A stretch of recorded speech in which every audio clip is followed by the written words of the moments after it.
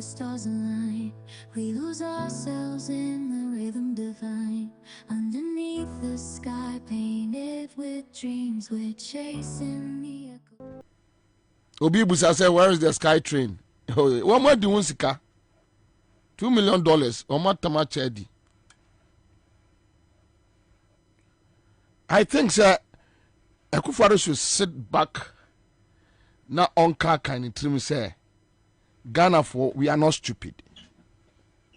All right, so my main cow big giveaway on Sika Chadia. Sika Chadia, ya baba ye giveaway kesia pa. Kakraka gangantwan.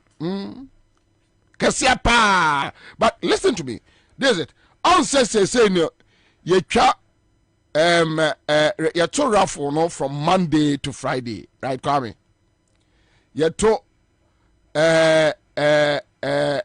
from Monday to Friday. Ucha 5 cities. Obi to me di 1,000. Obi to me di 500. So now, say no. Yes, some na dia bano. Kikim. So we try on Monday, Tuesday, Wednesday, Thursday, Friday. Thursday, that's when won't me and Dibia. Raffle. So Yamfan said Monday 5 cities, Tuesday 5 cities, Wednesday 5 cities, Thursday 5 cities, say 20 cities. Agreed. It's a big money. Maybe I want you lucky within that 4 days. Friday biano. Yeah, the Friday is siwo. Yeah, loyalness, citizenship, doma mute across the country. Ghana, yeah, minyanya obia where did be from a year Cape Coast from mama mentimonka. Friday ni druwa, you best yet to rough for no for cry near just 6,000 Ghana cedis. Now you better me omo mutimi twa continuously Monday, Tuesday, Wednesday, Thursday. Udi 8 PM Friday 6,000 Ghana cedis na ye channel. Udi bet me a PM. Yana de enya wana obe dial eye star 413 hash no there be. Ye ni e best some from yeah, what a daglomoto I will win today. Oh yeah. Try and win today. Tie ni e best some from oh. You best some from Musa. More mutimitra Monday, Tuesday, Wednesday, Thursday, no. Friday, your mamu big bonus. Bam. You shall see next week Friday. But and my mamu 4. Me we no baso. Me ba be ye ehun adwuma. Obia beti ase. Obia beti live on studio I say minia David Tamaklo, a seasoned journalist. WhatsApp newspaper. Dave Akwaba. Meji nana. Pacho use microphone here. Now Ghana for me be some revelations be ene. Also na me ka say me kono slow. Ohene ne kasa no asem sebe. So mine ko yo. Sem ko yo. Mo asumwa. Western region. Yebeba so. But and you say yes some revelations be we. Baby bia wo bia no mawaso emraha. What take care mo aso mraha. Wo fuel station what biem waso mraha. Makachro, the citizen show has come to stay. All right. Okay. So, my man, go through this one quickly. Now, Ibrahim Musa is here. Okay. So, thank you. Ibrahim Musa. Now, so I got this information from my very good friend and brother, David Tamaklo. And I quote, I have submitted a document to the Office of the Special Prosecutor regarding alleged improprieties involving Asanti Gold Corporation.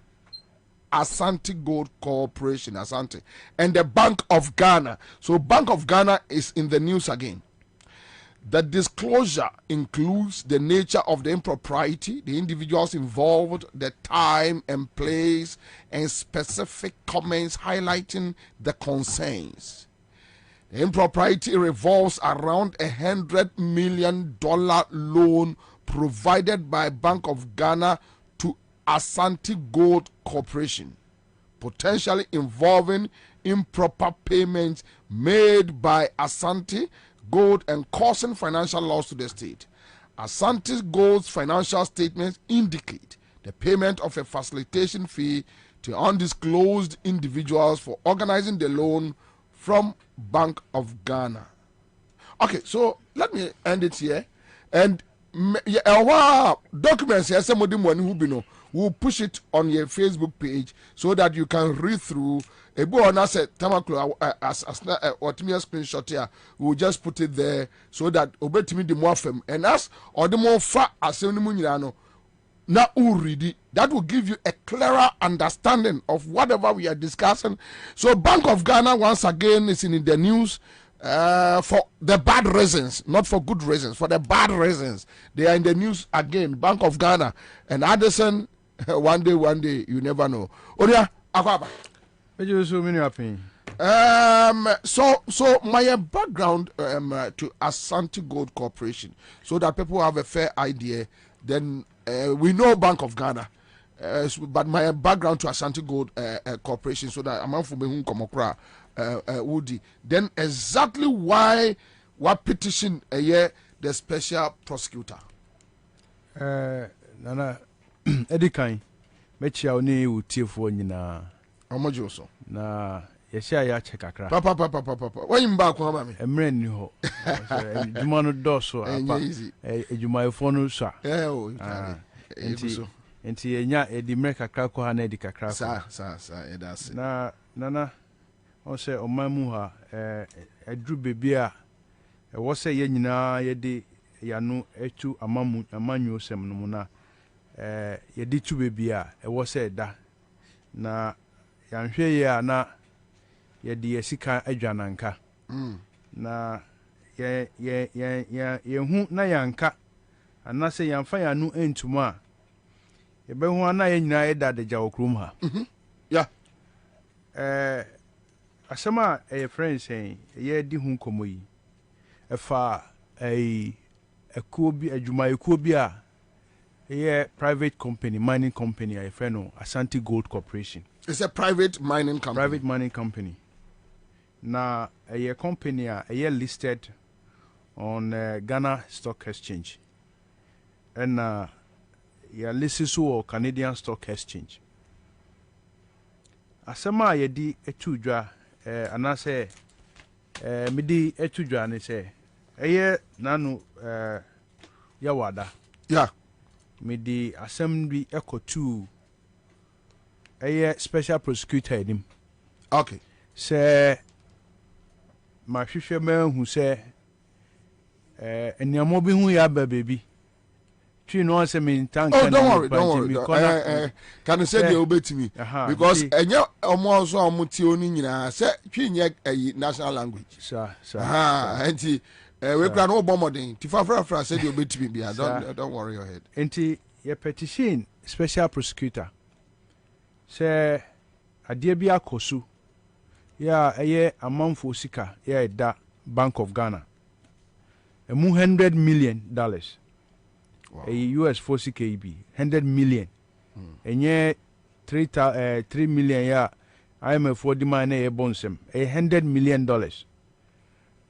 Ena Bank of Ghana empenyufo etu adwin say omudi $100 million ni loan company ya e freno Asanti Gold Corporation.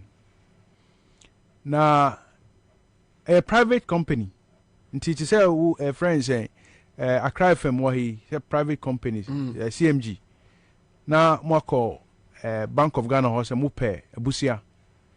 Na mudi aye na which is allowed. But say emrana eda hu no say wo bisa sa busia na bet me bisa bank bia wo krum ha bia. But wo bisa was a bank near Hishemu. Who said it's kana ye de maono. Who SCA and I say who collateral, bet me, a dear to say ban is I went me into ya, and I say BBC. Bet me, I drank to us our dear no. A dear to ya a cano. Okay. A son says, Scana mode maono. A year do sika. Enti Omoko Bank of Ghana ho. Na adwunya e ba ya Bank of Ghana e decide say $100 million. Mode ma Asanti Gold. Enu asem ene ye na kakra. Okay. She say Asanti Gold no. E company at the time omoko stress alone yi no. Na omunya ntu gudie bia. Na egudi a omo nka me pacho Asanti Gold no when was it registered? Well memo sa details no memo details no. Okay.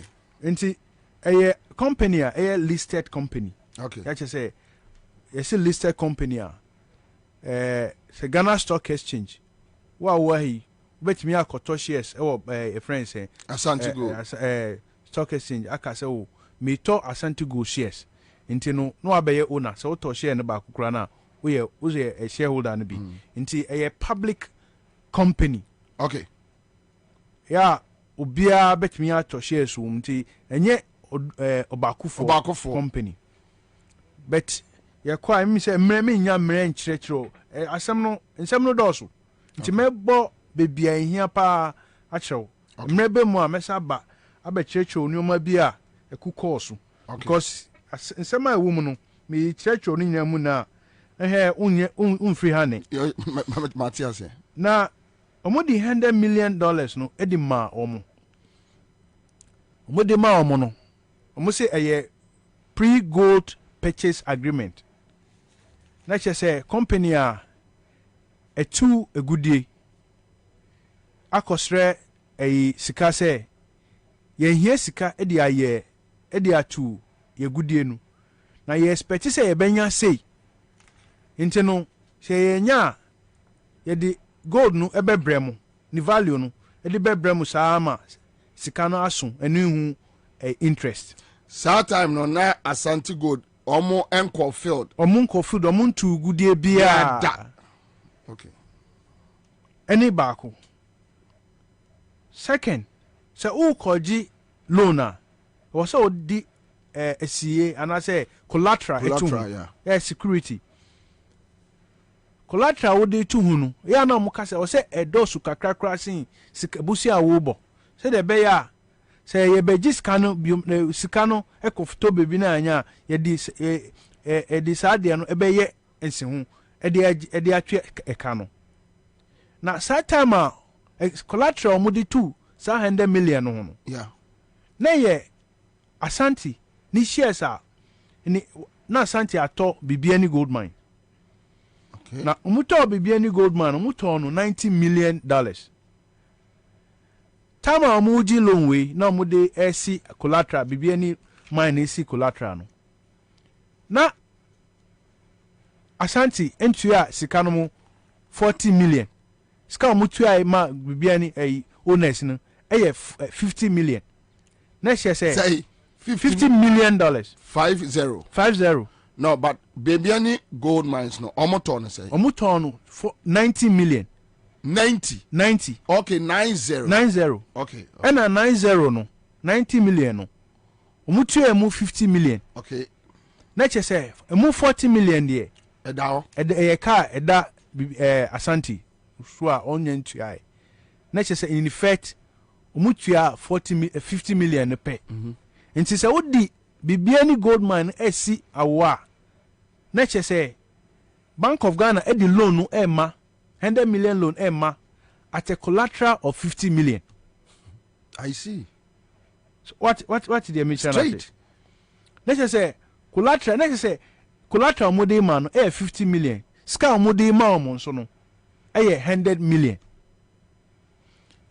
Say collateral credit nim Ghana mra kire say company bi a etu gudie na your friend is saying you liquidate Se Bank of Ghana emma o loan bia kura wo liquidate company na Bank of Ghana etimigi company no size su bi se Bank of Ghana emra no kire se se Bank of Ghana emma company no egudie kura once I would to gold or my mua. Na say company no call bankrupt. Bank of Ghana e wo hu mandate. So to me gi sa mining company no. Oh, okay. This is on my loan kra. Nti let's just say the tie ya Asanti Gold. Wo hwe o mu kratem ni figures na. They say enko ye kra. Enko ye. Nti kwa enko ye no. Say kwa na ekodu baby I was say company name ko because it's a listed company. Now Bank of Ghana bebema was say a G company no na secure amount for interest wo. Say enu say Bank of Ghana emma o ska cry emra ne kire say omo wo hu kwan so omutimi SCC. Yeah. Enti sika ewo saa collateral no no. Ensu busia omukoji ye kra. Na enye enu ni asem kese no. Asem kese foforo. Che say tama omukoji saa loan no. Na ohwe book no mu a omu sika na busumi bia omu 2 gold a nke beba omu estimate omu aye no. Here Asanti Gold Corporation for no. Yes. Na endu saa loan na omu kwa akoji no. Nti according to contract omu ye no. Na saa 100 million ombetua no in 1 year. You have document of the contract. Contract ni Okay. Okay. All right. Loan ombetua repayment period ni 1 year. Nti ombetua in installment. Every quarter bia no ombetua $26.88 million. Ti omuji loan no in July. The following year, July, which is 2003, also mutuewi. Minu kasei. Omuji loan no July 2022. 22. So which means this year July. No also mutuewi. Okay. Minu kasei. Say ne eno mukotua half na kana minim but up to July. A krata mutuoma Bank of Ghana nature say sika no ye hu akire kakra ye ntimi ntua ti maye enkodu 30th October. So mo default payment mienu. Wow. There's baby amudan enye na make no me pese me di fa we no mu. No. Akire no. Wo de yanko bank Asanti Gold yeah other state institutions are muko yi sika free ho. Edi koto shares wo Asanti Gold mu bra omunim se mukrate mu no enye timini wu kese tama ye disa ye mukoto sa shares no eni sa mre ya ye umi me kire values a ya lose as a state. I see. Back to 100 million loan no. We share statement financial statement Asanti afale we share let's say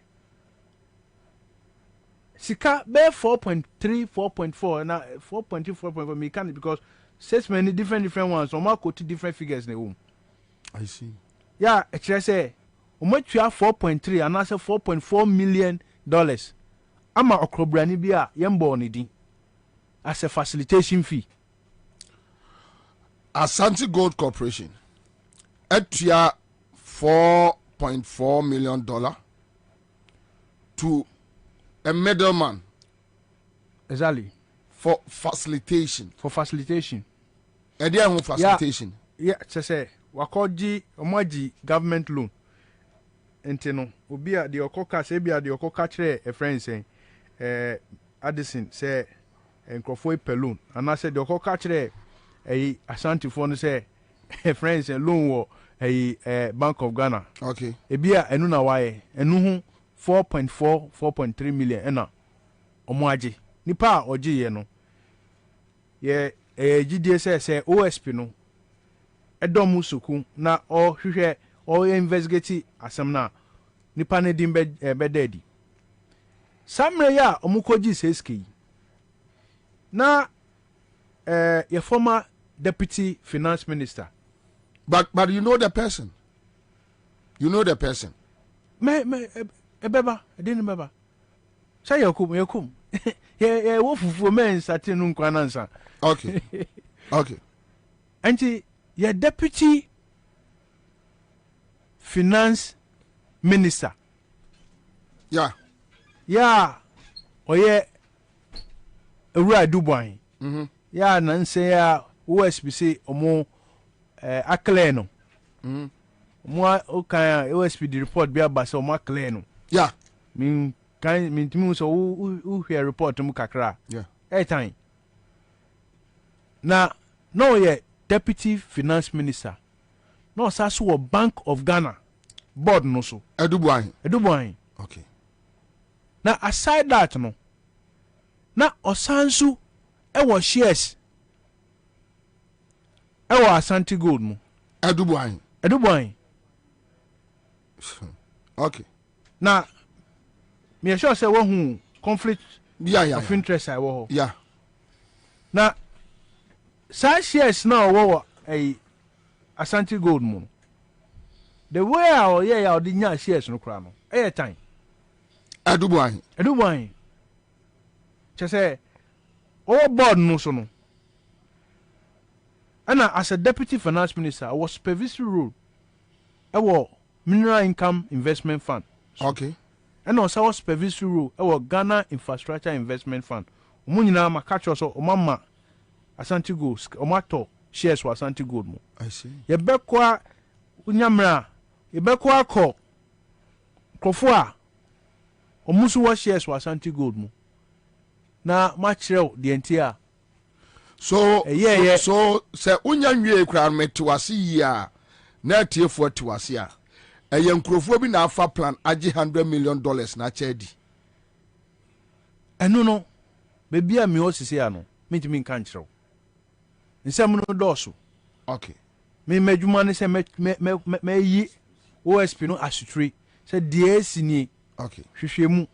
Okay. Na yesu ye wo hu krata kakra. Okay. E dibia ma omo musu nkonye omo adwuma. Okay. E omo adwuma so asede so mu yesa adwuma no. Okay. No mu ye no se hia se mu hia bibia e de be ma obeto mu wo powers a metimi dia pet document bia wo so mu pe bia yankoso enti Edubuan wo shares. Okay. Ewo Asanti Gold mu na so aso ye minister, deputy minister of finance and a board member of Bank of Ghana. That time no na okoto shares no. Na shares no oto much earlier. Before be minister. Before no a minister. Oto e bra no a minister. Yeah. A hokran so no conflict of interest basa. Yes. Nti say ana shares na nkasa omutoye no. Ensem mo shares no. I see. Time na omuto shares no market value. Any value omu eto no. Any time no be seen value I lose because the company's books are not good. Until any investor in the company had lost a lot. And at the time I know mutos shares no, maybe some individual shares were selling. I see. Some individuals sold their shares. The money went somewhere. So there are suspicions about money laundering. There are suspicions about a lot of underhandlings. And no, and ye pese OSP no, ekum. Yeah. And see, and no, me Sanchez no, say what you say, yeah, me the no be see answer. Matthias pa. Now, Dave. Dabe na this petition we call. Me the petition no call Thursday last week. And on my stipulated timer on be my response. Omo ma me stipulated time on my response. But me and me mom kakra. Say me use whistleblowers act no. Nti me hear him say enkosi next week there. Now response be aba. But the entire so now the issues are that this Asanti Gold a defaulted Bank of Ghana payment, and Bank of Ghana is not taking any action. In fact, before I forget, interest loan. What's the loan my say what at interest? Yeah. Interest omodi say 100 million omodi mamono. They're expecting 107.53 million in the after the 1 year. Okay. Let's just say interest in here 7.53%. At that time, Bank of Ghana rate ankasa omo they to just say yem farmer loan na 30%. But omde ma wenum 7.53%. Why? Company no edge Why? loan or other companies so edge loan or other institutions so e be anywhere even at 1 million omo 7.53. So others in interest in Asanti Gold. What is Well, this? that's what needs to be established because so here uji loan if you company be loaner say you wow sika and a friend say institutional or what say call according to the law you need to do some due diligence about the company. And if they did due diligence it would have been clear to them say and your company they could have given even $50 million because at that time this can I say this Asanti Gold company is becoming like a scam? Well, I wouldn't say it's a scam. I would say that from what you're telling us, if all the facts we are gathering yes, are correct, it's accurate. Because now this is a company, this Asanti Gold company. They went to Bank of Ghana, took $100 million, and the very bizarre circumstance, somebody was a facilitator and $4.4 million. You know, only one issuer at the interest rate crano Bank of Ghana the ma it raises suspicions. Then a friend say a payment plan and it's every quarter. Then after 1 year they are not able to pay half or more default or month mean half of the money. The same company no be any gold mines now more cover buy no 90 million or month mean remaining $40 million. Between the time I would take a loan, any see company need loss on one record no over $270 million. Asanti Gold. Yes. So you making us believe Asanti Gold Corporation is a scam. I'll put it this way: it's become a cash cow for some people. Yes, David won't accept you. I'm saying it's a conduit for scam. Yes. Okay. Anyway, but as we go along, unless it is established. Well, I mean, these are my investigations. So now with Bibiani gold mines from the Bayer collateral, Emma Bank of Ghana. Meanwhile, there's $40 million debt. What happens to a Bank of Ghana in this situation? What happens to it? So but it's not just collecting the money. The loss is that first 7.53 million. What due diligence was done to give that interest rate? What I say? So, what could have been the interest rate? Those are questions that are begging for answers. Due diligence be eno mu ye ya. Omudi ko odi say scan ema Asanti Gold. E bra, yen fa ne say at the time amoma Asanti Gold 100 million. There were by 11 mining companies who chrome ha omu tu gudie. Book mu eye. Now what time says ka do they come company on to good bia. So there are questions to be answered. So and as then a the question remember, about so as at the time omo ekoje Bank of Ghana bosiano na edubu ahin ato shares no ne shares no no ato what on the shares. So educate me here ha. So which means omo process omo de ekoje loan no edubu ahin ka ho. Of course, he is a member of the board. So ka ho. The board take decisions for the bank. Okay. So edubu ahin no a board member for Asanti Gold Corporation. He has shares in there. That time no a deputy minister. And I know say debut. Or a shareholder, Asante. Yes, a board member, Bank of Ghana who gave the loan. Okay. He is a supervisor per his role as the deputy finance minister. I feel many picture here. So edubu ahin no a board member Bank of Ghana. And no a shareholder, Asanti Gold. And or a deputy minister of finance that time. Wow.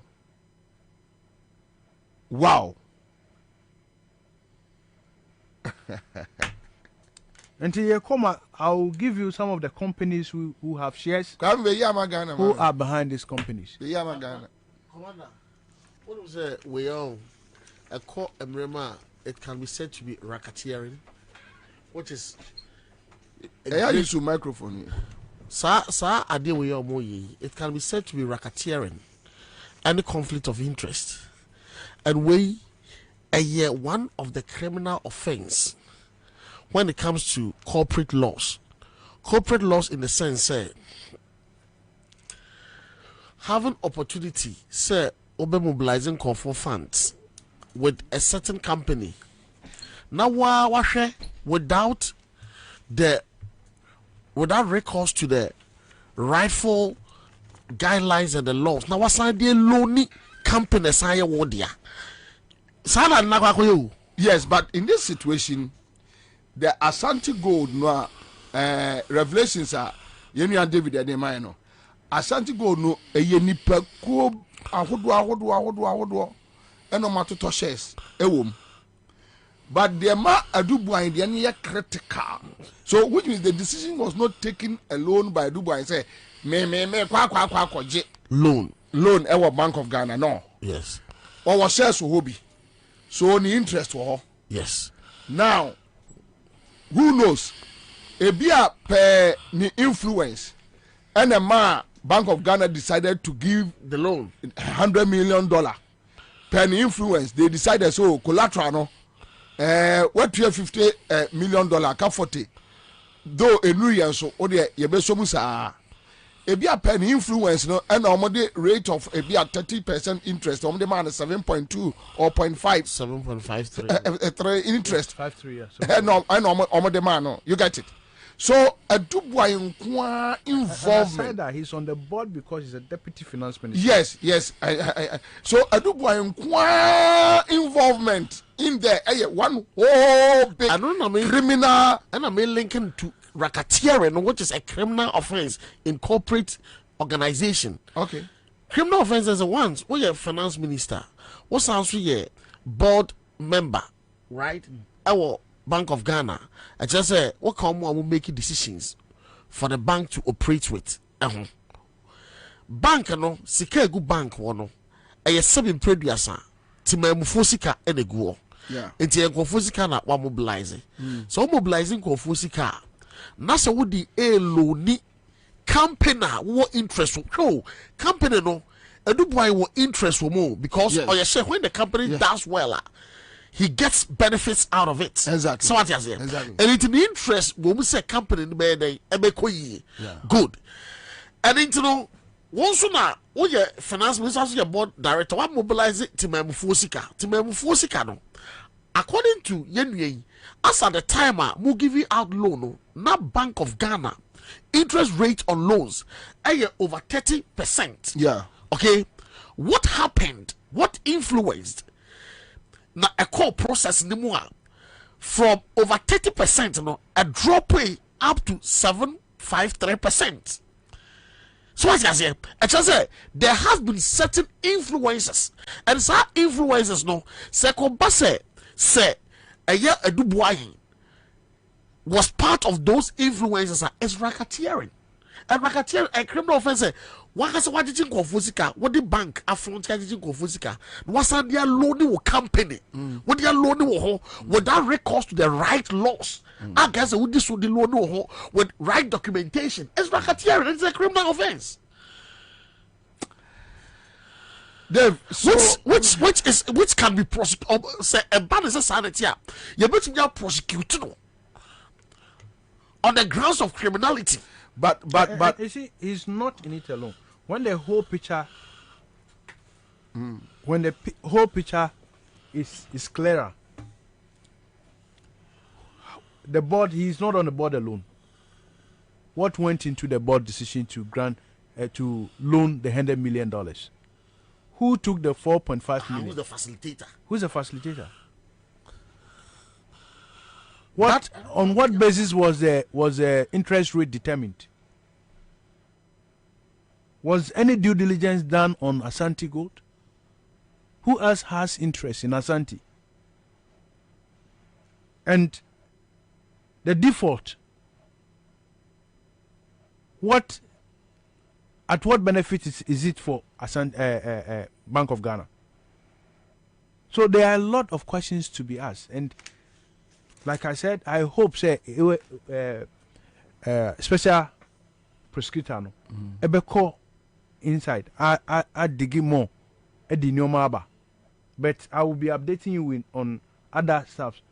How Mineral Income Investment Fund pumped $30 million to buy shares from the same Asanti Gold.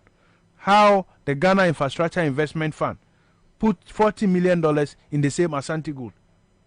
No, but I think that Asanti Gold is a huge pot carrying scam. Yes.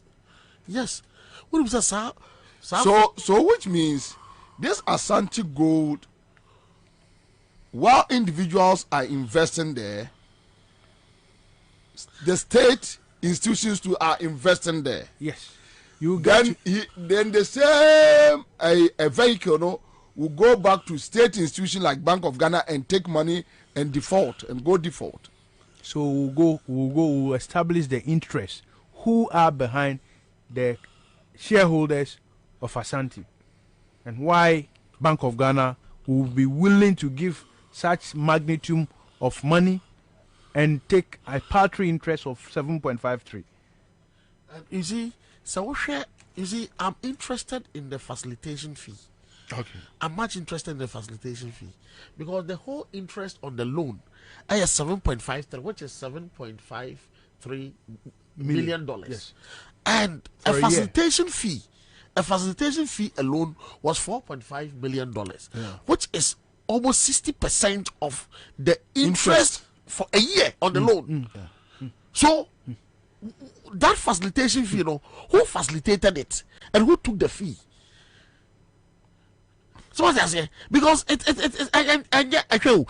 loan na me kwa institution na me kwa loan won ho na nkasa no afi mu ni nyina no ono this kind of bomb besia no or charge me 7.53% as a whole year. Now what's it may what role did that facilitator play on meriting that amount of $4.5 million? No, what role and when the plays are role? I'm very interested in who played that role, who played the facilitation role. You see, I just said, go for win with dear baby sika bombia omotenenka baby sika bombia omotenenka. What kind of criminality is this? I'm no, Ghanaians, yes, sorry, Wako. What kind of nonsense is this? Anya kukura fosika na ye mrewa fosika anya mrewa fosika a businessman sika anya businessman sika a printing machine sika anya printing machine sika. Why there be a free amemha abanya abesno kwa ye tu omu nyina na enya me ye tu omo aye general issues ye kan ye dum ye yensu yonum ya kwan ye nye ye ene ye tu aman ma hwe we no mo pickpocket government moto to confo bottom and to companies bottom. No, but Winim. Share. All right, so Dave, thank you. Right, thank you. I hope said your kind say you update us in this citizen vigilante work you are doing. I want to assure you, a citizen show, any day, anytime, will partner you in. Also, show you all the time. Thank you. Thank you, David. Yeah. Ghana for my mention my DB.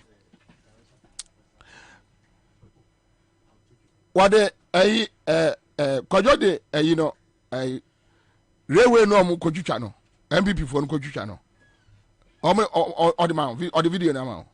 All right, so Ghana for mention my DBC here. Fatu Amame. Samuel Evans Sota says, David, are you not sure the OSP will come back to tell us if there's influence peddling? It is not only Charles Dubois who is a shareholder. Kufado and his family members are the largest shareholders. OSP is Toothless Bulldog. Watching you live from Birmingham in UK. Okay, so Julie Belinda Obri says criminals in government. Yes, criminals. They are. I don't know. I said almost said that call who school. Yeah. Chris Kuo says, Mr. David, do you believe, do you have confidence and trust in the OSP? Well, Prince Ofosuwa says, greetings, Commander. We are watching you live from Belgium. Okay, so we have another tester here. Quick one. Me pacho, mona make mono. Anyway, okay. At here for here. Enyama ekoso enyase bia nkoda epe atemdidio so we Ghana ni and so ya no mebusa Akufo-Addo supporters kakra bia kan say yeah kwalabu babia muchada de ne duru ye no no e wona me twa sende ono ai me call me duru babia muchada duru ye na me frel me kwani na amacha babia ini na mni na amacha da de ni na kalabo macha da de ni na ha babia uhu camera na ni me kwani da ni na amacha da de no a me de ko akusi babia mucha si ye na no a chiro ai da de no ma yini sa no kalabo da de no yeah, and Friday in the baby, I made me catcher we are cusino. On the Baba Twasso on a chat was wako. And then I'm on your Baba you preaching. Calabu. When I wear baby mucha free a cusino. The ornament I meet catcher. Calabu, one I meet catcher. Mean you lose. Yeah, Hanum Chadru, yeah. Babium Chadru and Anuni. Babium Chadru and Anuni, bridge in Sunni. Babium Chad at any do and no. Hanum Chadru, yeah, Calabu. Then I'm a baby chat to us. To Munya, I must test him with team. Must test him with team, Calabu. I am Chad at any do you. Then I'm a baby chat to us. And I'm about to chat at the end to us. Because I boom set him team. And I'm about operation. In the agro, they be changing about MPP force. I don't know. Sa video we. Now, Sunday, I'm telling you, Eastern Region, NDC Youth Regional Communication Officer. Or my press conference MPP for boys need to train na dear no. And last Monday meeting say MPP for said DCEOs, MCOs, regional ministers, somebody every year no say a call police station I man here because but some video we are me watch me ye ho adwuma be 1 year ago. Kwame is it across? Emma ye no wahene ne kasa wa ha. Emma wahene ne say MPP youth organizer. Ena wafa nkrofo na omu etwitwa eye tren akwan no. enkola empanifo damage ɔman no ɛna enkola no so damage ɛna enkola no so damage ɔman no. So you access to the big pot into. Yeah. I see what they are kind of. Wonim sɛ mekoda na medwene ɔmo ho a the question busam say God, why? Why?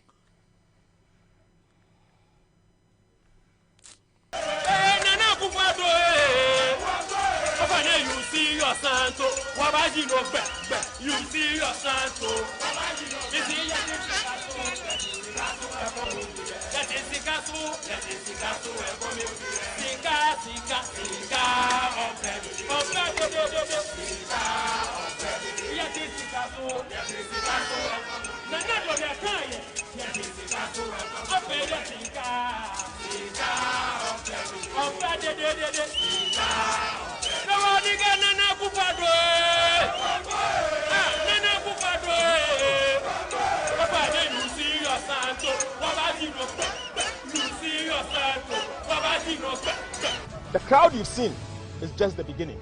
We will come back again, and I assure you, trust me, we will come back again.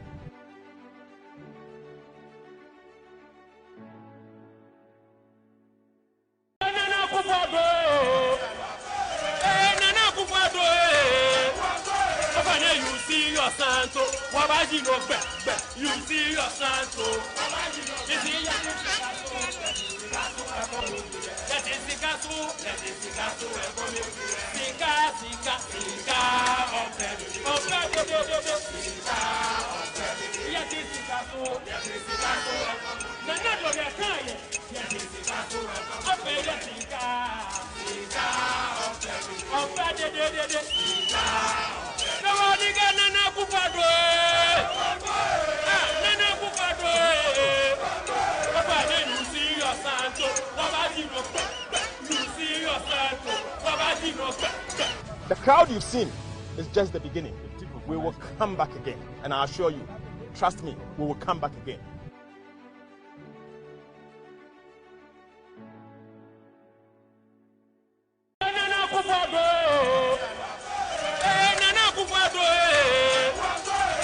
You see your santo, Wabaji no back. You see your santo, Wabaji no back. That is the castle, that is the castle, Sika, of them. Of that, yet is the castle, that is the castle. None of their kind, yet is the castle. Up there, Sika, of them. Of that, no one again, Nana Kupado. Nana Kupado. Papa, you see your santo, Wabaji no back. You see your santo, Wabaji no back. The crowd you've seen is just the beginning. We will come back again, and I assure you, trust me, we will come back again.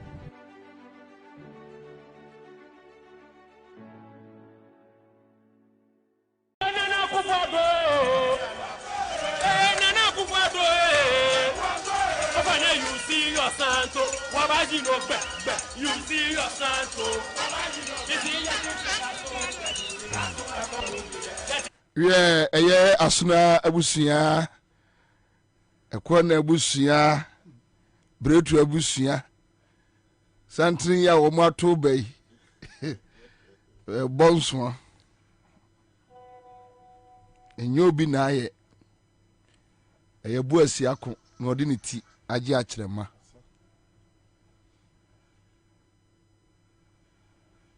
Adia Akufo-Addo numa ye o my way no areho atifo areho.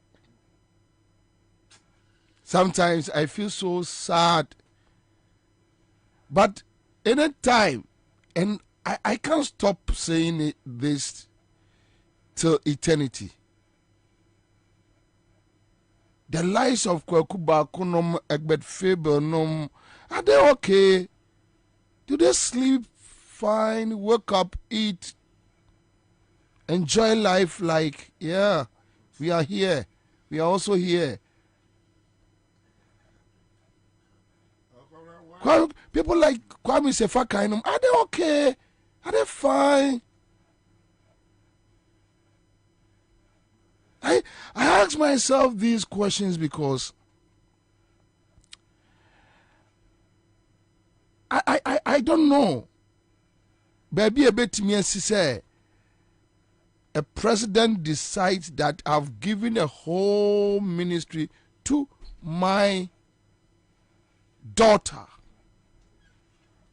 Take it. Fire the open. Nothing. Nothing. Can you imagine that somebody is telling me, I'm taking your gold to go and buy oil, but there is a person called intermediary, and that person, I will never disclose that person to you. You, the taxpayer, I will never do it. And the whole country is quiet.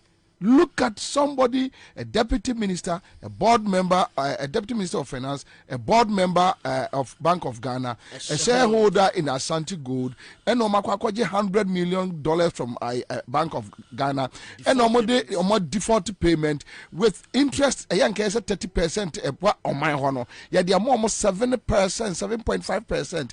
Then the collateral also crowns a car at the collateral also. What kind of criminal activity is this? Are you not sad as a Ghanaian? And you have someone clearing such a person. What kind of criminal? This is organized crime. Organized crime. They call each other, come. We want to destroy this country. How do we destroy it? Okay, so you are a financial expert. How do we go about this? All right, so you come over. Let's do this. Let's do that. Let's do this. Let's do that. Okay, no, we want to pick this money and go and chop. Go and tell this government institution, come and invest $40 million. The money goes into Asanti Gold. They pick the money. They go and share it. That's what they are. And their bad debt. Because a government company and a co-invest here, unu obi ani asem ya co-invest in Yaboka. But they go in there, they pick the money and they go and share outside, buy houses, buy champagnes, sit in cantonments, organize a champagne party in the night. Let's enjoy. And I wake up every day and I ask myself, what is happening? Because they share this money. Yes, I know these guys, but it's stupidity. It's very foolish for you to do that to your country, that you enjoy things people steal and you are happy. You think you're okay. You think now you're a millionaire. You can buy house at Airport Hills. You can do this here. You can build estates. You can do this. You can do that. Then I ask these people, do you have conscience? What do you know? That stupid boy, Egbert Faber, very stupid boy, I say. These guys, like they need good governance. They need good governance. They need good governance. It got to a time I even felt like, yeah, these guys, yeah, they are real. Yeah, it got to a point, and I remember those days. Now, Musha said the Egbert Faber. How can you do this to a country? So you just connive with somebody, come and take power, steal the country, tear the country down. Let me take my booty and go and sit somewhere quietly and enjoy life. That's all. That's all. And these are the kind of things happening today. It doesn't make sense. And I get so sad. How? Oh no, you don't know. Baumia. Blockhead like Baumia. A blockhead. A damn dude. This guy is stealing us. This useless guy is stealing us. I pay my taxes. Then I have a rogue like Baumia stealing me. How? Why? How? Where did we go wrong?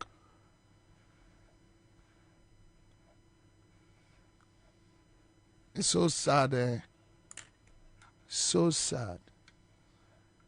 It's so sad. I know politicians are criminals. NDC is not like exception. We have criminals in NDC. Me, I'm not a zombie. I'm not too stupid.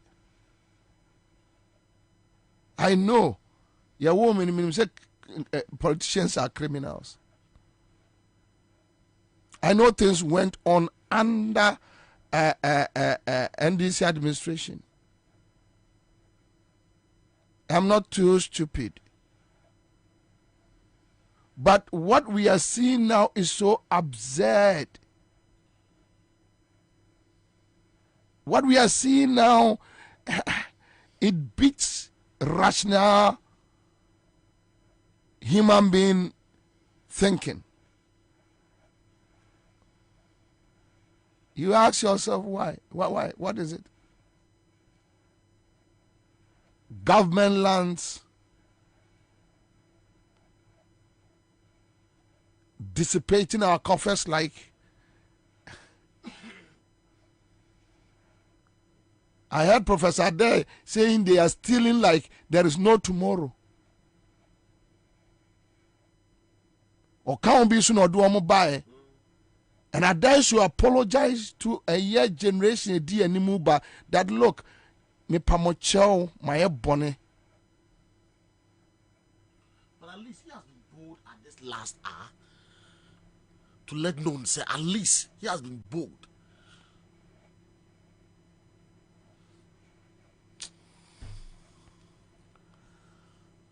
It's a very sad situation there. All right, yeah, I'm ready. Yeah, I'm ready.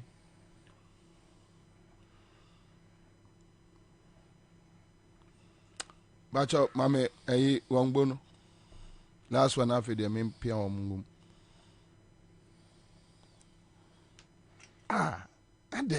Aden.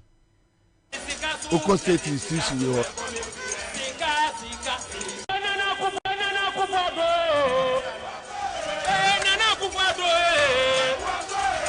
you see your santo, wabaji no be. You see your santo, you see your santo. Let it sika,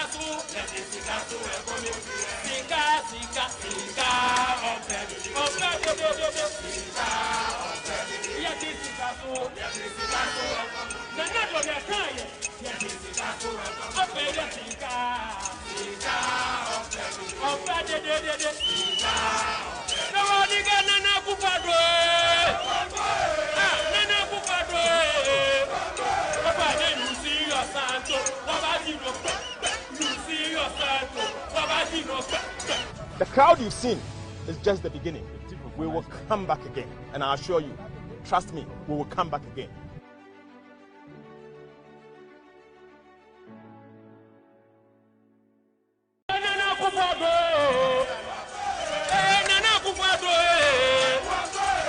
You see your santo, wabaji no be.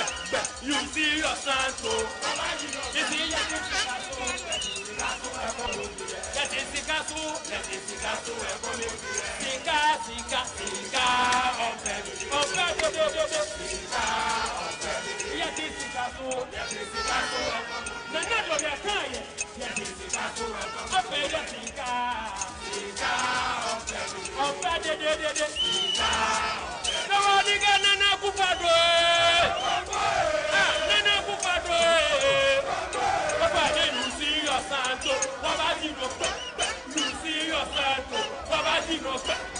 The crowd you've seen is just the beginning. We will come back again, and I assure you, trust me, we will come back again.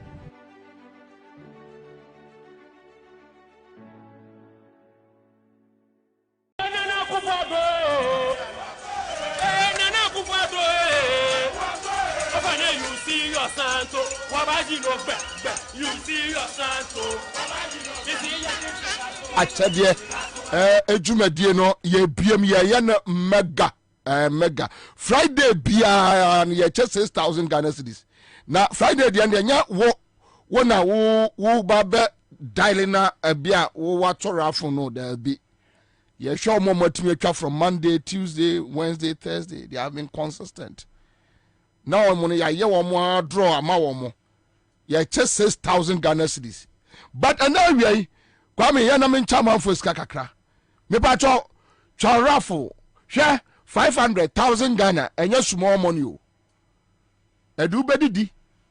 Oh, Miss Mecha Bayer 4-5 times. Sister, oh, the infants will come 10 times, 5 cities, 10 times, I say 50 Ghana. Would dip according to 500, 700,000. Kabia. What are you saying? 20 times not the back one more. Kabia. Because 20 times 100 cities. Maybe and that's your local. All right. So that's it. Start 413 hash. For boom. Na yemko. And but for Charles Akwaba. Kwame Joso. Say no. Charles Bruno Akwaba. Yeah, Charles. Charles Kubasi Akwaba. Bobie Nkrame Joso. Thank you. Now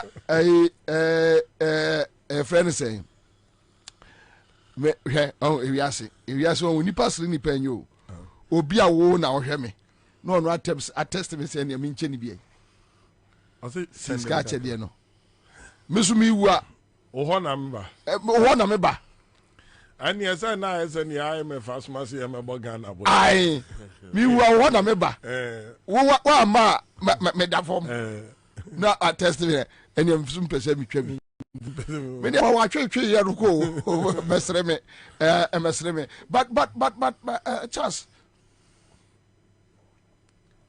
Okay. All right. Mami nyewe mra. Hello.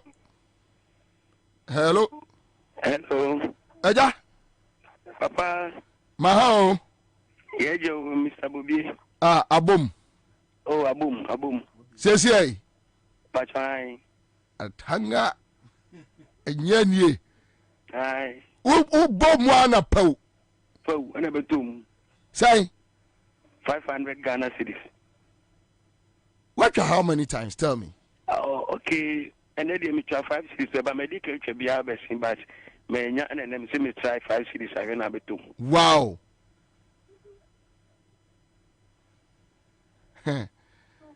When yaje? Many aje pa asem wechiri. Asem wechiri edakaso. Papa. Edakaso. But at least a young be bejo. Also, dear me catch him say, Mamma Babu Musuajai. Now, one say Panyan.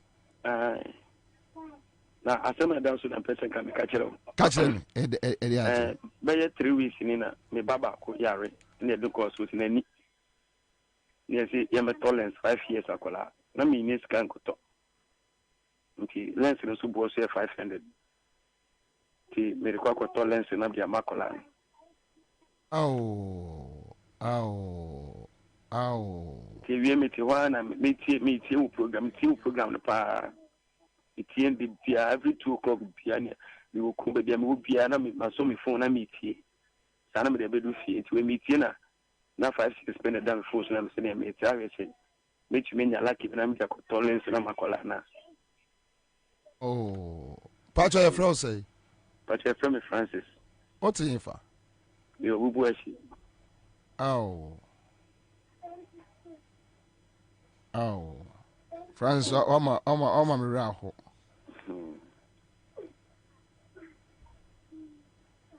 It is well. It is well. It is well. It is well. Nyame hunu wakuma mu na wama wadumu we. Sir. Odo na wama oba no manentina wo saa. Amen. It is well. Ti yakupa adumu ochena. Ko makutu aka amosusu ni nyina ewi nti makutu aka na omo yama na omo mama kwa koji. Mati. Nyame nshira. Why? You nshira mu nyina anso. Amen. This is a very sad situation. This is a very sad situation. No nipa timi asese sika gumpase. Nipa asese sika e de gumpase. Emu $1 million kra yira onim. Wey. Hwe eneme chedodo muntwa kwa me mumie machine no mame. Eneme chedodo. Eneme meche me de machine no muska nyina be chene. Alan for mom kantum na munyiska no konkuri nkomfa koye de mo de ye fa solve my problems omi ekura na mejai discussion na mejiska no machine mu nyina e de amankrofo why na teach you say what so e we dey pay baba wo baby oh alles bekume njole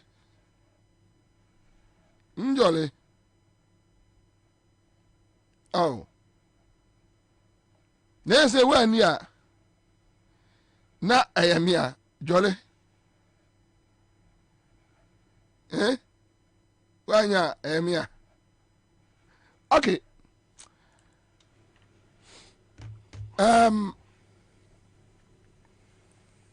Chaze Kora say oba now follow David Tamaklo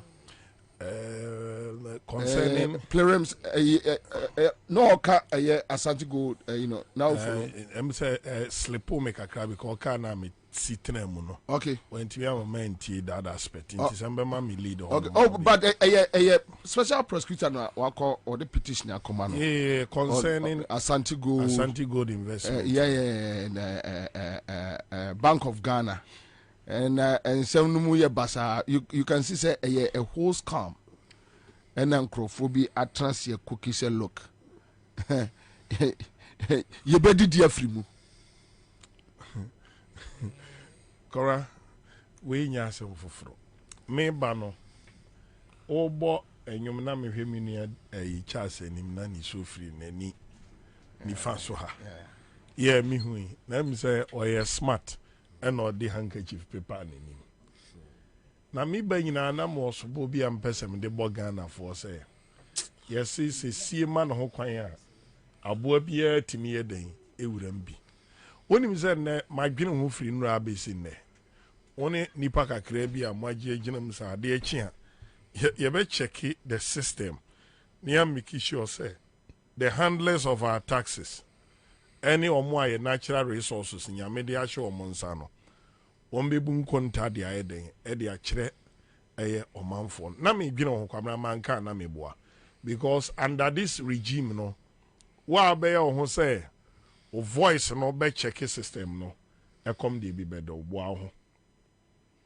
e do pa and I say me to wana quickly me boss am say ma me moso me be sorry a me nua kwabena ya so ni kwabena William Ata me be sorry awie ya na kunkro na ne message ba ko bae ohwe na e mobile money but na ni ba so na quick na di kai it no hunu quick na ni yam bra o say we are bay we kura ha me say reminder number send about within the 24 hours no and army na me say the bema say now there was a bema 500 do now we have bema Ansah na beti odisi wa or the 500 car ni yam ehihye no and where me can me cause mpanifo mu form na na reso a sa reminder yi debre obi ade so including me amete me nyimu fi na kwam kwachi abeka say I say me carry bi no mani na me yi bi fi kwam ye nyina na ye ten okrum kwamna it is out to now say the future of Ghana enipa bi aka bomadi yen current so what you say nemum omo plan is a future omema na hia Ghana fo nyina no omo ni near times say either say woman ni Chinese either say ombeko Australia are you getting the point either say ombeko US either say ombeko United Kingdom and say Europe no ma pe partner bia say when him near see wo upper west region concern lithium ne ehonsensem they look for people that they can come together and dupe Ghana near besi 100 years there or china be dwene no ho you go now can't tell me say when him say this is peanut of things that you have not heard there no man can transfer Pualugu Dam and then so na yiri fa nua me over region Baumia ni na do Baumia kogina Pualugu at the asobo form e ka kire Ghana nyina say Pualugu Dam or be dam irrigation chenchenche bi mada Kwabena, you know millions of dollars I have spending on Poalugu. Omama contractor na sesa ne niema free ho. Oma anye project no. No, oma oshin niema no contractor ndi kogu ho no. Oma oshin ama hwan. Ah, Poalugu dam. Oma to ama hwan. Contractors ato. Ghana contractors atoto niema no. We say me to pavement, we say me to pipes, we say me to nade na nkomode ba be wo no, we say me oma ton bibia. So there is no future. Ah, osre. Eti u ka 40 million emitodi na wo ye mesre. Na buidam, buidam. Na counterpart fund is $60 million.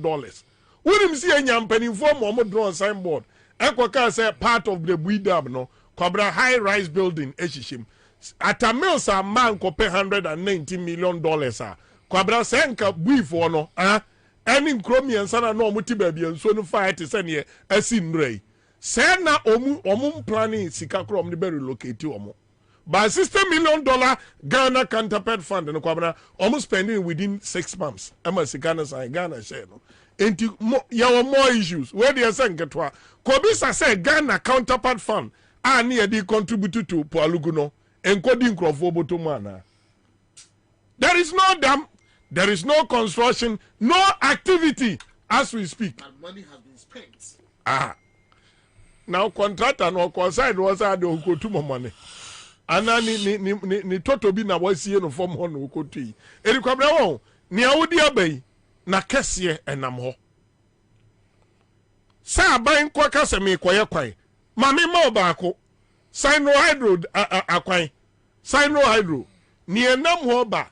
Jomama investigation na obeno. Special prosecutor me penkrofo a ombe ko special prosecutor akobisa say Sinohydro yenim say Exim Bank of China na financing the project. Ni sika say no transfer the aba Ghana. Enyuma say kom ankom e wa de ani ekro na beji say gum. As we speak, kwana ko check it. Bisa ho say wa ufie kwan that my motorway so no. Overlay na omoye no ho no. Adentina contractor na for the app akọ. De be kwa kwehye IMF. Omo boa. Wa boa funds diversion is the problem. So akwaji Ghana dream say magic koko sika. Your mama dey also deduction of every year bia $100 million. Put it in a fund. Specifically koko akwan. Cocoa board mu ho kwan sa mo spend Kwabena me ka kire o sesesi a me ka sai uko sunyane a na mo de mo ncheke ade bi mame kore sesi a uko sunyane sesi ya me ka sai a one of the major project anajo mama ma bonofo hey she na nanom na ncho metie sikrum hwe chaze me ba on say wo ba no na me ka railway eya MPP for boys ni etwitwa na de na omo ton ai ba kuna video na me boy na esi wa achiase achiase MPP youth organizer ene ko twitwa eye eyi no ekromo hene akọ eye police station okasa wo say boy no police for ko chi no mo ja no no aba ahimfi o say omo wo eye MPP militants on beba bebo na kuno wo hene yes say wa identity na o makwa report asem na ama police for achiase MPP youth organizer achiase you tape no ha say sia me ka say sia yo me guso tie ya and o ma send me mo fa ka no nto wo mo akotwitwa train kwan no adia good track kakra kabu fatua Share car number near G479110. For car not to can ye for 4 in a go. Ayo, train a quite a gumno. Train a diano. And no much a car no elko for dia. Nkwadum police barrier says here. Ghana ni bia mo am won kwadu mo pa mo nko police barrier ho anko hwe se car ni wo se sia agozi boku Bobie bombe dia ba asemo a yo Bobie ma me fa akonya so na minchia we. Hwe akwasime ba tie ahwefo monhwe load enyemo ma load agu ka no mu na de no o. Na de no o. Hwe na de no o. Se si about Hey, Ewurade Nyankopɔ asɛmbe kura na abaya su Yesu Kristo. Akwasi kasa. Commander, ma me fa akonya so na minchia we tie for etie we wi. Na minchia won ni wapamfo ni producers ni panelists a ehia wo akai from wi a mo dwundwin Ghana ho na yenam a yegusu dwun Ghana ho amafoko mo nyuma so yi yen kan bi hyemo wi ya dia asem na esi obi bebi sasa den na esi I think say na sapeni Monday no ana the Eastern Regional Communication Officer Yeru Akwajo Dankwa a friend central for any omushia ye Agwasi bombe se si ade na quick me nkwa ya adwuma bi wai you ya okasa fa trend ade a yam papa omampanyin dada Kwame Nkrumah eye efa Ghana ha fa nanya ye de so kokoko ene ndo so a eduane de kokko akase mu se omu tutu trend ade no ensamu ba na amafo so we bosemuka enya no kore ene wie ya just 30 minutes ago me fikofodua me tika mu mi hu an say ka kase gina ho na new job not PC eya abo adongo gina ho ye call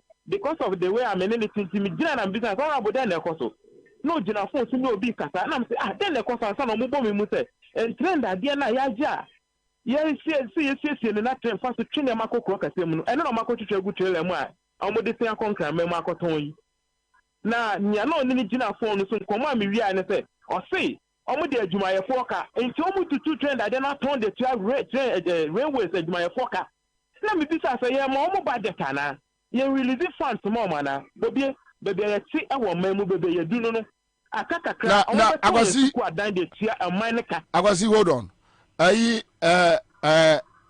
enkrofo bay no omo se hwan de hwan ka hwan na de omo ka eye nkomo a na oro aboni di wo phone so no na me bisa no o say ni ono ne kasa wo phone no se omo di adwumayefo ka railways adwumayefo ka ani nti no omo twitwa ndade na ton de tiaka na me bisa me ho se asem wo de bo e wo se ya kan wasem e se ye nim se ye de tax na bo man ho bra nti se de adwumayefo ka kra ye de tax na tia nti na omo na japade a ye ense ye na se ye siesie no ni ma trefa so twenya ma edeko kra kasem ni yenya ho sika no ene okwabrane aton ade ama karififo se omufo ton se omudi kotia adwumayefo ka Bobie nia yete ho awie ni wo Ghana mamu ha.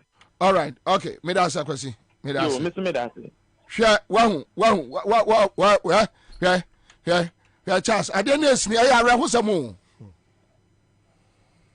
ade na esini ya awre hosam o Kora. Debio, ase ejata bi no mo to ahye ye so se ye ba kira mo pa why Debio na abanya what railway ministry Kora one aggression as we speak. I think there were ministers, CEOs, how aggressive are Omaye this week. I say Omo life, any Omo future, any Omo heaven is at stake this weekend. Break Ghana and make it happen. What one energy no mbe somebody about me omo flag bearer no. Kwabra one with the energy. Say adie bia wo Ghana bia say somebody protect omo crime omo committee to the people no. Hey. Obi adwane Africa na hu ye. Wo PSC wo so nyina di America obi na mkwan so ko. Say ye de boni bi na sa boni no. Ye nyina ye mo na beta so aboho ban ni. Desperation. Why would you men's America or say that better some upon so critique constituency back? Next year, no, the Niaka Beum. And I move picture no. No, but Etino Quabra and your bonin and nipa di etienne nipa. Etin quality from one more Quamana. And your minister for Nature Nadia no. And Colana will say there is no future. Eti future no one in there. Ana kwamne nipa nim se Bank of Ghana ye boho ban Ghana sika kura bia nyina ti yengu yendi ningu na na me dem ko twa train that there my bone yeah DC no wo ho no what is say be kura wo ka ho what is say DC ni ka no mu twa DC ni sua mpanimfo se wo koti say isi ase oni mrante na etwa na Kwabena there is no hope. There is no hope. There is no hope. There be a constituency na ete honum no. Na what you want the minister ne CEO to think kind of more but Charles, you see, let me tell you. I'm sad, eh? Kwabena, you be sad because still akura na kukodro ifri hene. Ya clear obi. Ya chin video mo so oje bribe. Ya clear no. Kwabena involving millions of Ghana cedis. No, MPP for anyade o. MPP for anyade. Come on anyade. Kwabena, o ka say MPP for anyade. Eya Kufuado. Come on anyade. Eya Baomia. Hey. Eya Kufuado, eya Baomia. Makreti a criminal syndicate say omo de bema ye nyina ya asresrefo ne ye nyina ya mobrofo me ne otimi benkumoi me one number of people onu omo na epo omo bra na omo nsam obi didi mankrofo bi dia ene omo nyina dane asresrefo Kwabena na wo Supreme Court judge retire esu under this regime ebi nsida now what is say your mama time Supreme Court judge bi be catch or say or leave on overdraft. Supreme Court judge or retire on the salary or no see Bosumi Swan said they are no na busu ya dadan wa say Ghana ye or no point koji overdraft in the middle of the month. No, you see, so come back to the issue you say. No, you see, if say enkola omudi omochi etimi anya adwembon say ama oman a ye nyina ye man that look yesu so no empanimfo no nse no wosoro yesu bobisafo ye wo fom. Yes, say Bobie true and Kwabena ko ka kire hwan. No, that is where I'm sad, like because enke ye no omu nyina na ebeka yam ho de abom ni build the future of this country. Omu hunu future no. Kwabena omu hunu future because wo na hunu future. But omu hunu said the end is here. The end is here. Because we behave na we behave no. And Kwabena ye onipa bi won ma I don't sympathize with them anymore. Minim girl be a wafa be DMB ye asoa. Me hu no picture. Me ko bi say nkrofo chasing the mosque adan or the school feeding. A ma ofiri o ne maka. So su no ne ohunu onhunu. So woni pa bi di omo ya wa. Those voice of reasoning ana nkrofo ana wu sa no na wogidie o mu so omo dwene Ghana ho. Enti ne nyese bi a Rollins ho. Ana Tamils be mampani ana wo ho. Ana say Mahama be mampani na wo ho na nim so omo som Ghana ba sa phone kura da ne connection mind for a and omo the text message ene tufo yey panyini na wo gidie won mu say odi wani makọ heaven enti sa nipa ni o kan sem bi anyame ni mu bi no and na wo say won mini Ghana ho bio because aso no so ana to one executive secretary Kwabena wo pesika haidan 1200 na no obi be chem 2000 Kwabena mi gina na obi serial caller bi nso de dan 1200 buy no obi nso the problem 500 buy and am dey awre ho na am sorry come fie ni am pesa mi catch on say so who say executive secretary ato motorbike ne buotimi to V8 na say ni girlfriend no say why to be so no omo dada o mani enya cameraman etwa omo video at this time Ghana temperature. Complete teacher for Abrabo. I'll come back to you. So, Miss No. Say a whole Siana me way. The Siana me bob way. Go do I hear say that there. Go do I hear Abene, ye di Abene. Come on, one more question Galam stop go in the way.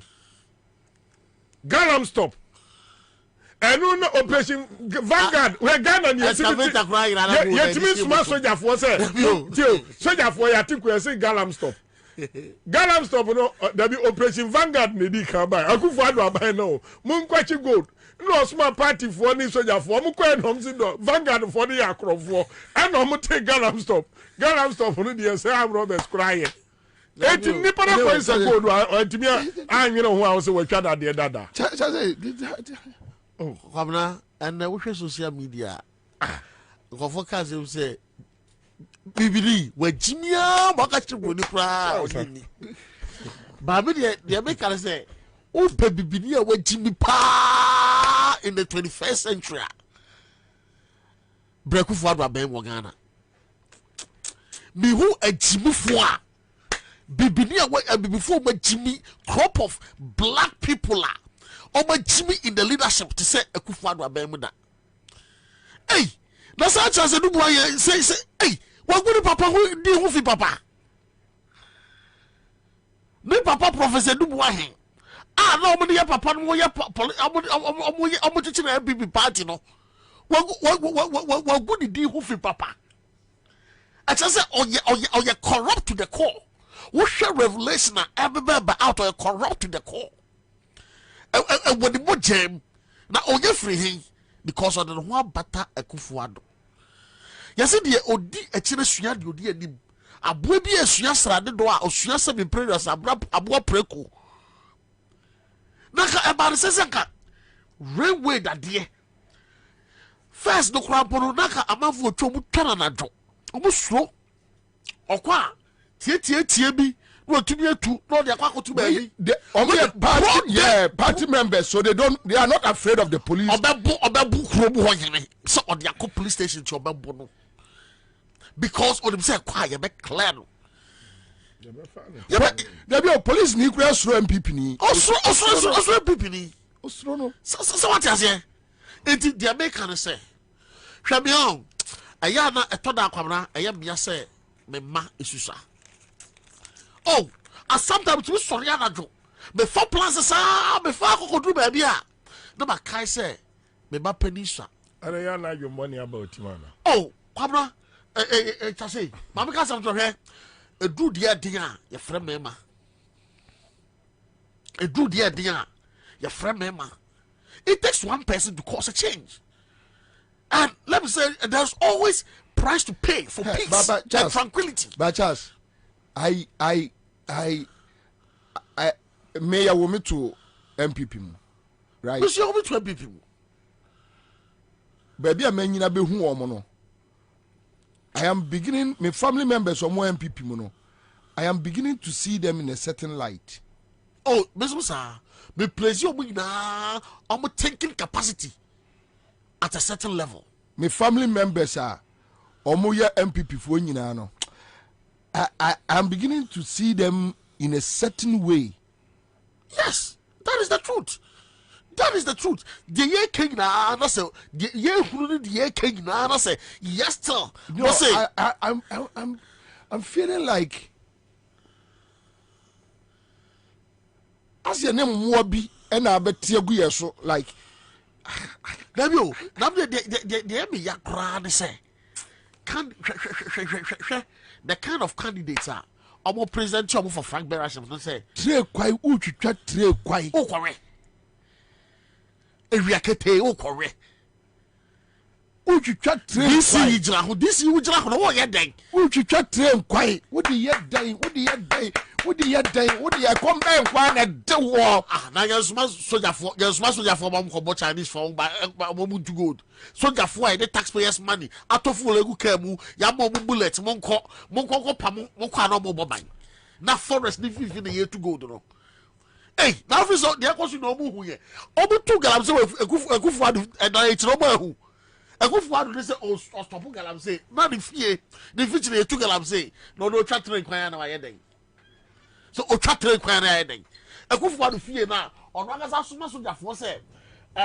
monko stop na ono the fie ye tu galam se na ye tu galam se ekufu adu fie ono o twa train kwan na ye den na de ye bia ne se aban a wo ba so fa railway so aye what railway ministry wa ma ho de be wo tua minister ka wo ya masa bemen na mo babia Kwabena Mr. Charles say me nua pani say ye na ko say aban a wa fa railway aso a dio railway minister no see what Timmy of Tio Buankra Ebesi Kumase. Ah, Buankra Ekosi Kumase. Buankra Ebesi Cry. Eh? Why would you buy way by no? Why 1 kilometer railway? And so I may a chrome 5 years this list on an Ukofie. What was a contract a good concrete or for more? And the Sebi, what the tipper, what the trader ever contain a free time and now the Kosi Buankra. Now a track for free Kumase. Now the Kokosi a Bokina. Why a train a Juma? I buy enough for $2 million. Kwabena. What you want as a CEO? Etimia to your Ghana Infrastructure Fund Sika $2 million. What the amount be only in the contract? Didn't I moka do by the end of my $2 million. So Sika na year free. What the $2 million amount be so be a tray of fashion. Wabra so and cry. Eko si one cry and come 1 kilometer. Akwana for $2 million no. Ebesi ne. No tiamo be there. Dabi wasi wetia na sabu bisai. Wasi wetia microphone was a South Africa was say. Kwabena ni so ma for $2 million na di. Sky train no obi $2 million ah. Winim akwa no so we see wo no otua sky. Winim can operate adamfo. Tobo. Omo di ka be ka kire say omo di akoye investment e wo Mauritania. Dabi. Tobo. Okay, kire mame. We statement omo ba ye finance ministry koka no parliament say omo de koye investment e wo Mauritania sky train mekai later no omo refi ye say omo akwa say sky wo Mauritania no say there be e wo South Africa consultants na buy no e no omo de ma wo omo say no omo refi so omo ka kire say sika no Mauritania ave do omo say e wo South Africa ave de mo ya de no ayi rewe ayi jogate osi osre o giska mo bia wo bia frase amehu so o ba he do amehu hwe e wo hotu mo bia bebusa da $2 million na Mauritania na say no e was Mauritania South Africa brandi yame Bagana for ye $1 ye too cheap sir Kwabena sika ekeka kotiti sika 200 Mauritius almost Mauritius so 220 billion almost Mauritius honest can and they say Mauritius South Africa Mauritius South Africa hey but one word they say we are not angry enough it seems we are too timid kwabena me ba no na me dwene wo listo any chance I mean nipa bi mu a on say me dem me wo bono yanam bisa mo say mo kra mo motivation ni say adebia mo be transfer checking system no because it seems say the na me dream mo no the old age and almost secure the future no look so unconcerned I say yen fa hwe ho Dana Kwaba yeah ni Kwaba Jack ai Kwaba ai mama nchetie fo ni minu anu mabedwafo sorry Charles Square. Also, the member abaso.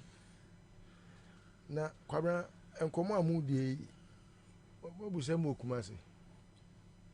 Sir Kumasi railways on your much to China the nyina.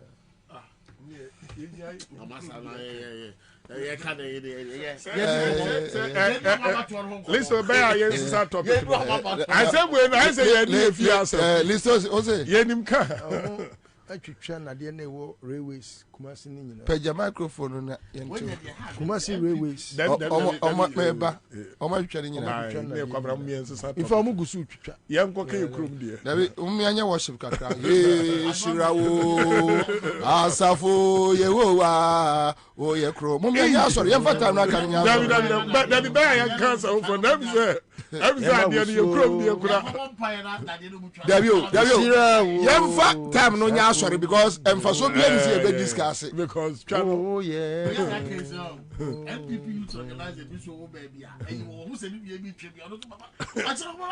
for all you know say see ya hunu say omo twitwa trainer de no ya kan no omo be change modus operandi do omo be tiesi ade foforo so ube wan say ECG nhoma no wo mu hwe no omo ode kro dabi na kwabra yin say onya dan say onya dan what kroma no what tia wonim say abaya ono obi ti gotam e de ache oman a wo se eye kro no wono timi fasumase at the contract Ekomazum Lion.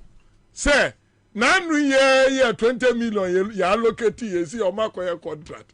Contract means almost say in your contract. Enemy by ya breaking news. Yes, it audio appears as a contract. A contract. Hey, anyway, what? Nana, Obo, no so can't feed your be mamma.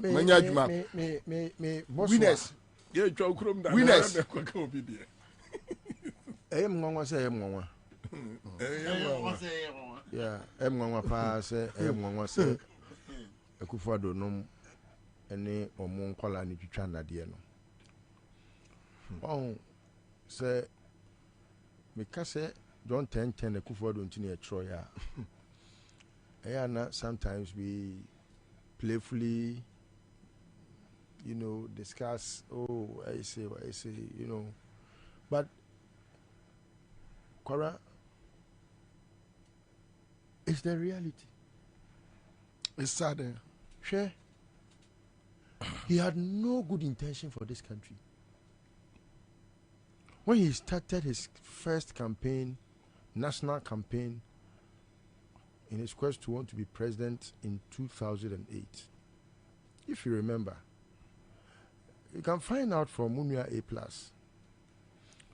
Ba Kumase, Beye, Sa BIG, Believe in Ghana campaign. I just watched him on the stage. I was present. And in fact, Sa Brenona, we said Jubilee Park, and Pempa Assembly Hall, Fox FM, I just wanted to know what was going on. But because of the normal year Alan, any year be after 2007, Tina Ama Mahoke Ka Emma Party Jumana Eko from Papa. Well, I just realized that button now on my personal will destroy the party and Ghana. Because Kwabena Busahu say, Eden I had to obey we a man wo. One way in the crowd, and they say, fa, Alan is a fa. Immediately now, no Akoti Dankwa Institute. Immediately now, no one neglected all party structures. From national to regional to constituency to police station, baby, what neglect you be a Akoti Dankwa Institute. Ama Dankwa Institute so afa ekwati kwan so akote na one touch. Ube Kumasi a Boris no na ededa no. One neglect party structures ni nyina. So it means say on may use party structure no na why are answerable and accountable to you. So their plan was to make sure they own the MPP and use the MPP to destroy the MPP and make themselves better. And so we be a critical analyst. What we criticizing? Now we are critical thinking. Now ultimately, read between the line. You should be able to tell a future of that very present idea no more. Because so what per se, or yeah, dear man, a Boa party and I say Ghana. The structures are already in place. Use it. But so Kwabena Dankwa Institute, it's a criminal organization. Meanwhile, Musumuni Dankwa Niabusia. From that time on, Kwabena, Obetro, I believe in Ghana. Now, Akufo-Addo, no more than a year advert. I believe in Ghana. Look, Kwabena. Obi biere ni one more. All pair on my way anywhere di. Ama on my net tumpon obey you sa aphorism no. See that. Because in the first place, if you don't believe in Ghana, you won't even think of becoming president. Yeah.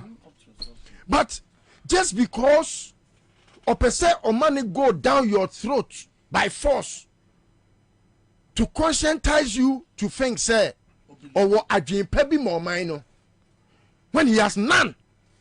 And you know, he is forcing it down your throat so that one casanuna more, una be born who they will say, Akufo-Addo, why dream pa more minor.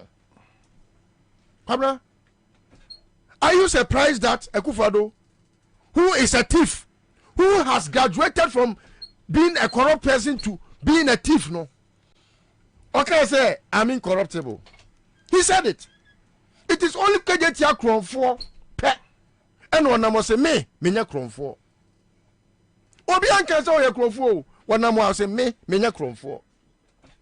That time na ye can say Kufado ye Chrome 4 no.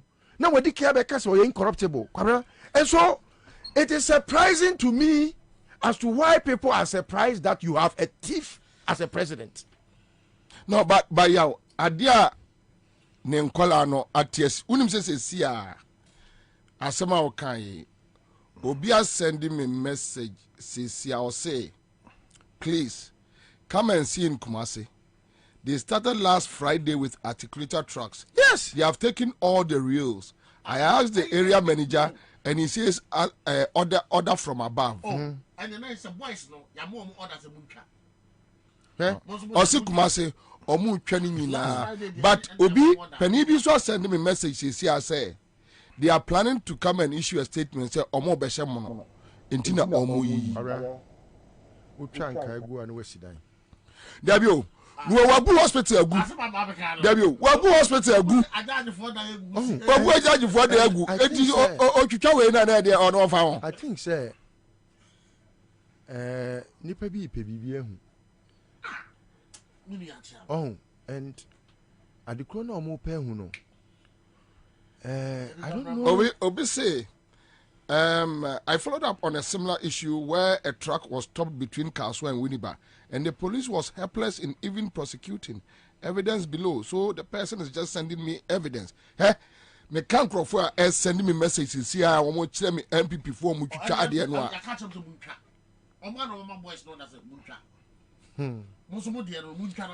And you know obi a why scrap business there bia no Kwabena and you say be media adwuma bia ma yibi da me brefo Kwabena real no ne tonnage no ne tonnage no Ghana ntimi nye biem da because the sad idea no if I be ni wiase biem the type of that the banana omo dey yes and that the na omo twitwa no Kwabena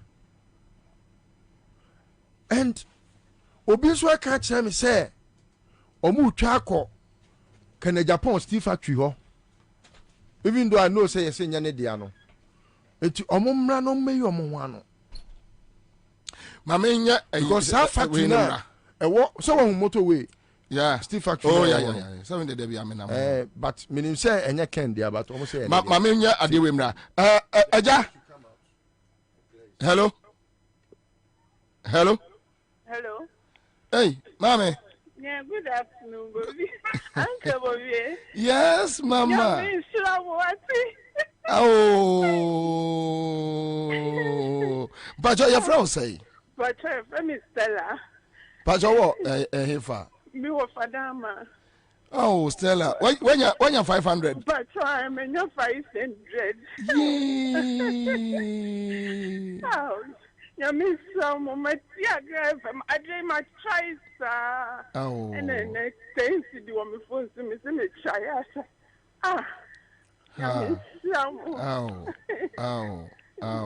Oh.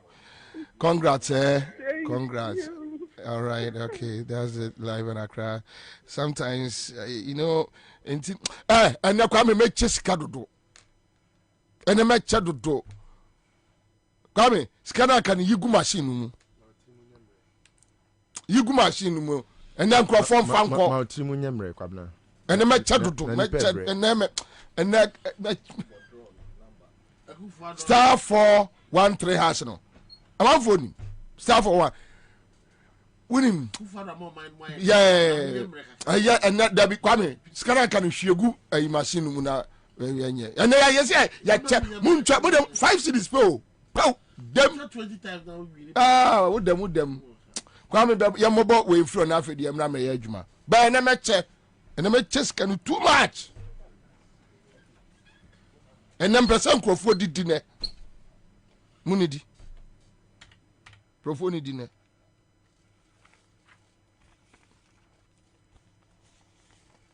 Give us a bar center.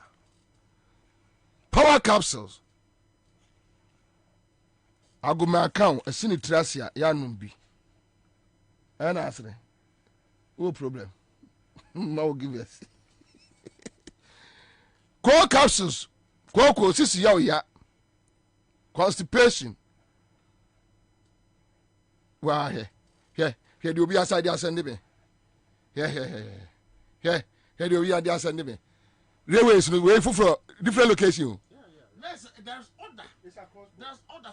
Different location. Wo mu twitwa. Hey, sina sempa na Awurade Nyankopɔn tie ti hu sei. Boy. Give us herbal mixture.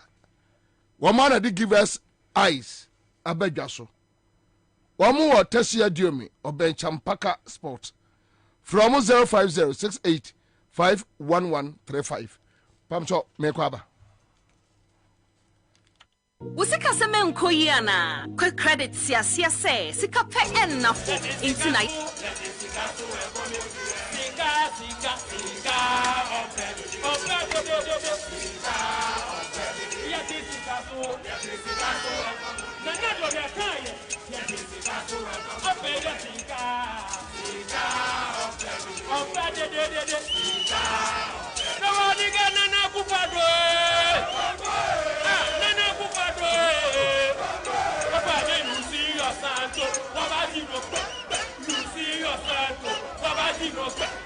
The crowd you've seen is just the beginning. We will come back again, and I assure you, trust me, we will come back again.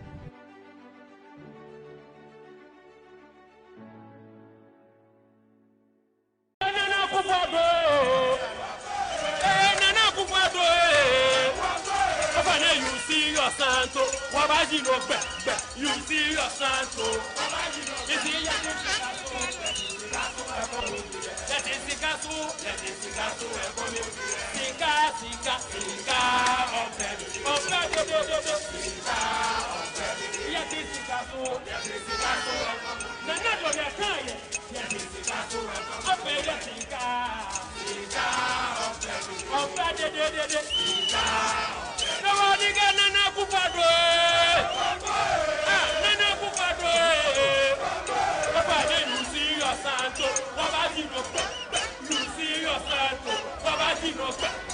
The crowd you've seen is just the beginning.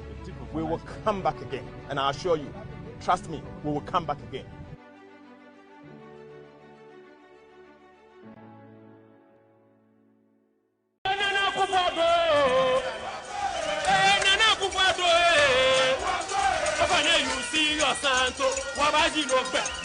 You see your santo,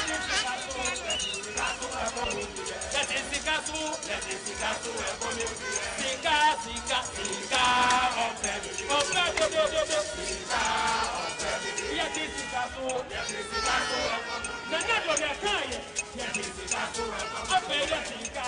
see your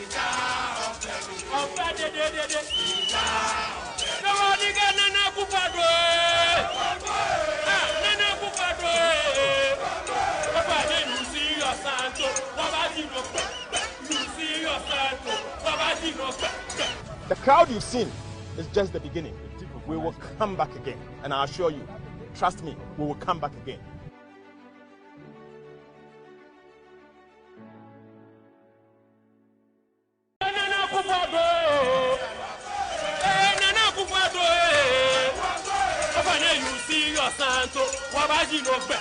You see your santo,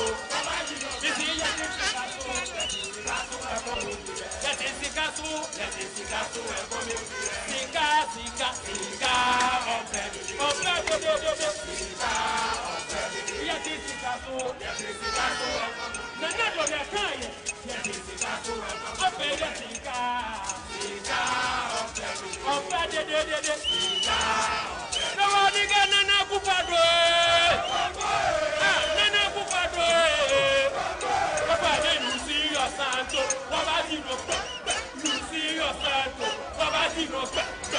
The crowd you've seen is just the beginning. We will come back again, and I assure you, trust me, we will come back again.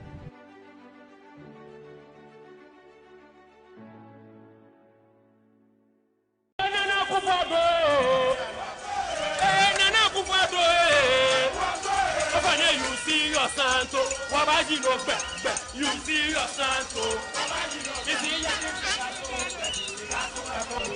let it sika,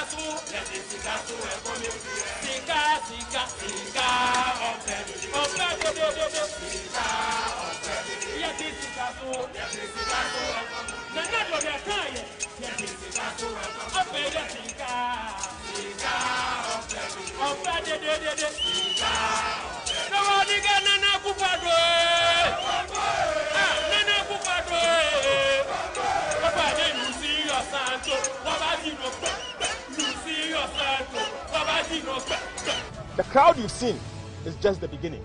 We will come back again, and I assure you, trust me, we will come back again.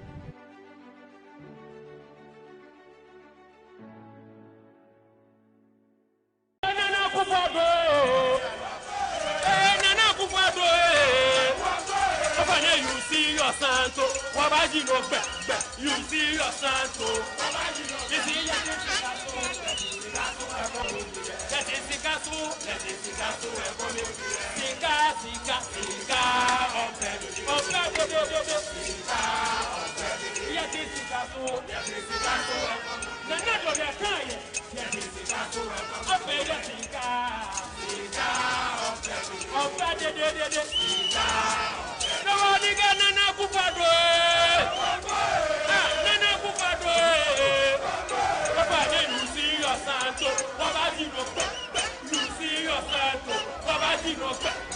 The crowd you've seen is just the beginning.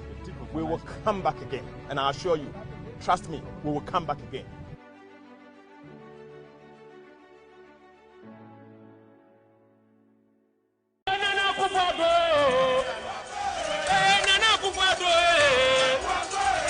You see your santo, wabaji no be, you see your santo, you see your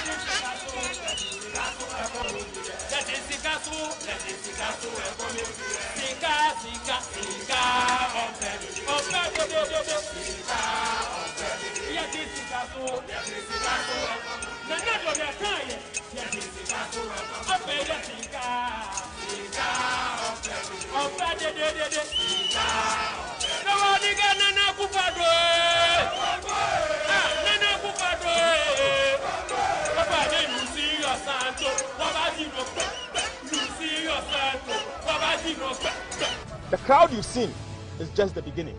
We will come back again, and I assure you, trust me, we will come back again.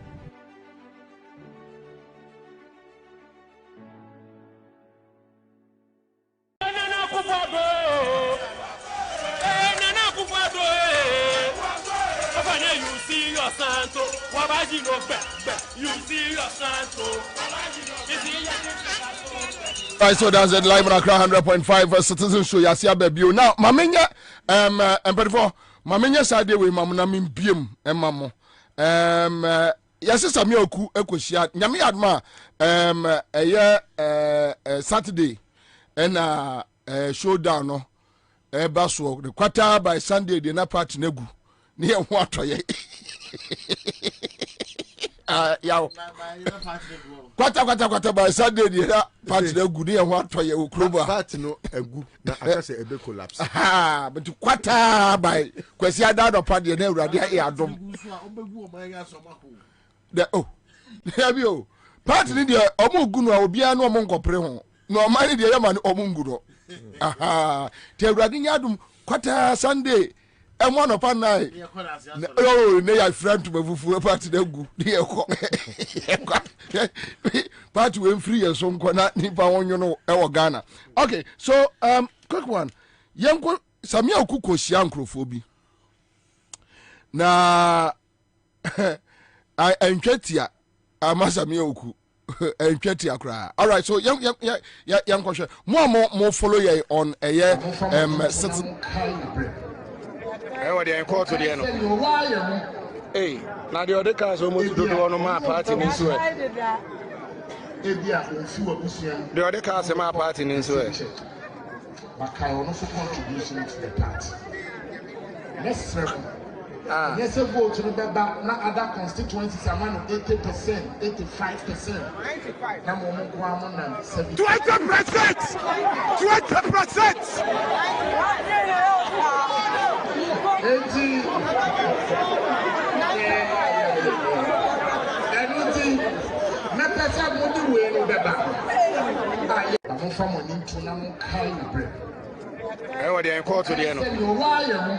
Hey, now the other cars almost do one my party in Israel. The other cars in my party in Israel. But I also contribution to the party. Let's yes, a vote to the back, not other constituencies, a man of 80%, 85%. 20%! 20%!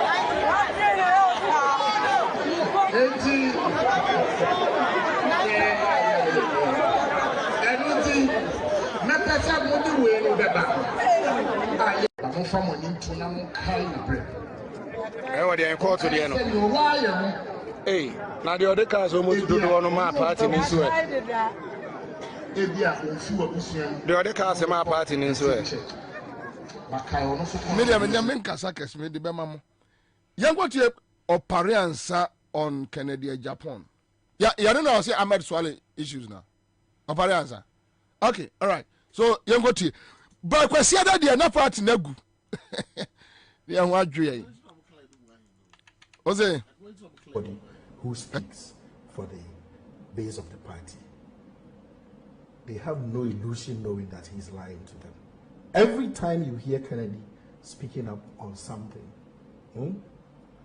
he's speaking for himself. You remember in 2018 when he was crying foul that people were trying to remove the CEO of Bost and that he hadn't done anything wrong. It was because he was pushing his son there to lift oil. That is why he was in defense of the man. When the new CEO who was appointed came and kicked out his son, he went there raving and ranting. Kennedy it was who told me in the house of the man I said I'm protecting his identity that he was giving contracts to go after Anas. And that now he has finished the job, the finance minister is not paying him. This was in September 2022. And that if the finance minister doesn't pay him, he has a video of a minister of state taking bribes in Dubai. He will release it. He told me, I'm not in government. You know the funny thing. All this while, nobody knew I would ever support Dr. Bawumia. And they know me and Akufo-Addo, we don't pass here to meet here. So people tell me things without fear. Knowing that I would never talk to anybody about it. He told me that he was giving contracts, and now the Minister of Finance doesn't want to pay these bills. And that if he doesn't, he will release a video of a Minister of State in Dubai taking. So it's personal interest for him? It is all personal interest. It wasn't 2 months before the Charles Adubuahe video came out. And then I was like, oh, this guy really knew what he was talking about. As for me, I'm a small fry. I'm not on a government board. I am not a Minister of State. I don't dabble in government business. I don't take government contract. He is the one. And if he wants, I will bring a list of all his contracts. The Energy Ministry, the Education Ministry, TVETs, his jobs at Gapoha, all of the Cocoa Board.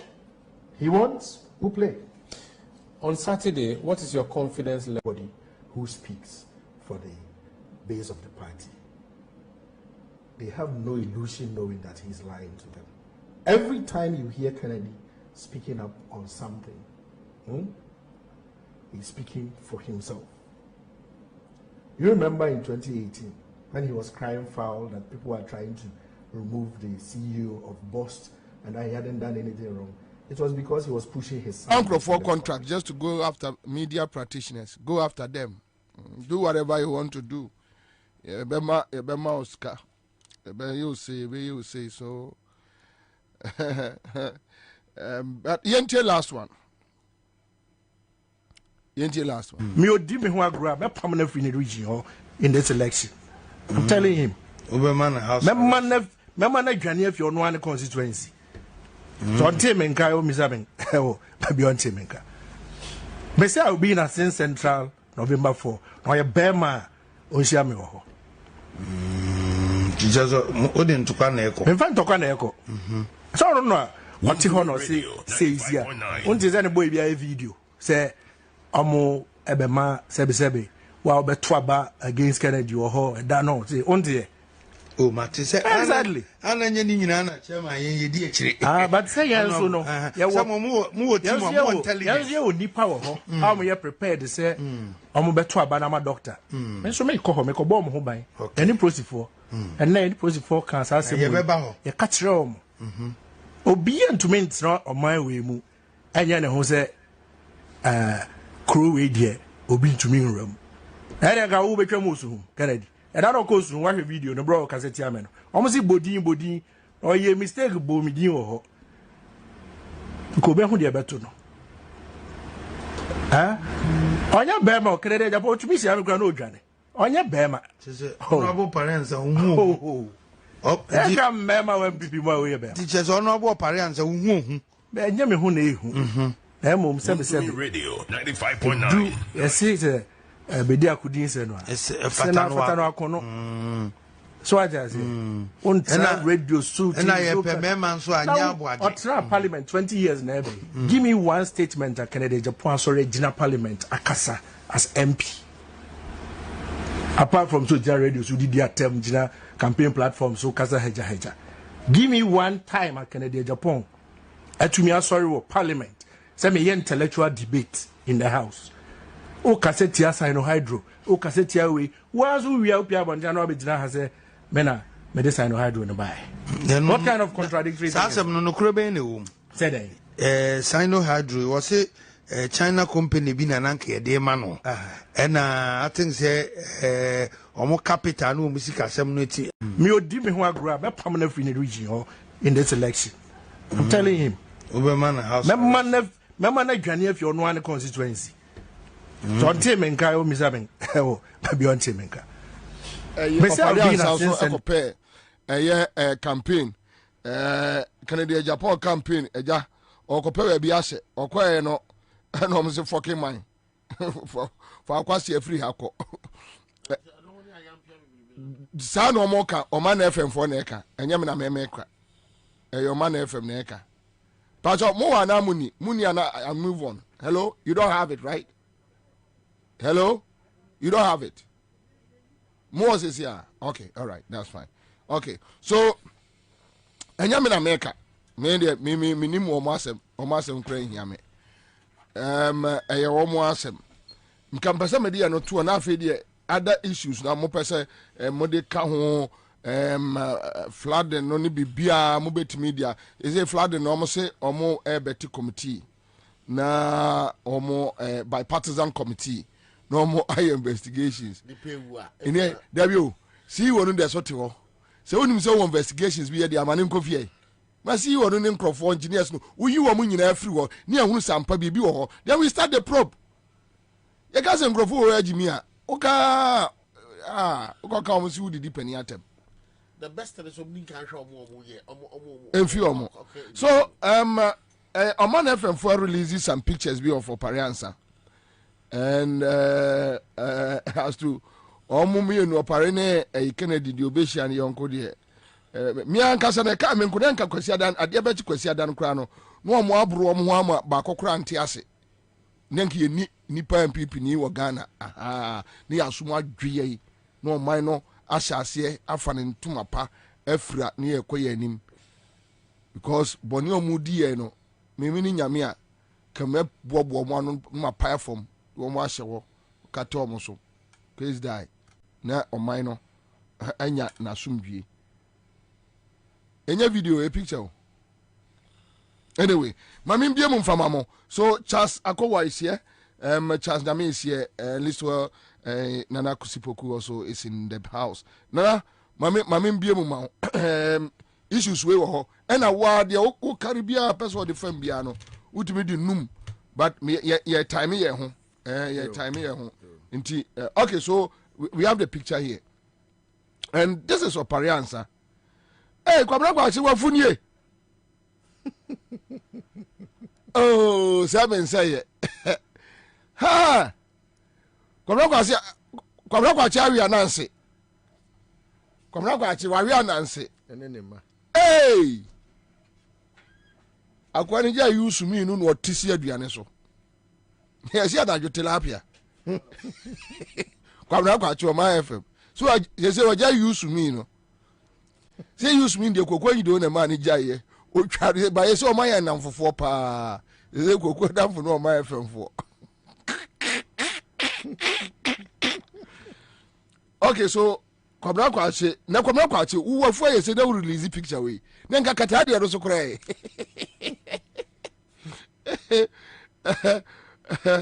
Ayi opare Ansah. Then this guy the other content no say hwan kra. Campaign manager. Kwame Osu ni. The other content no. And away hwan.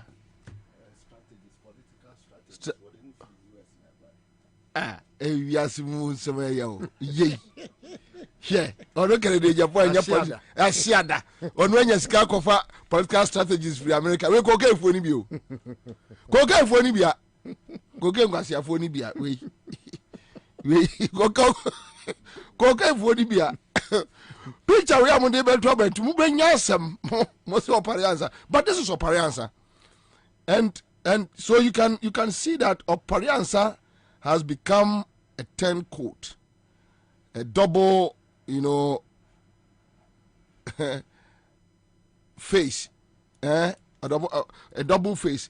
And I'm beginning to feel like opare Ansah is one hell of, a stupid dude who goes here, double agent, does this and walk away and go here and do something different. Yeah. Urana anyi ya no akakura. Urana anyi ya no ateni akakura. And I know say bawumianum do omren be nante de but yeah, they will be careful about it. Nana, mami bia mu ma. Kwabena.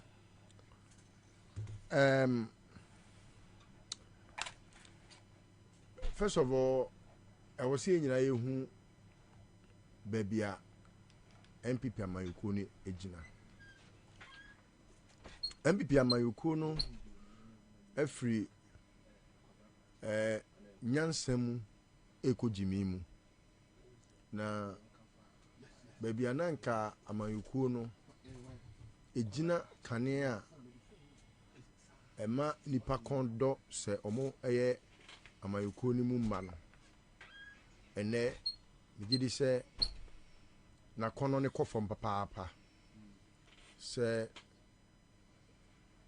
uhwe so obi anu aduane a se bi o aben na aduane na akono na aduane no enka wo se nka ne hye na sigya so na nka otibi ma wa ma adwo ade ache so ewi aboso anwumra aba ena aduane no afi anyinya sa bre na aduane no anyinya no good ena nipa no efre wo obo en kontine twene kon say na ko kwasi awai una wo kwasi abedidi anyinya oti ase is party ni ba bi ejina no sa na tie but Ghana entese mampon kwasia eni mampon ena sebi etise dwa da bia kwasia bedwa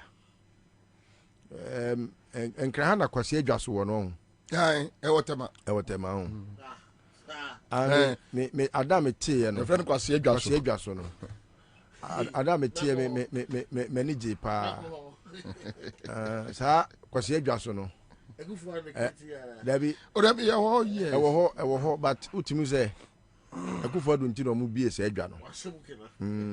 Kwase adwa so. Enti kwabra baby a party na duru no. Akoye se kwase adwa so. So we share the list of omo asori so mpese omo etu frank ama amayoko na se mi yi ora da animu a se bi mi nya bibi bia nka mfa ne ho me ferimpo engineer papa bi koni suku papa bi ade a mene ne nya adwen aye ba ko pe so fan time for nipa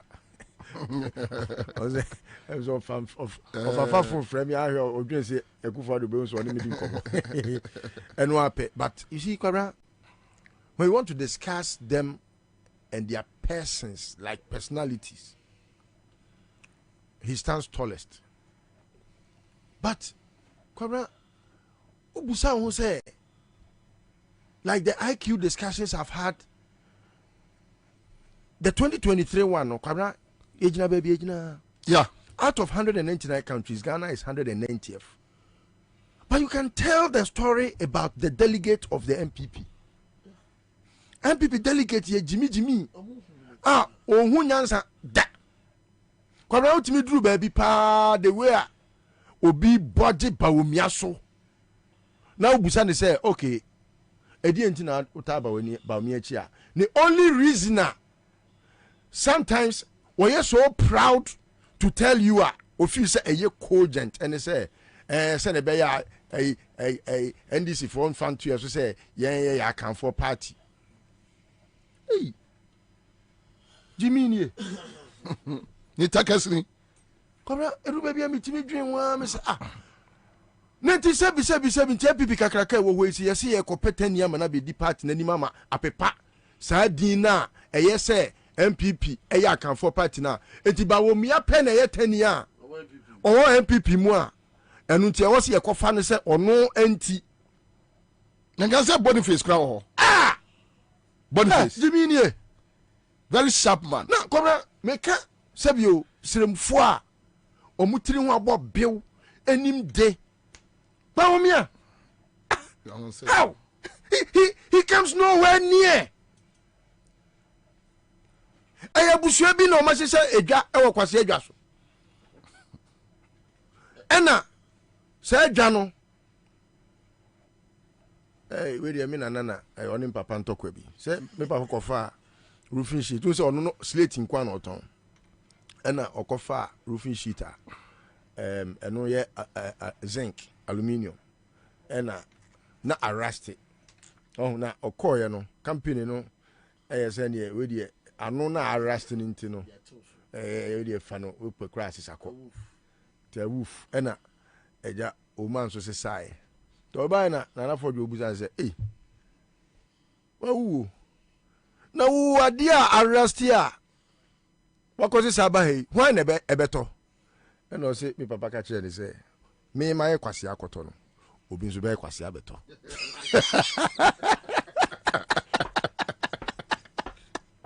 sa roofing sheet no esantem ete slater kotono kwase abi baba beto you say kwase wo manim da bia kwase akodwa o ti ase en o se na for you Europe o se papa e free say me wo no na so se ma wa kan ni me ma kwase akotono obi so be kwase ayeden abeto oh Kwabena, it's a very laughable situation. Say na Ghana ha yetie obi timi da dwene say Kenya Japan betima president e wo Ghana ha bitimi stress Kwabena me say last me stress ka bia to gatem obi ti Ghana ha da so dwe when nani abro e dwe say Kenya Japan Kenya ansasem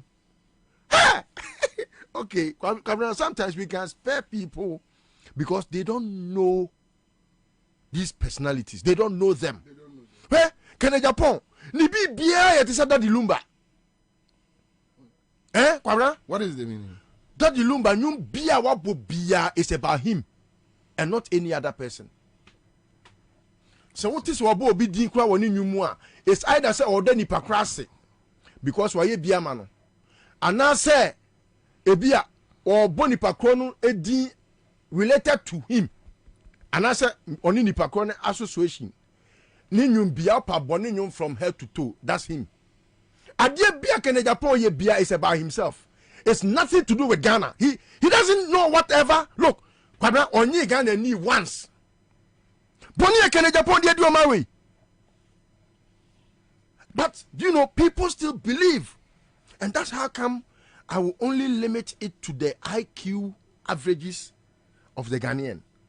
Adenimu na Jimmy ne so. Etu ohune ne sasu Jimmy ni a. O person ne sasu Jimmy ni no ni nanim because na kenya saka Kwabena ka ye de pa na MPP fo akosia. Si e kwoto aba. Na ye yi kandifo ama na ba be som o my Ghana. Kwabena hwe list no de hwe list no. Say, how does Akufo-Addo qualify to be the president of this country? How does he? And then on the bar on board, how was he able to convince Ghanaians and the MPP say Akufo-Addo way ye onam way tibonko sui obetimi aye mampani. Senya am robber and oya onim how to use a kasade to flim-flam the people. Kwabena why you film from here? Kwabena can say. Why pana by any stretch of imagination obetimi adwen say obi a ono ni papa abokro no abobra wo my we mu.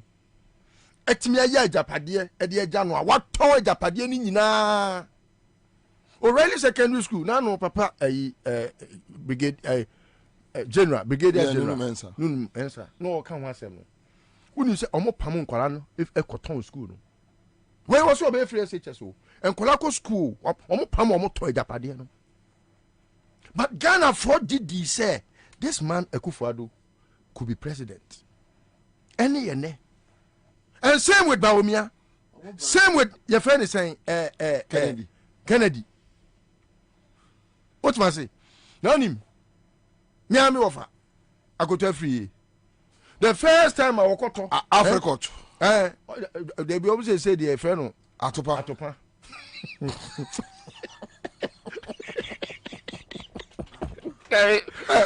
Me farese ri yare to kata baby.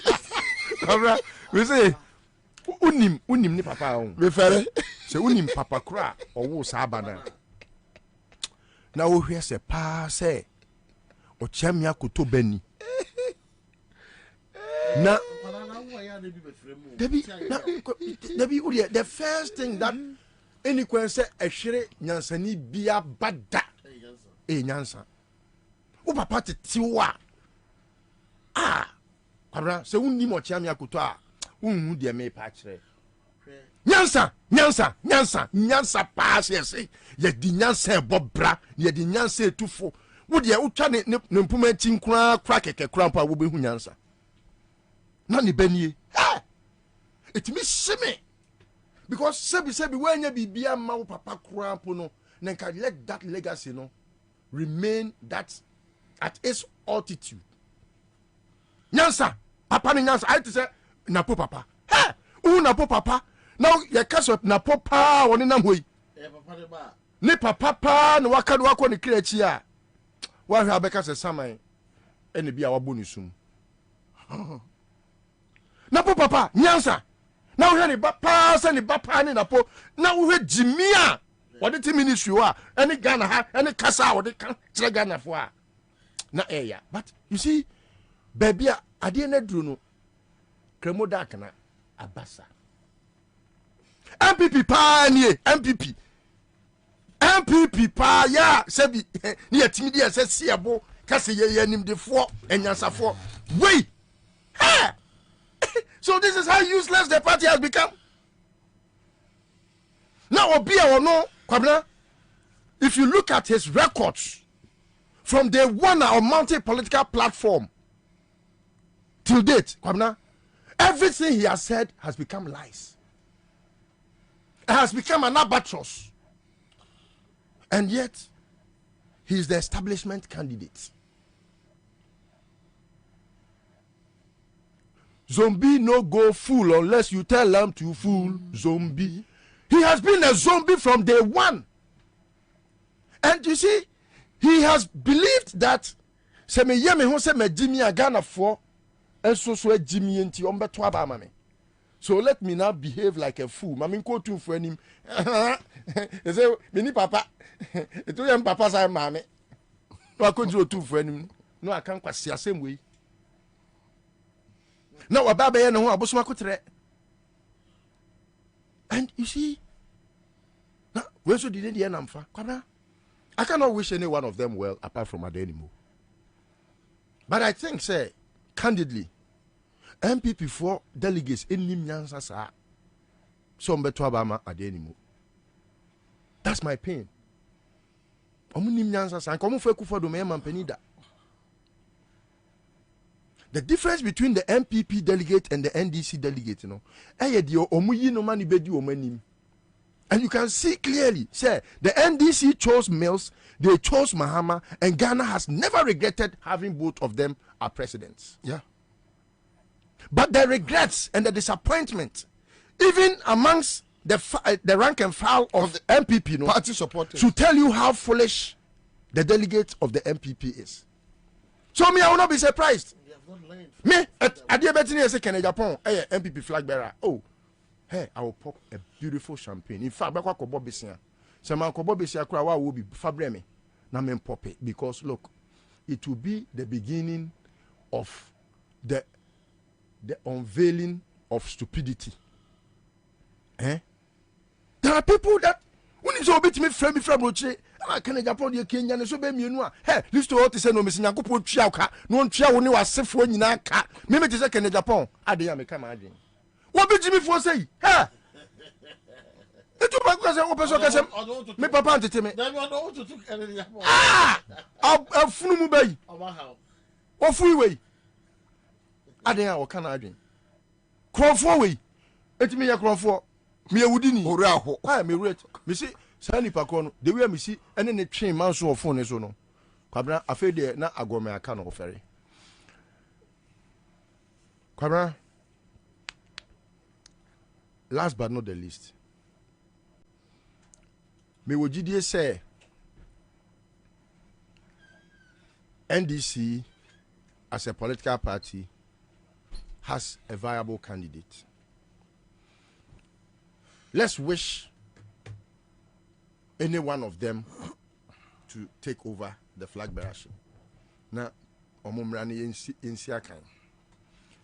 Unim say Bawumia till date, say Uncle be a good manager of this country.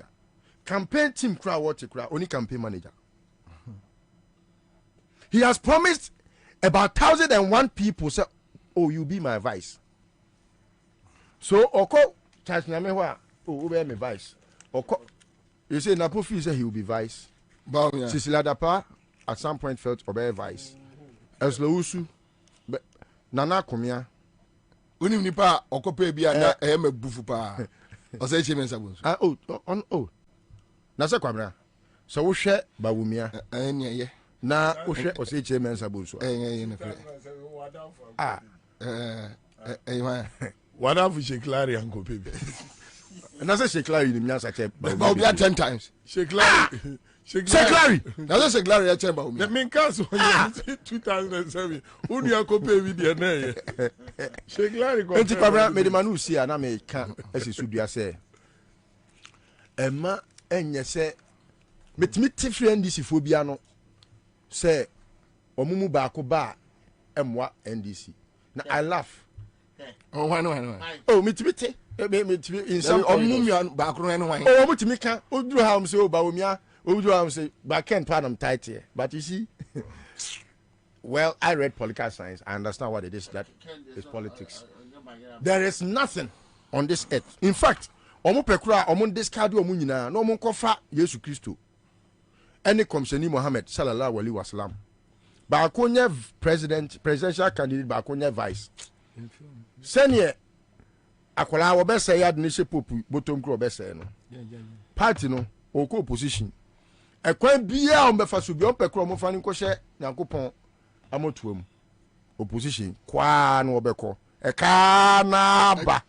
All right. Ayo. Quick one. Are you for let be on this railway issue? And Kwame Monfantuana Yentinitel. Collect no a buy and chair. Your friend Fufru ni. You say Ghana ni bi akai bi. 16th October. 16th October. Now Charles, let us say Ministry of Railways Development. The managing director Reaction Ghana Limited. Blah blah blah. Okay, so attention, Mr. Ni Okai Koi Weberg Jr. Now request to harvest old abandoned railway tracks and steel sleepers from Kotoku in the Greater Accra to Achim Aprade in the Eastern region. All right.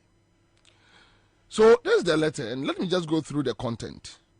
Following the incessant theft of railway scraps and sleepers,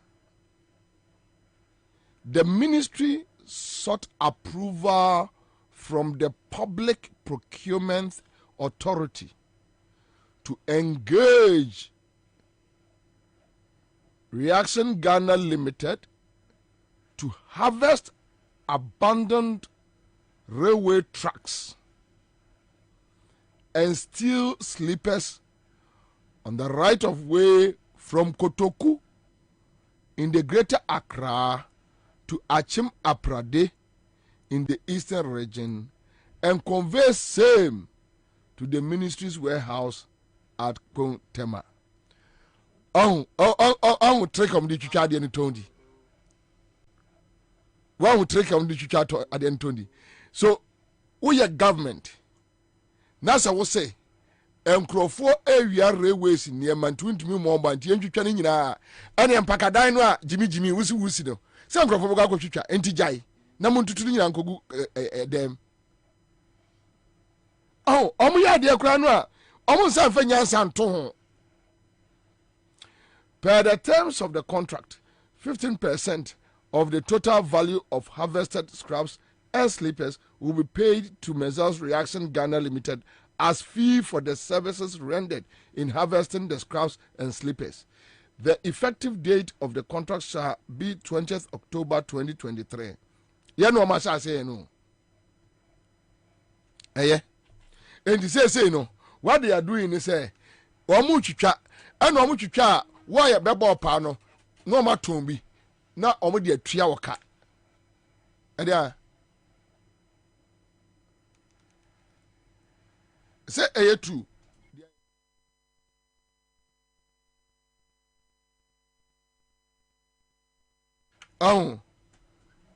yeah adia moye no enye but yenkwate kwabna kwache on a friend say Nidin say, Ansah, you're going to take Kwabena quick one. Now, inside my live on Accra 100.5 Citizen Show. Quick credit. Semen Kancho say Busiana at Dafom Boko. Said you see penny beer on Bemau. Open even 1,500 Ghana crown the Bemau. Quick credit, no. You hear no national ID. And yet kofa collateral beer bra. And a bear deposit. And a bear say there be. Quick credit, Omudembafria. Bank of Ghana, Joe Matuma, Mama Lines on the year Juma. From 1059 69 20833. Yeah, Yanko. One Honorable can decide, say, Obeko as president. First brainstorming meeting. I call ye, a honorable can fee, a was sinful. Midim for Nino Babeto.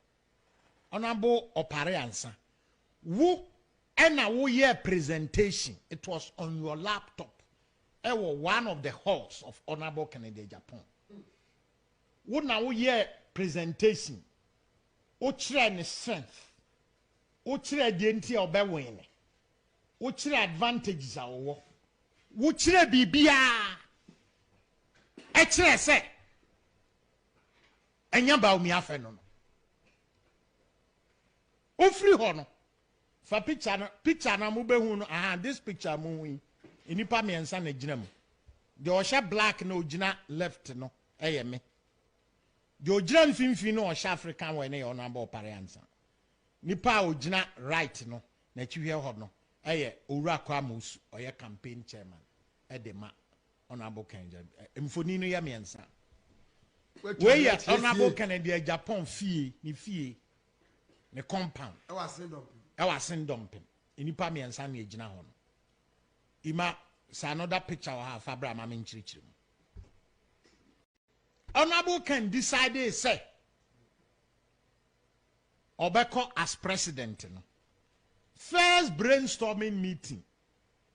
I honorable can feel. Mame, na onye the about Sukra di Chekri. Can the Japan say, says Samira Diagra, Obebie Muhammad and Warrior Krabigu. A horn near me, shame. You got here, no. And anyway, so, Charles Jerry, Mame Mobra, Namadia, baby, Charles Akuaso. Yabiem, Yanko. Mecca NPP for contest, Kakra.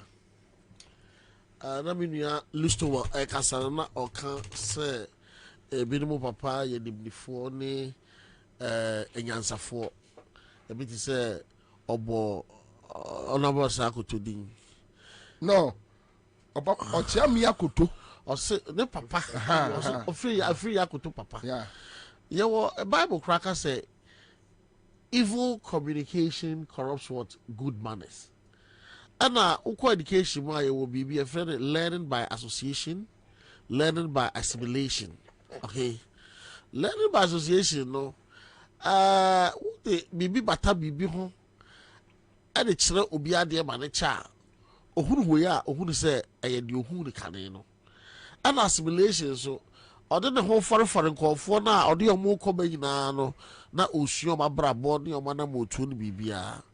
Na yena ya tiase se obie no betum ni Akufo-Addo etu anamo ananti akodura the suban enti se Akufo-Addo ya mfa kene Japan de anima kene Japan on Samira no on fatu all right so you go take kene Japan on Samira so be guna ware guni nese MP guni nese eko no kudidi matem te se ne Alex Tete akontomra kudidi matem se me Minim kasa di matem yesi Tigana for motive.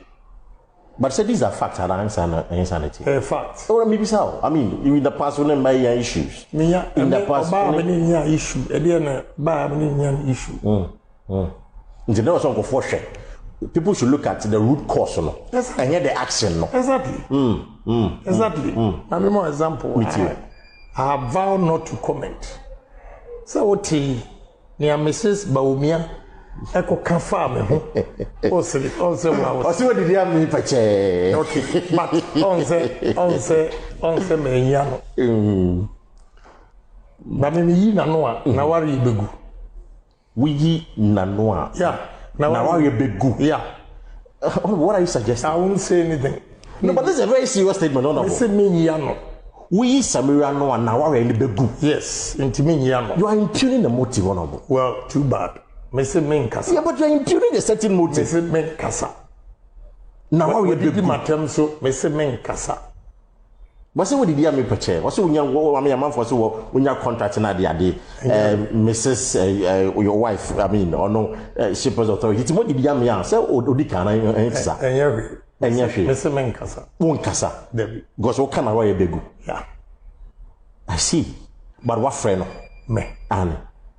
Memphobia. Mr. Menkasa and Timin can was a Memphobia. How did you see that what is Assam or Casas Nafa? I just said, Lord, forgive them, for they don't know what they are doing. I see. Yeah. But on say Menkasa. But me.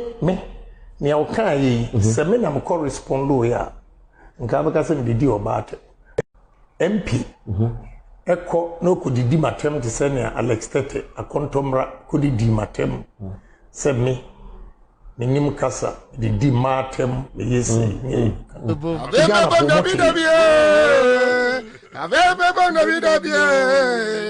Abebe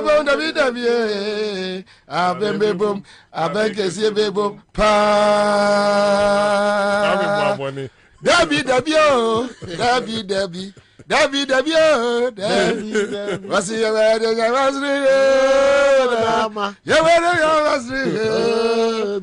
waketia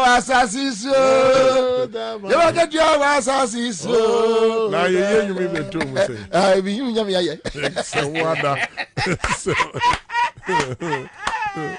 I can't you. I can't die, yo. Just say, young commander. The other can say, I need to know. Yantia says, and Yawawa. Obia, right. Akoto, or say, then abono. Bibia and China obet me a dance to my papa, a yakrogia, seven preduasa, Ansah, and in the womb. As I say, I go for the winning first, no be a documentary be. Obi read your one dance as somebody agro free collabrim. Oh, yeah, I can the anchor. Over the agro free collabrim. Now, yes, it's yours, as a mogro, 80 and the bomb take class at the two boom. Baby, you be a danger and what are the badges? No, be already agro physical abrima. Omodo, Mohomo, Pom, Wasama. Over the Ababedi or Mahi. You don't expect anything different from say or maybe heavy better than Akufuado. Or your typical say the entire Akoto say who's obeying the president say on the Akufuado ye. Oh yeah. On the level of thinking, on the level of intelligence, exactly. On the level of as a knowledge. Now we are dear Grady, say, first no school, I'll call the that's what you have been the president here, DBA. I could also say that junior many president, I don't know. Say Kufadu to me, the dear. Me, yet check Kufadu to DBA. And look at the first media engagement, the first public media engagement. On the joy for a year, Yobubisano. The intention. It's a person by Ghana president now. What has walk high? What has walk high? You see, which Nipa MP before, Omo rebranding Omo the Oma brain. You find don't change. You should contest there, Koso. Osha, what the honorable Canadian Japan is here. Now what the Baumia is here. Now what the Akoto say is here. And then the more they said, you are penny in film because already a capital crony. Almost Tomano, there be one be. I guess the Casamon Gaso. The caliber of in Kwabena and people delegate airpay at Wabamono. He doesn't qualify the criteria. One pay Jimmy for more lead you. I didn't want him. Yes, I don't know. Oh, Mampo, Kasiama, Debbie. Kasiama, Asanti Mampo, Kasiani Krumo. Yay. The Emperor was your former lady. Yes, now Mampo, you watch with this here. Also, Yaquasia, your fancy change. It's already about to go or not the barrier because criteria every before asserting any leadership. Mama Babedi Obosono on 15. 1. Yansha Yanfa Rabaumia and Sinseniani. Oshe Rabaumia. You learn it on the job. Na ye can't obia one learning on the job ye pa, one learning under the superior ye pa. Baumia ya dear. Because Oshe a Jumana was shady ye pepe. Because time about me air battle. So what some of the public interrogation, the public discourse can name one. If your time I'm 2 months afraid for now. Now to me say Aquana a general a different kakra. Now Obabe didn't hold my boy Kufado so I understand you Kufado. Oboko 2 times or more we know because last time we need ya. Oh my year Juma for 2 times, you know. What's the casa yemu? As my commander, Opa Pembre 2017 and you say 2008. Pe Ninkobo DNB stab on far from Pe na she Ansah na was a casa de money ade. Na fa on the papa nanti ya chain so then some kaye now be to because say ya the Ghana card to her that's the interchanges 100 and to Ghana card no and what more than so the value no and what more than interchanges 100 and just say I didn't know I am akofo sa reduce in kakra because the all channel or understanding no adwene mo mbre I don't try to say Ghana there. So person be the president there. I want people mu there. So general man go for say the mediate here. Untumi be di. Iti kakran kana dwunu ma ye mra. And it amen people for also delegates na penasem pa. On this in change. Na yan fa yewra. Kasesu. Be the body be am from a political pig. Political pig. A bit to see you Canadian Japan regional. Ghana, Obia, who yam ya politician, Libya, who yam yas Canadian Japan. Now, MPP, I am because you say impedinia that when the ma yet let's if you call a brema or fa. Say Canadian Japan in pass and maybe do. I'm an have a contest for MPP Frank Beraship said, or pursue dear man you could make Ghana president. Being in the years and Canamobia were to the break. No, also Rakasano, evil of the person that hunting is yeah. So far, society more blocks and the Siwa, Canadian Japan, our issue with every society blog, our issue with journalists, journalism. What journalism or Ghana ha journalists or Ghana have issue with Canadian Japan because of Abeswali. What the clergy, and yet a software they have big issue with Canadian Japan because of a group of Sobi, a kind of fast say or pursue some a software or Ghana ha. Yago pono born at the end. Our body didn't do or somebody in Lambo. A cabinet but not only why yes instant judgment or offer instant judgment. It is some of the Christendom no have issue with them. And as some utterances be and the annual taxes and the annual say and I would transfer them and I'm religion a powerful tool. So you want to say sorry etia region nakasa sorry tia. It they have issue with him. And ban feminism. And ma some Ghana ha. Or baby as some in previous and that dream ria. Onim Ansah. And who say Canadian Japan or Yenny Pa or bet me about Bedi or my Swanas in your way, man. Because what me you see the same beer no excellent TV so radio so at the same previous or Barbesia at the ja and to be at the ton of a Casanfoni so and the attempt. We realize some do attempt at Caribbean. No, say Kasasu. No about TV, so no handkerchief. Not only people any, but now Rev say, Wakasa, when you see the Asanti or bad danger in attempt. It's a Mankasasu issue against Canadian Japan. Apart from that, Bible crack say if you be a solitaire and Wakasan who be a safe, crying a day, and you know, on Wakasa, the MPP as a party. I don't know, see, say, and Mara Omo MPP and Ansah and MPP a man you kuno. Omo na Okahubi. Say, we MPP for Sabi. And Ansah Foga Kilawum be Ansah di Jinawa, or be no best supporting Canada Japan. Adentra, who to be you said as a case MPP dear. Sauber Jimmy Sa, Minim Cross and Trabo, a Jimmy for parties, against Jimmy for the dear Jimmy for so. Jama Bobie, I'm over Jimmy Cogodi almost way. Who answer is if you open Jimmy for the sweaty, and Jimmy for what to obey answer me. And the Canadian Japan here.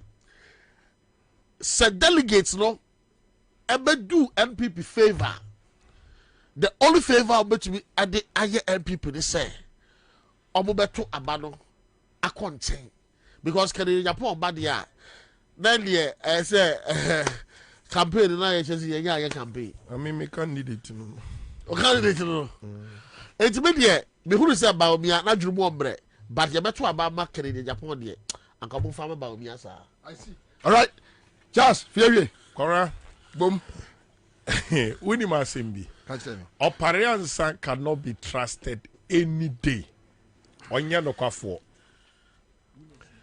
Mamindi kan emfa Ansah and 2 years was Ansah na yede ne video abeto hoi ne picture abeto hoi yeah enti makura ase anke friend na no ma kokone kwa tifi ko hunu nsuo wa ba tifi abebisa nsuo ni nte anasa na fo beka say so ani nti na ho anmo a Kwabena say the any photo ni e dia be kire you say o ka strategic team ho name mom chop money na da ho no e kire de ne so a eti Ansah cannot be trusted and Kwabena wakasa bebre me say ade ba ko kama mi hunu so onka no kure se otimi ka say ohunu say Canada Japan or parliament 20 years so sorry I comment on any issue and also the what do in America it's a lie Kwabena me more than 1 or 2 or 3 videos me meet me about say or contribute on security or contribute on maybe business committee report or mediaba or contribute on ABCD in Kwabena nipa no kura na odi asem nanum no enye no kwafo enti opare Ansah de and a threat na odi ma Canada Japan na me pese ebi Ghana police for any ade ba de no kura na so ni police for na ekodi atutu asem no ote ya Canada Japan obi threat na wo free police for me sympathize with my candidate my brother. Enye mi tungu so wa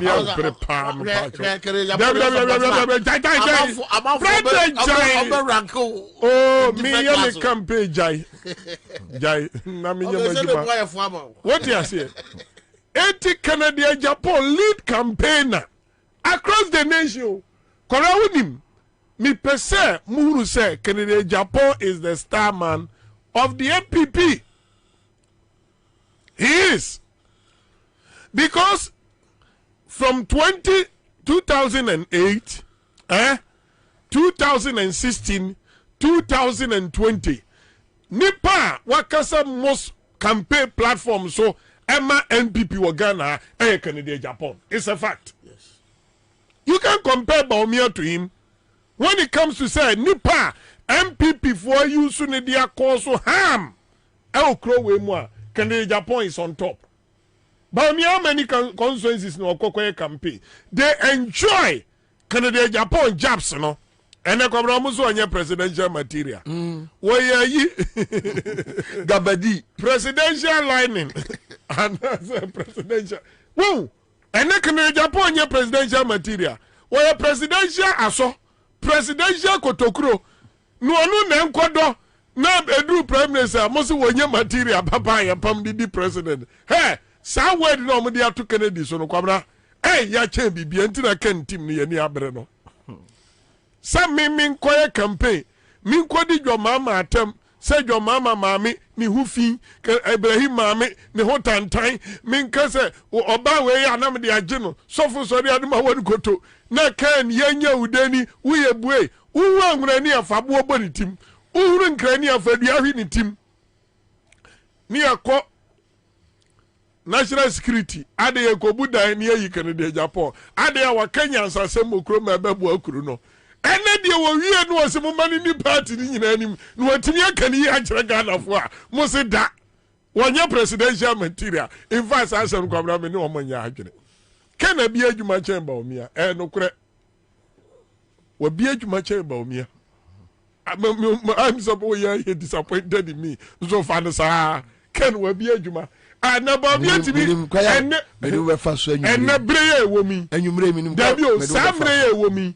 se Bobie timi ka se as vice president or the agenda 111 ne Ghana card aba no say campaign message ni a da bio o si na ye pe da bi Kwabena se musikere di nya presidential material Bobie na mo se mo pelo no Bobie ni nam sa agenda 111 one the aba was on the Ghana card abremo do ni wura fi se Ghana card crash ase akofo bre so ni wura fi se atamesa e Ghana card ho adwuma ni wura fi se dwomama and establishing niema yema Ghana card enya konwa tena so even on ba krom be hu se ya print bi Kwabena se oti ase enti akoye ayifo mienu ofifo mienu anase mi hunu nipa mienu na eko gira no obi edi hono mu a se mienu aka ndi omde supporting artists for mienu na kwa kensie no obi awo issue e kase e discuss won ho Kwabena unkan wie. Look at the tribal politics about me here, religious politics about me here 230. He doesn't qualify. Kwabena minimum MPP for Madwinimu Dopa. They are not happy with the tone, any tricks. I think so many people Baba almost say Samira Baumia say Kennedy Japan did matem. And I say Kennedy Japan anwaya. Now when the news saw the Samira. And the news saw the one for any John Mahama. Onyina issue ABCD so nka say your mama born in or say your mama is super incompetent or incompetent. On twin sign cry because only grounds was one twin sign. Adam Baumia de or so abofo. Enti your mama na say Samira Kano na on kabia. Kane Japan de say they are no near fear so ekwa na mo man fans no. Sa pepe na de kra de so de ama Samira to fobo. When the cafe no the man was to say was see so a castle young Ghana yen second lady a upper Kwabena first lady in Kwabena ne party member to me can live on a friend say television say or castle or can na someone na worry begua Kwabena the principal way you go warrior jamai se be ma be jana yire our giant so the Akufo Addo I popular power. Bama beja ni ira Kwabena principal ni ya adwaman. E wo Bible mu. Anase bi oba na yade bi entene. But die enye sika anakom ene the vice president yire. Ba Kwabena ba bi akana di ko no. Review ni ye later. Ene die mi ba ni keke. Ade obi ya Samira bibi. Are you getting the point? Baby, but you can't fault Kennedy Japan because MPP for believe in that star. When it's against Kwabena Bobie Ansah, it is fair. Se Bobie can I get any about channel there? Now some so Facebook see prosi for so yes me muade. Ye chi Bobie near the Nina police station me Ansah. I didn't hear food is go off as you don't know what take Ghana. Because yes, my go go hey, already Yankopon.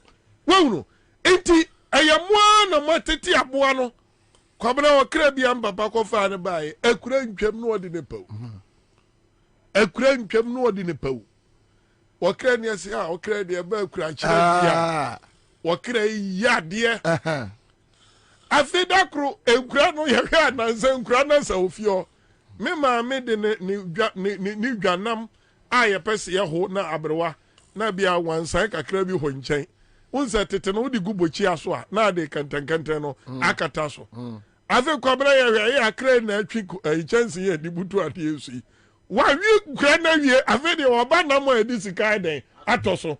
This is where we find ourselves. Kwabena, monetization of our politics. Ni enim san krofo twa sika to vote baby an krofo edi adru na ayetan.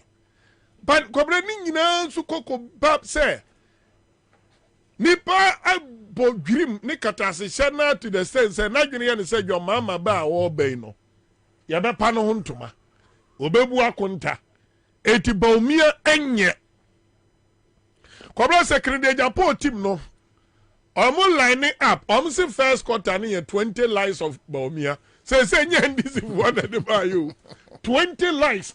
Na said you almost see a brandy idea no. Fetu. Why heavy? Yamba to ama. Mo fa to ama me. Samo me kura kwa me na de mo fa to. Atrawo no aduonu. Aba omi atwa. Nanso mo ka no ano no ade foforo ato so na otwe ya wa kire se ade no betwa bi aka ho. Na wonti ba omi ano kaya enkrofo di ne ho ntro. Na say kekeko no tu. Baumia ye di no Baumia si ye di no hontro na se bi utimi kasa agenda 111 ye wo dia ade na ye nya hunu ye agenda 111 na 3 classroom block a ma ye ba ku se ana ye fitwa hia ana ye de nchance ye twa mfimfi se be ya ho fa ha kwa nso mo that I me call abra say hwan. All right, so sorry omo ato your Facebook page mo amonsa ba de na fe o Team Kennedy Japan on production. Unmasking 20 big lies. Yes. Ghana's vice president under the spotlight. That's it. Okay, so hey. Already got a 10 now, but why a part 2? Enti mo one no munyanya bi. Enti 11. job creation. Aye. Na lie. Say fraud. Aye. Stabilize the Ghana cedi. Fraud. Reduce cost of living. Fraud. 1 million per constituency. Fraud. Free bank account per citizen. Fraud. Protecting the public purse. Fraud. No village will be without toilet. Fraud. Free internet university students. Fraud. Make Accra the cleanest. Where's that? Wait there, Openi, send our president in kind. We said the president Anado is a loose talker, to say the least. With all due respect, Joseph A. Nose from Omega Okankwe South. Good afternoon, Otu. I'm enjoying the show this afternoon. More fire. Bright, say Lawrence Tete. Okay, Isaac Quay, say criminality and a humanizer record. Kofi Agbetefe, say yes, freedom must be demanded by the oppressed. Patient for it. Definitely Ghanaians will throw this devilish away. We say we don't just hate his government, to his personality, to I hate him. Anyways, we say no, to stand up from the chair, be upstanding and fire them. Anyways, I'm feeling comfortable here, so thank you. We say more fire. We are watching you live from Terminal 3 Kotoka International Airport. We're free Akoche Francis Mechia Airport for you now. But the question was no amount of intimidation will prevail. Power emanate from the people. Messages in there, but my main kind of trip and I may make you message better. So, Mary Adam, sensing love, Johnny for Jose, a crown for by must root out nothing more than that. We say, we don't know shit. Johnny for Jose, good afternoon, bro. Sadia Muhammad, say, well done. Kwam Jemfi, or say Galaxy Drivers and Consensus Association, Bubuashi, that is one supporting JDM and Kion. Okay, Ati Rafa, say, I cry from watching you live from Nyanyano, Kasim City. Okay, so messages in the dorsal. Messages in the dorsal. Me ban ma kenkan in Yanama. Shamin D, I see you, Mekama. Meshak, Tete man, I see you, Buzer Kwasi, I see you. All of you, I see your messages and Repam. Don't worry, I'm going to read to you. Kwame Jemfi, I see you. Gloria Emifakovic, I see you. And a host of others. And all these people now, my joining here, no, of course, we are going to read out all the messages to you. And it's important that we do all that to you. We read all that to you. But let's do it this way. I want to speak to you on Galamsey. Okay, Eugene, opa obeti media tum say sound we asie. Tifatum na omumra Facebook. The team's journey to this part of Manso and its forest saw scenes of destruction. Abandoned pits and mining settlements dot the road leading into the remaining part of the forest. The team's journey to this part of Manso and its forest saw scenes of destruction. Abandoned pits and mining settlements dot the road leading into the remaining part of the forest. After dodging water-filled, dangerous open pits, we arrived at this mining settlement deep within the forest enclave. 7 Chinese nationals were quickly located and arrested. Leader of the team conducted a search room by room. There were indications of military presence. From what we are seeing here, it looks like there are some military men involved in this whole activity in this forest. Because you are looking at their uniforms, even some have names on them. Yes. But we did not meet any of them. But looking at it, I think the military were the people protecting them here to do this illegal job. Okay, so what are we doing with the uniforms? First of all, we need to retrieve them and then ascertain as to who sanctioned their duties here. So these are military accoutrements. You can find names on them. This one is Camel. This one is Camel. We have the other one, Amweni, on this one. And these are, as security men have been able to authenticate, these are quality Ghana Army uniforms, indicating that we may have some military involvement here in this site. In the midst of our search, a young military officer drove into the compound in a Tundra vehicle. Yes, sir.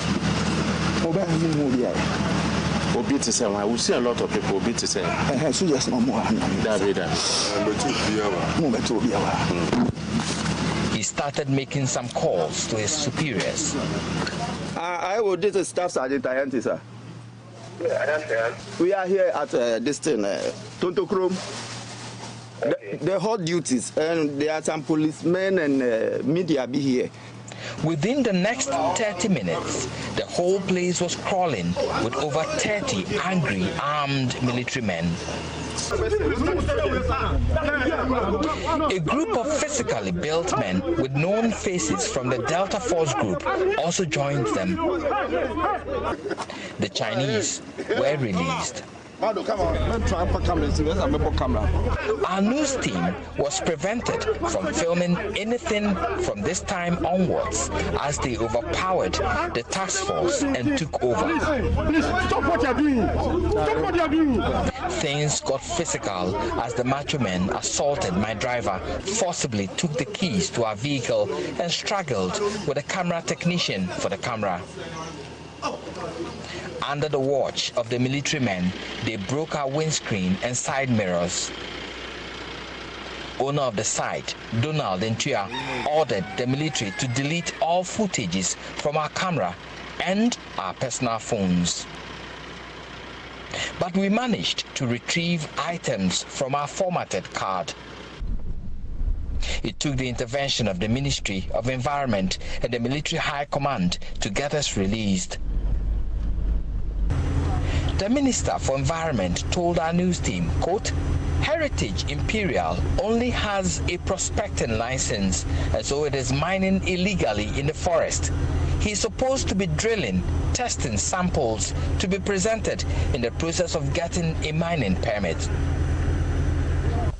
But Donald told our news team he has all the documents giving him full access to mine in the forest. But in all this, the best judge is the environment, which lies unclaimed with huge gullies into the remaining part of the forest. After dodging water-filled, dangerous open pits, we arrived at this mining settlement deep within the forest enclave.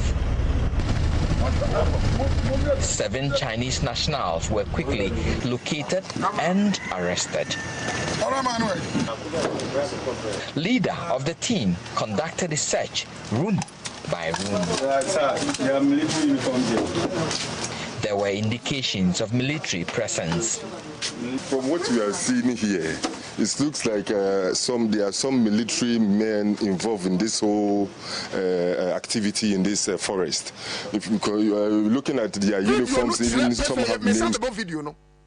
Video ni chire perfect to the extent say one mo chin crofo ni wie no soldier phone mo edi bone no etimi abubu we mu bubom car glass ni ade ama call from above never but say Chinese for any omo ya to no yenja o ma Chinese for no a ese insase etu galamsey ese yesu no akufo adomo ama yeja wo this place anana frimpom what think I say owura gabi otredako a friend wa hunu da say oye lawyer to this site imperial whatever for no eti oni gabi otredako kranya problem to the extent say or the gabi otredako who report come akufo several times akufo so be hu bibi wanya ho hwe me patcho me bo for the last time na medicine komo me patcho sansha sema me obia mra no mehwe na hu boni a e won krofo tirim boni and these same people beto amuso mu ku galamsey and so mu na etu galamsey no akufo ne ba me ane ne krofo wo mu na etu galamsey no ma sia twa ho say omu ku galamsey na minister no say Minister of Lands and the team's journey to this part of Manso and its forest saw scenes of destruction. Abandoned pits and mining settlements dot the road leading into the remaining part of the forest. After dodging water-filled, dangerous open pits, we arrived at this mining settlement deep within the forest enclave. 7 Chinese nationals were quickly located and arrested. Leader of the team conducted a search room by room. There were indications of military presence. From what we are seeing here, it looks like there are some military men involved in this whole activity in this forest. Because looking at their uniforms, even some have names on them, but we did not meet any of them. But looking at it, I think the military were the people protecting them here to do this illegal job. Okay, so what are we doing with the uniforms? First of all, we need to retrieve them and then ascertain as to who sanctioned their duties here. So these are military accoutrements. You can find names on them. This one is Camel. This one is Camel. We have the other one, Amweni, on this one. And these are, as security men have been able to authenticate, these are quality Ghana Army uniforms, indicating that we may have some military involvement here in this site.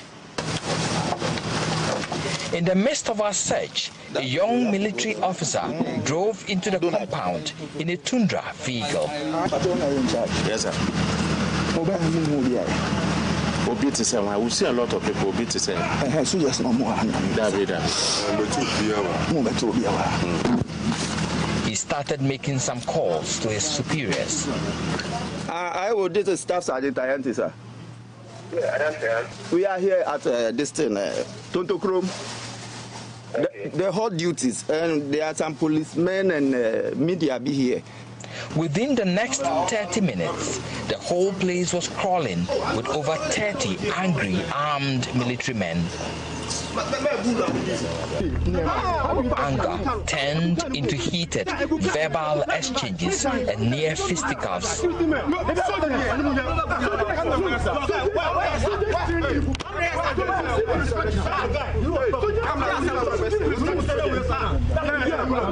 A group of physically built men with known faces from the Delta Force group also joined them.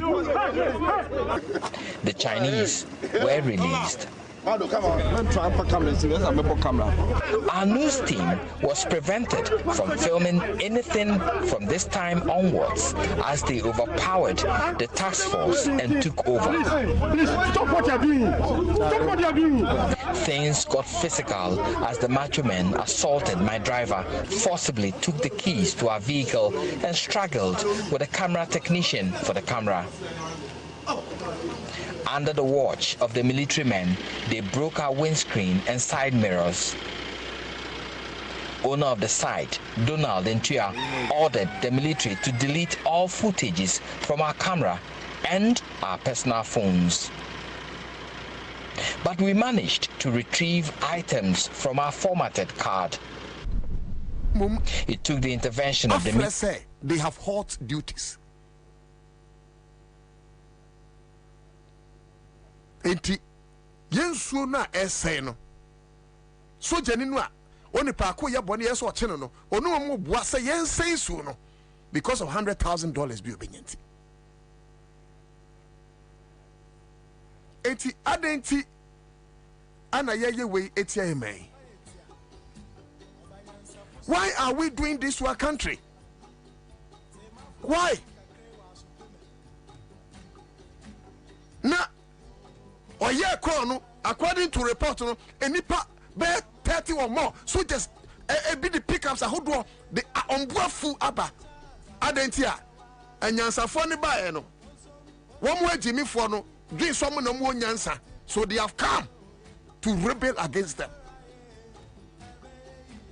Question is ebisa ne say sa call no why ana soja ni ye ekotre no. And question is ebisa won say ade na besi ne video we ba nya ne yanchi soja ni bia wo. Because Dublin has fun to get I'm saying no etu ya den kwachi obi. Because free pump what is a kufado ne ba mia any one tego one more one good to be there to get I'm saying. So how can they be arrested? Why do you do this to your people?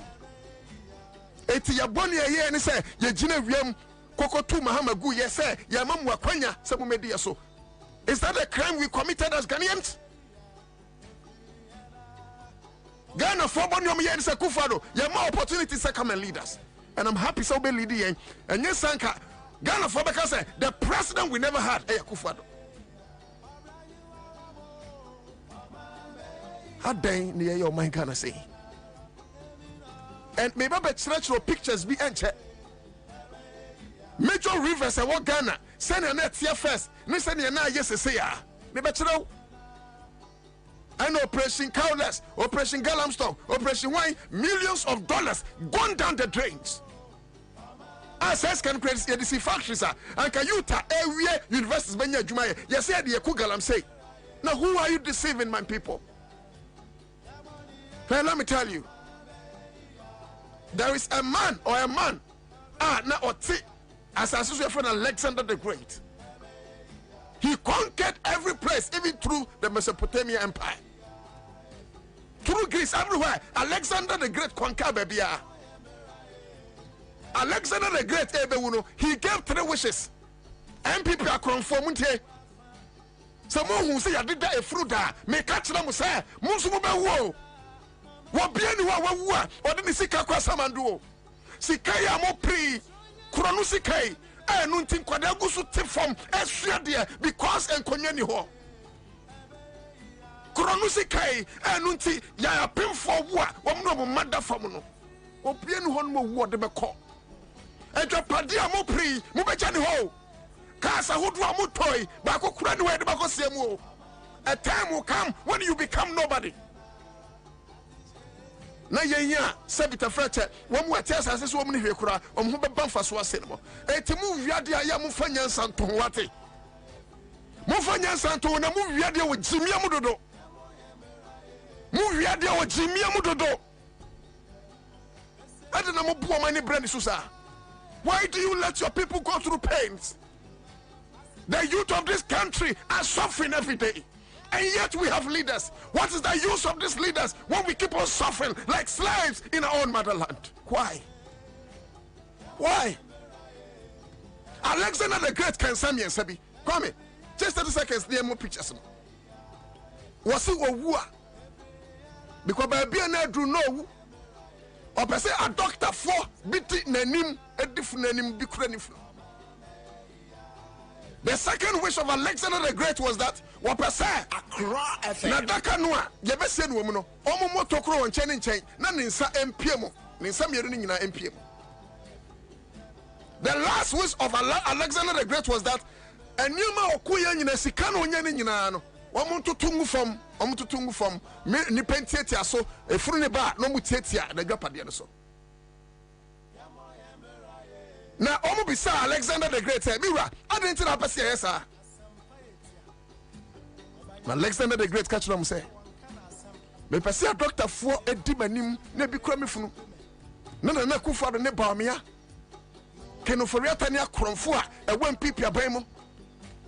Ani panyufo a bi me asofo akromfo a omuntimi nka no kura nkyere to me.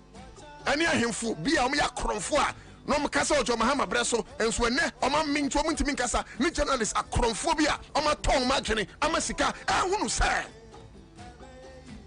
awurade mre no so no ofrewa. Not even the greatest medicine man can save you. Awurade mre no so no ofrewa. Doctor ni pian hon mo betimi save you.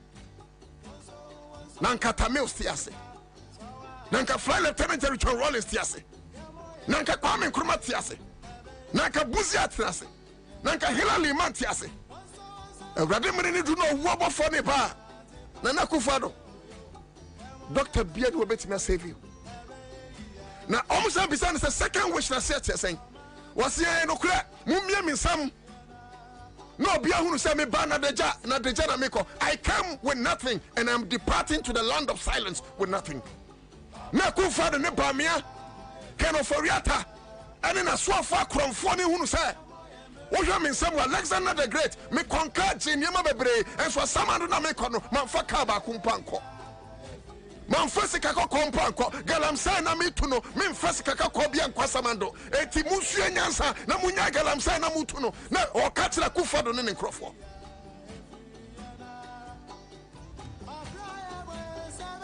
na osanka se sikana yentungu fom na eno so e wasini ame prinya nyina as Alexander the Great saso man faso edan am sisi ye kasa mtoto ye goda menya ye tumia menya ye ene hwese yade abomia menya hoto me pese wiase hunu se when the day of reckoning comes ajapadia wa pre apeni nyina ebe useless nana kufado montomo boate owura ba me montomo boate montomo bo na temu ho hwe Hebrews chapter 9 verse 27 wasi ekase nipa wu preko pe no wo na china temu Accra FM you will die, so be careful. Mama Facebook say ya mamu ensuo major rivers and Ghana, and the reason why we are doing this because Otumfo said to on his 25th anniversary I can say yanhwe na yanku galamsey but no person waka sabi o hin the intimate na no se but no kra so ka tira kufa do say munya galamsey no too but how river pra ya the river pra at all you just come and see river pra na hwe say ya the omani manyansa for and ya the omani manchimi for come and look at river pra. I am sorry, ladies and gentlemen. I am sorry, but look at this, ladies and gentlemen. Mr. Bra Facebook na who be treating before and I want channel over Facebook. I be say na river plate wa me hwe sa me bia you think say bia me kasa keke but so over Facebook and I be say otu da ko sa asem no ka no enye say bia otan obi na Ghana nti hwe say na so my river pra hwe say no my river pra because of some few miscreants, and that's where the worst of Otumfo, because of some few greedy bastards and me 40% mean coming at try president because most of these people must be tried. I'm telling you. Article number one, okay. I think 1992 Constitution, Article 57, 5 and 6 thereabout. I may be wrong, but I mean very article, but I'm saying me refi. And over here drone shot of how assassin say even how to reclaim it. How do we reclaim this land? And the trans Chinese for the bar. I'm saying nobody can say nani. Where Western region? Me that's some am to Western region. How you Adam stream? Edina that's no. Adam stream near that Facebook near Western region. Eti wepa na wanya wepa na the sugar gumu na nya bread. Now we nya bread pa. Abeko because there's no difference between whey and tea. There's no difference between whey and tea. Eti enyansa fu abeka samo mine way. Eti adeni ayi hanya say yenso sa. Enti ye pese ye unim say gabi ochida ko ne say nkrofo no I'm hearing someone num Ghana enso no monum they import it vena one pe ex mineral water one pe aqua den enso bi di aqua bi aqua kwame enso na di aqua na aqua den enso bi di aqua bibi Ademu sachet water na mono Accra FM da binya akwa safari me chese ensuo na ye nom no ensuo bi eto friend akwa bibi Facebook for momo amen bella akwa wonpe votu already no wakoya jingle e di abreu station no because otu da akon e ka wonti na ye bo show no so na ye di code ato e say mum vote no ba kubia no yete one Ghana cedis vote no ba kubia yete one Ghana cedis nipa ba kubetimi vote more than 1 million to the extent say science and for ya etna radio TV so campaigning against corruption no ebinim kwat me frefre etiefo ne ahwefo yesrem omum vote mayen Mum vote my ability me ko jisika 10,000 20,000 no dey twa vote o wi a o mu wi a wa wutimi to vote kese no near the award no amount na yakofa plaque I less than 500 Ghana cedis near the amount ni yakofa TV 32 inches me wa wuti fie we use 60 75 55 inches ni yakofa 32 inches TV near the amount yes yabo abaso. The question is, say sikanwa sa award scheme way and crofo vote here equal 1 Ghana cedis no. Say sikano ko wan ho. Say award ni ye credible a. Adentina wo se nipa ba ku bia time to aba more than once. Ti say ekwakoto abe December. How can we say vote ni be credible when one person can vote more than once? But the focus is not about you, the journalist. I was sorry, I'm matching. I your research, I bet radio, so TV, so am compelling content, educating the masses. The focus is not you. These award scheme companies are using you to make money, to dupe your listeners and your viewers to make money. And because many Ghanaian journalists are hungry for recognition and the so-called award, they are foolishly participating. And you defrauding your viewers, your listeners. I didn't care about it. At the end of the day, when you ask your listeners to vote, because who don't know, no, the Nisika, no, Chia. Meanwhile, the money is not coming to you or to that company. The money is going to that company. Who listen on what you are to Musoya, Dieno. You still need to pay somebody for you to be recognized of your own hard work. How? And that is what is happening. Also, say me deserve award. For me. Now say you vote to mpa. I don't know what say a cost the voter or the listener money to vote. I don't know what say one person to me to about more than once. If it's not about your focus is using the radio personality and TV personalities and their listeners to make money, why must you allow one person to vote more than one? Because Sekwesi deserve it, not Unisika, not Kwame in deserve it, but we will GJ award. Omu vote ya omu tiesika. Nana jenim say award scheme. Would have pay sponsors. Open sponsors are.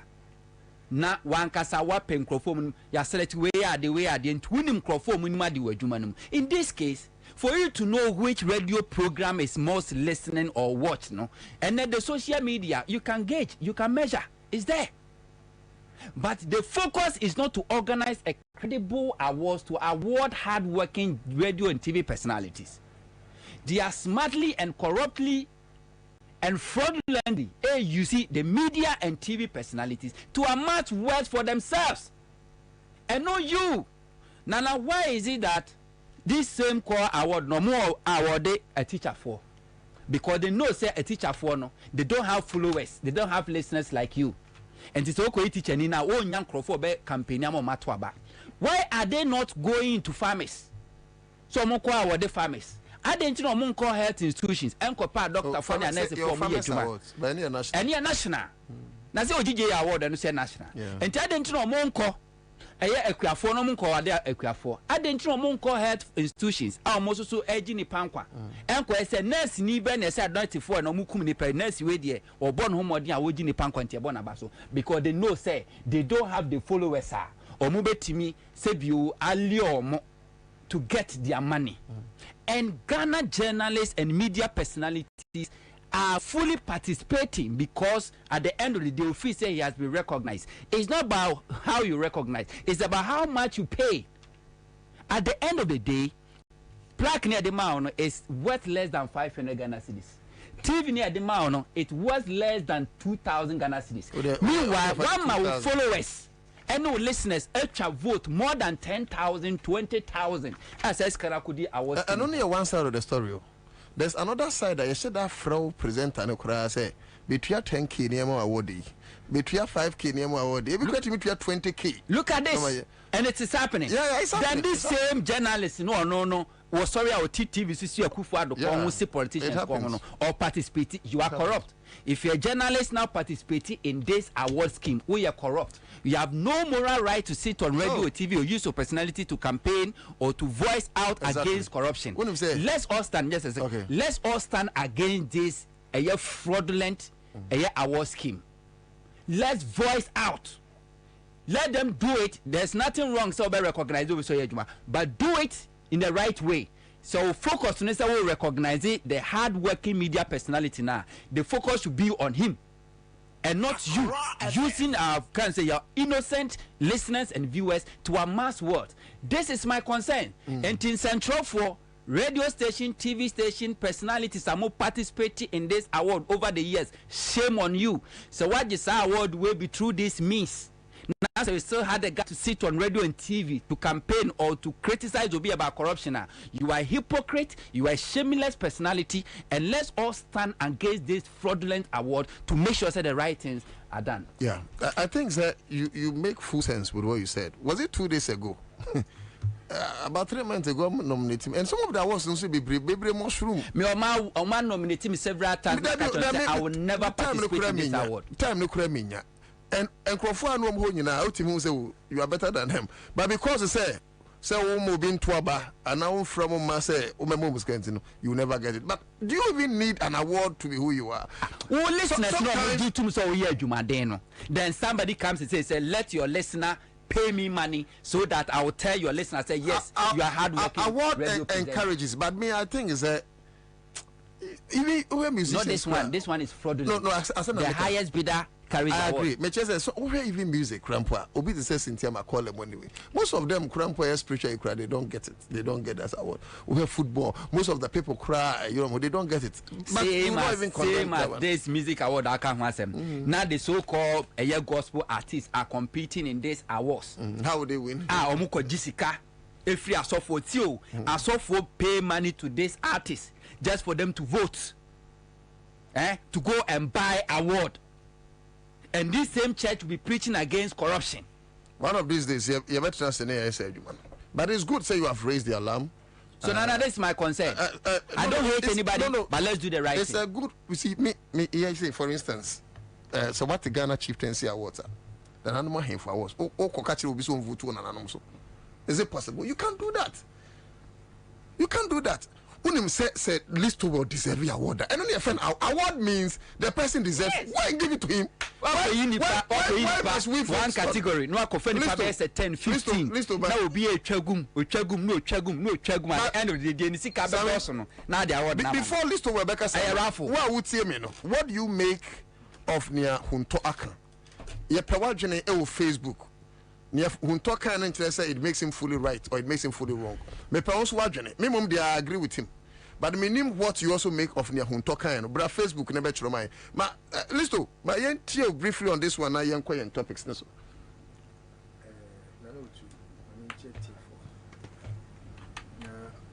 Memo Wabaso.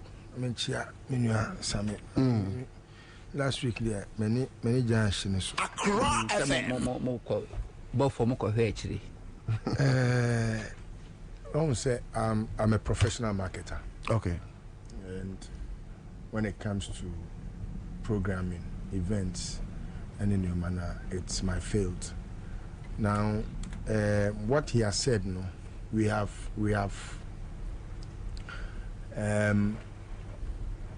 may have no qualms when someone is making money. A choir will be first will be making skebiano. I have no qualms, except that it must be legal. What you say? What I think about the all canon say once obi I say obe ye bibia mane luku say a lottery no. I will say the National Lottery Authority no. Ebem na omutimi ejini bibi. Na omanya somfaso. The business itself, no. If you look at how they are conducting it, no, it does not reflect the true state of how award should mean. What you say? However, there are so many ways in killing a cat. What you say? As a businessman, if I happen to put out an event, now, for example, me decide say, me Tommy ticketa. Oh, a choir me faso a me sell ticket no. Oh, me aka say, obeti me. I text and win a ticket.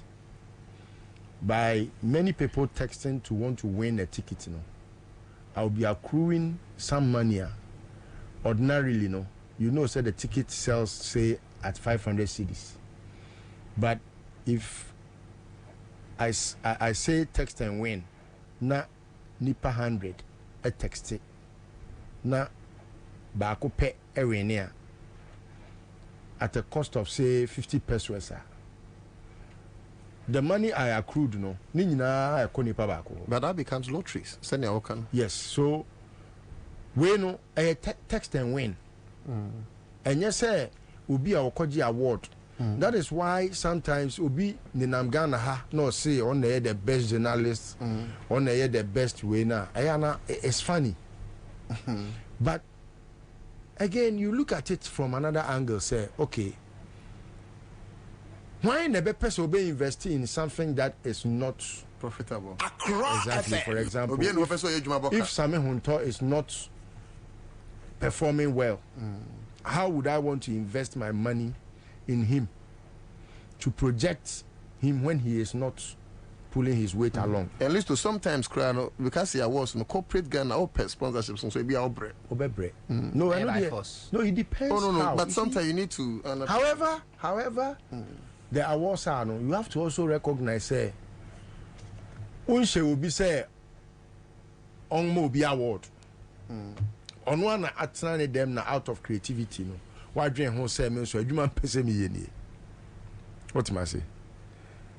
The fact say obi nkoye watchman award ana akuafo award ana say chieftaincy award ana bibi doesn't mean obi chieftaincy awards here Mr. Obi ti baby. Ebi kura odwen ho how ono so betimi create a platform ebema, because you see these things they bring about competition. And also bois ma obi ye na adwuma o sete well. And you know, yes, I would take Same's criticism as a very constructive one, not out of malice, because one we are better to say obi cry and adwuma na Sameja. What you say? But Antessa, he is just trying to let us understand, say, much as you want a way of doing things, no, we should do it rightly. What you say? Because, for example, say, Yakotwaba, no, say, me feel say, Otuda Akuna Aweni. Na Otuda Akonso sono, ye bad behind the page. Na even any organic, crampoa, and no, what could ya, sa. Be a Facebook man for me share the all year among baby notification. I'm on mania beep be a bemo my share ni program no. Now be bana ni per program near 12. Near says our host no on the best morning show host in Ghana. Metewanuma it is said on one case no who I was what you say? And no. It's not about the votes. Yeah, it's not about this is a anything. question we are okay. So, do you think, say, Emiraso say, you share these award schemes as lotteries? Na, Yamomutria, Ebia. Oh yeah. Because, lottery. Because my winning award. Raffle. So the higher those times now. Exactly. Those times now. It's not an award. Those times now, for example, a program be an TV3 mentor. Yeah, mentor. Now, this mentor program, the person who conceptualized it, had a program be an eco Nigeria. If I know America for a program, America got talent. Now, I don't know people that voted to choose. Say we are Iranian and I say we it was free. So you could vote only once. Good. Which one men say you cannot be inducing the process. What I say. So if you voted once, you could not vote twice because it will give the fairness of how many people. Say me kotwa ba no na me to manipa baako wo ha. Me ya one person. But me ankasa ma reeko the fact that one person is better than the others. It is a me oska bebrea. Me na me ma che say na no to da akon and the best afternoon show host in Ghana. Meanwhile, ebi kura beba ni page no, na ni part 12 na e. Eti obi koyesa just so that ebema and mind you as a marketer I would be a very say people do that to get the traffic. I'm talking about sponsors. Okay. Traffic as in is technical side as in traffic a basho neso. So people now will believe say hey, now we yet me any award there, then he or she is the best. Fire adverts enkogu ni program so. Listen, Mr. Ba o dey ata hwe o. Wo mo tigers awards na ya o mo dey abom asafo hin no. O dey advert ni kogu so a. O dey enche won say ye bi kura na 13 organic week ayine ma. Na ni pakona ba ba because we who say Nana before be me here we a doctor, a friend Dr. Philip Ope. Redeemer Herbal Clinic. On a dia. Was say I remember one organization came OTA na what? Yes, OTA to award me, but I must pay 3,500 Ghana cedis. And when him, the same thing. I this Herbal Hospital. They tell me say, to say Herbal hospitals where any clinic can. When you award somebody, a clinic say any the best. You are telling the general public say Obianko. Meanwhile, ne bia no crowd nipa. But one man certificate to dupe the people to risk people's life. And these things are happening. And to want to see them almost say no makoye o mamante boss na what their awards no they trying to win share. Same masem here and kwansa na me there's a herbal hospital in Ghana memomudin. They so me ye ni ho adwuma pa.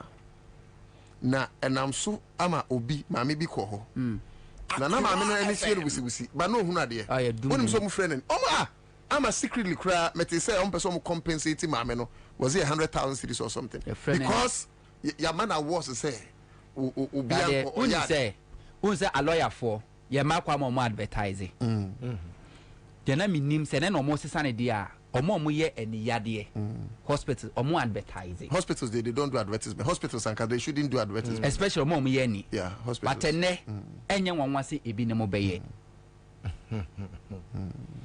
we are killing ourselves. We are giving people's authority and certificate to dupe people. I think what is a good thing do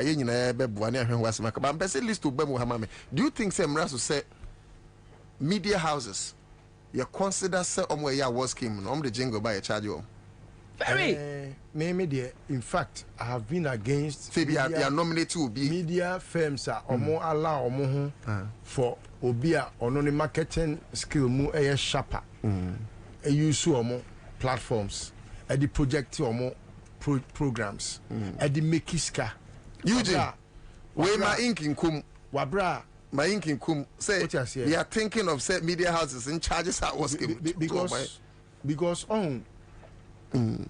I remember say those times now me want Metro TV no okay now there was this company na omo pese omo ne ye adwuma bi na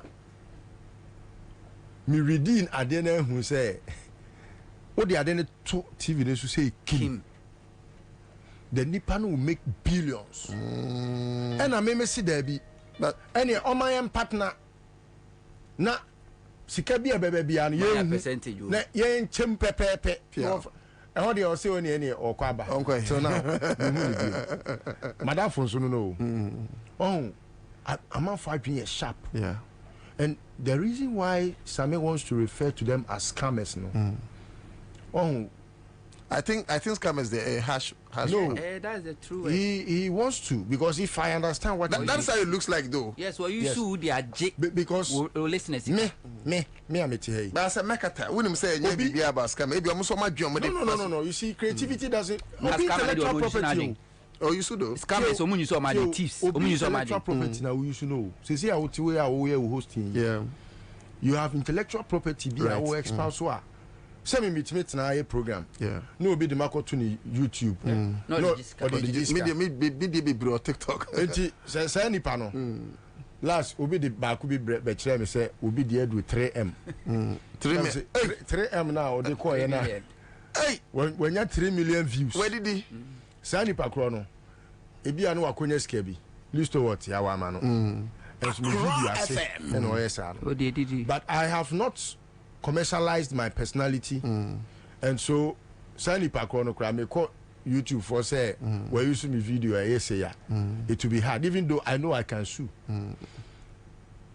One also te one adwin a wadwin no no. Enti sometimes on any money be your wa you need to regularize them before no say na for example sa eya moye ya man for ebo mo lotteries na mo ye a friend is sikache there. Yeah.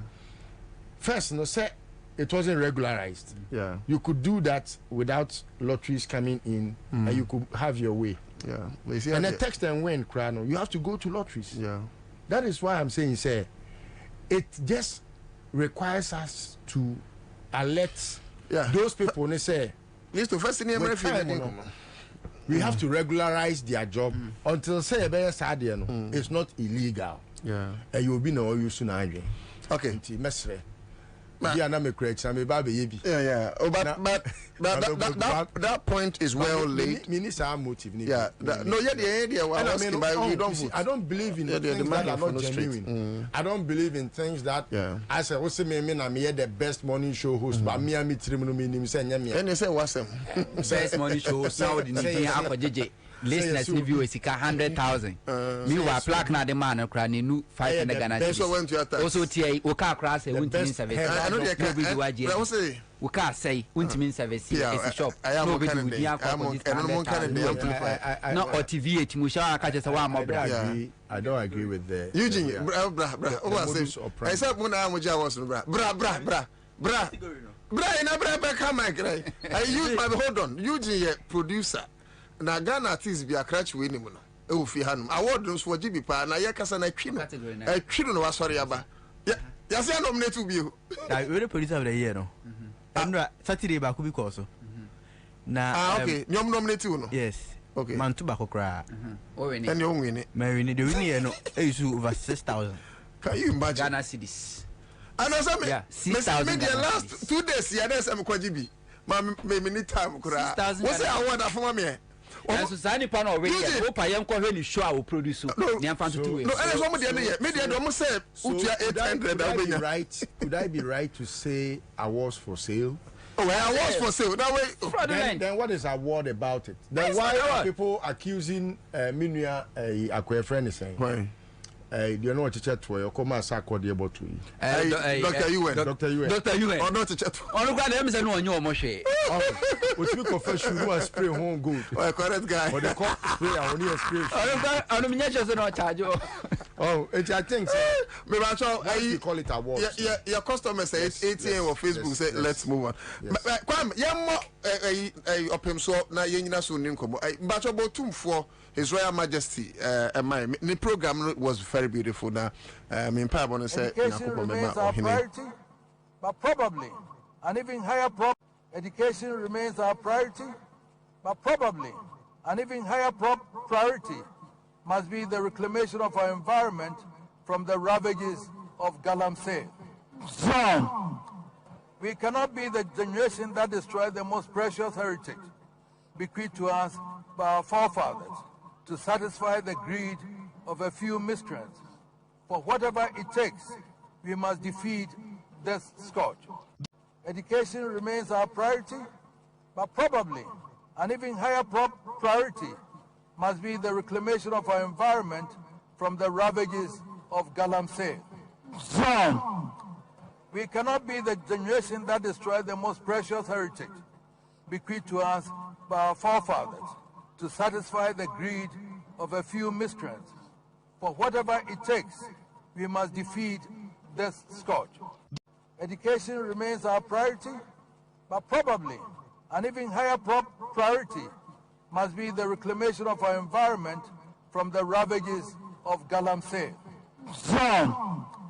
We cannot be the generation that destroyed the most precious heritage bequeathed to us by our forefathers to satisfy the greed of a few miscreants. For whatever it takes, we must defeat this scourge. Education remains our priority, but probably an even higher priority must be the reclamation of our environment from the ravages of Galamsey. Wrong. We cannot be the generation that destroyed the most precious heritage bequeathed to us by our forefathers to satisfy the greed of a few miscreants. For whatever it takes, we must defeat this scourge. Education remains our priority, but probably an even higher priority must be the reclamation of our environment from the ravages of Galamsey. Wrong. We cannot be the generation that destroyed the most precious heritage bequeathed to us by our forefathers to satisfy the greed of a few miscreants. For whatever it takes, we must defeat this scourge. Education remains our priority, but probably an even higher priority must be the reclamation of our environment from the ravages of Galamsey. Wrong. We cannot be the generation that destroyed the most precious heritage bequeathed to us by our forefathers to satisfy the greed of a few miscreants. For whatever it takes, we must defeat this scourge. Education remains our priority, but probably an even higher priority must be the reclamation. Education remains our priority, but probably an even higher priority must be the reclamation of our environment from the ravages of Galamsey. Wrong. We cannot be the generation that destroyed the most precious heritage bequeathed to us by our forefathers to satisfy the greed of a few miscreants. For whatever it takes, we must defeat this scourge. Education remains our priority, but probably an even higher priority must be the reclamation of our environment from the ravages of Galamsey. Wrong. We cannot be the generation that destroyed the most precious heritage bequeathed to us by our forefathers to satisfy the greed of a few miscreants. For whatever it takes, we must defeat this scourge. Education remains our priority, but probably an even higher priority must be the reclamation of our environment from the ravages of Galamsey. Wrong. We cannot be the generation that destroyed the most precious heritage bequeathed to us by our forefathers to satisfy the greed of a few miscreants. For whatever it takes, we must defeat this scourge. Education remains our priority, but probably an even higher priority must be the reclamation of our environment from the ravages of Galamsey. Wrong. We cannot be the generation that destroyed the most precious heritage bequeathed to us by our forefathers to satisfy the greed of a few miscreants. For whatever it takes, we must defeat this scourge. Education remains our priority, but probably an even higher priority must be the reclamation of our environment from the ravages of Galamsey. Wrong. We cannot be the generation that destroyed the most precious heritage bequeathed to us by our forefathers to satisfy the greed of a few miscreants. For whatever it takes, we must defeat this scourge. Education remains our priority, but probably an even higher priority must be the reclamation of our environment from the overlord of the Asanti Kingdom. Na, I mean, question maybe say sorry, they say And I think, sir, there's one person also beside the same question on Facebook. Me honeying. Since when did Nananom realize this?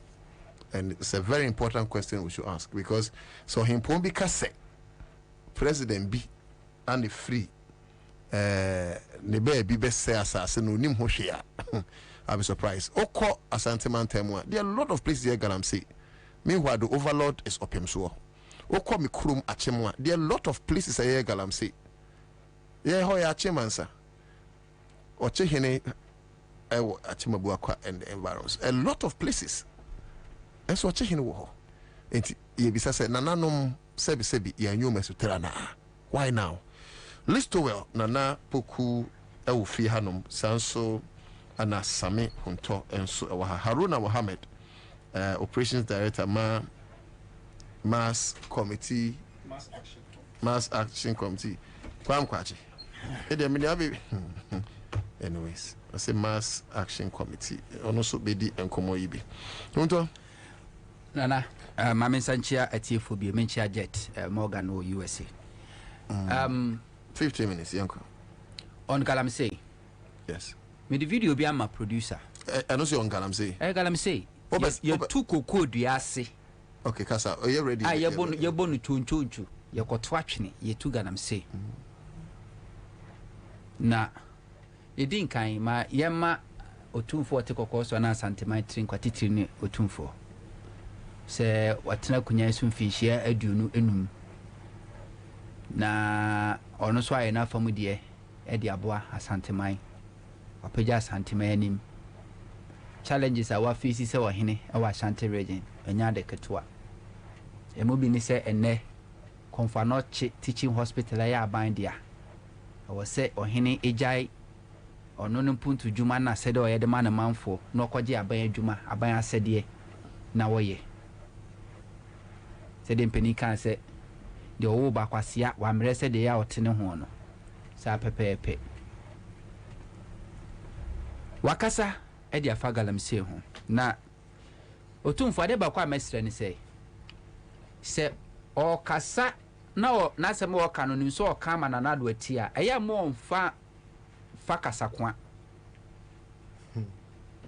eya mo nka no o ma nyansa ne nye bebre because nyansa ne bebre a kufu ado ntia ase.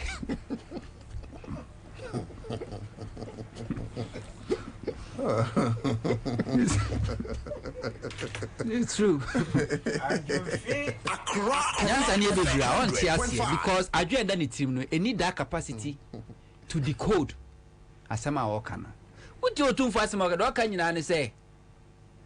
The only Galamsey Ghana's Arsenal, won't mean for SHS and Covaso.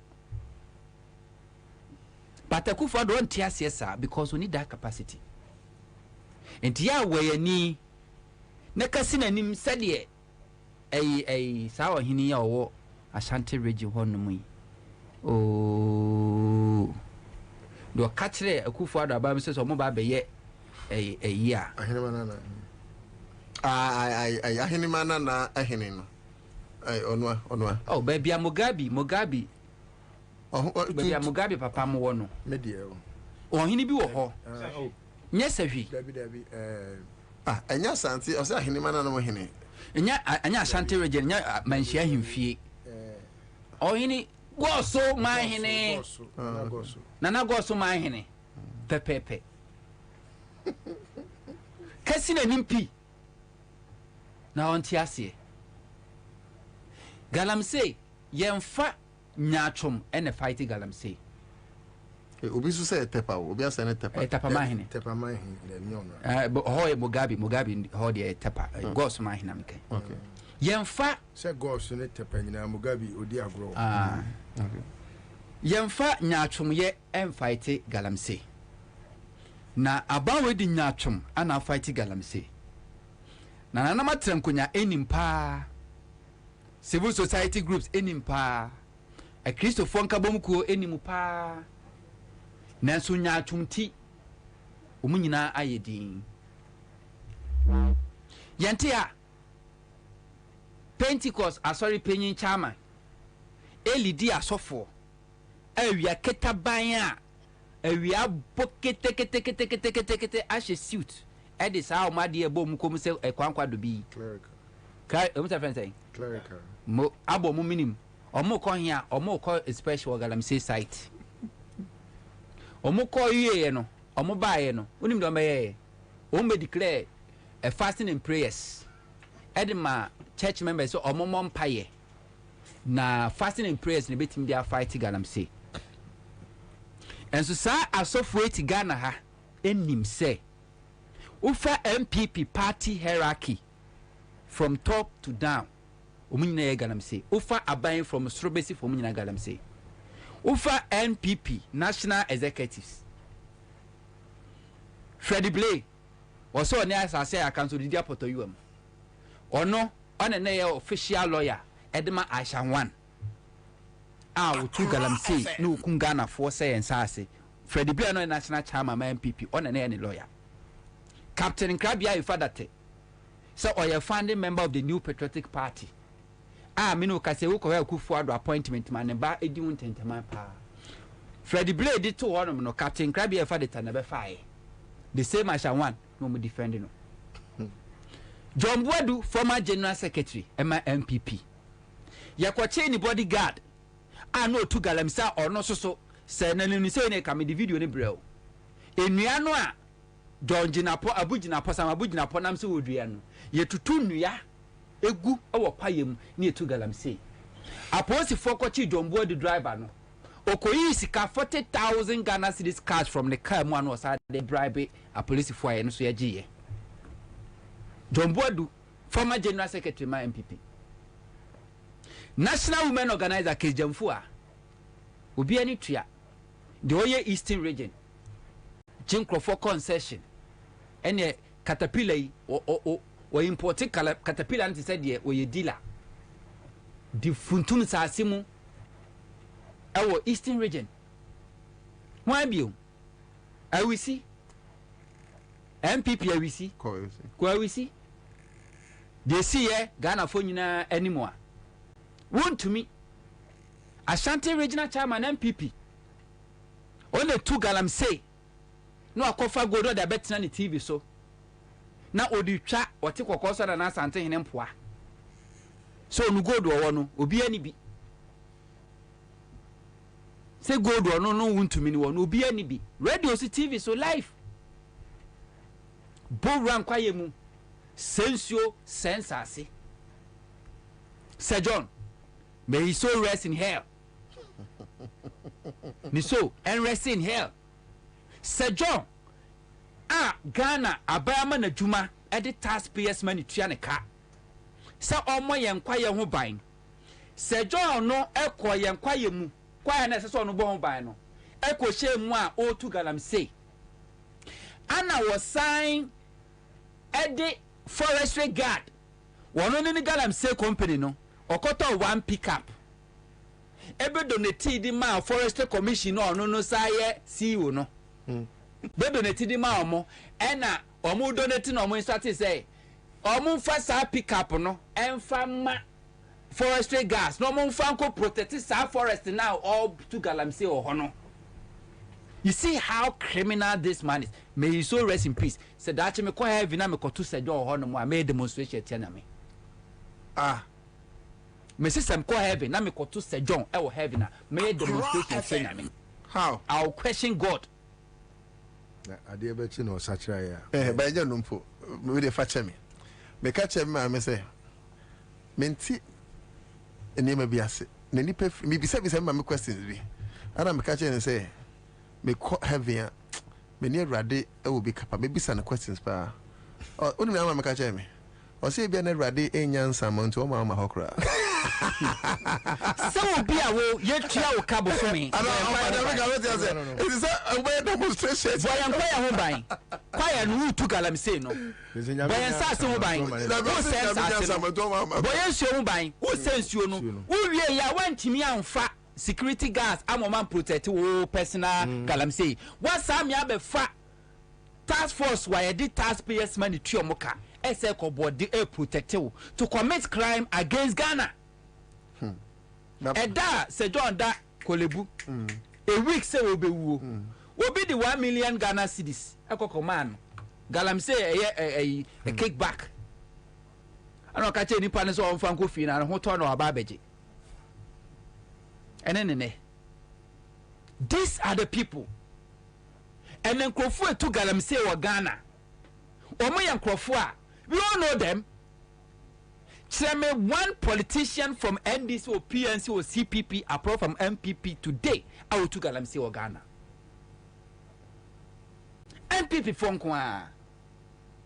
Now no reported by a professor from Port Water reported by a Jubilee House. Less than 10. Yet a software is so mumbai few almost said you are some you know. I can't crash rabang. Most sorry, I must see kind Bible, a Christopher, nay, ni uncle Pon Samso. Oko Bible moi. John the Baptist no more. Or show him or he would dinner with 20 petrol, so he need 20 petrol, so I know I cannot crash no.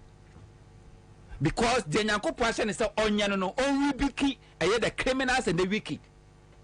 But now, as so for Ghana, they cannot open their mouth and cannot create and find threat about we. Abania dene nyano marginalizing of politicians. Abania dene nyano marginalizing of politicians. Nenso to no bia wodi. Nanso so obia wodi. To the sense and they were so far or that board so.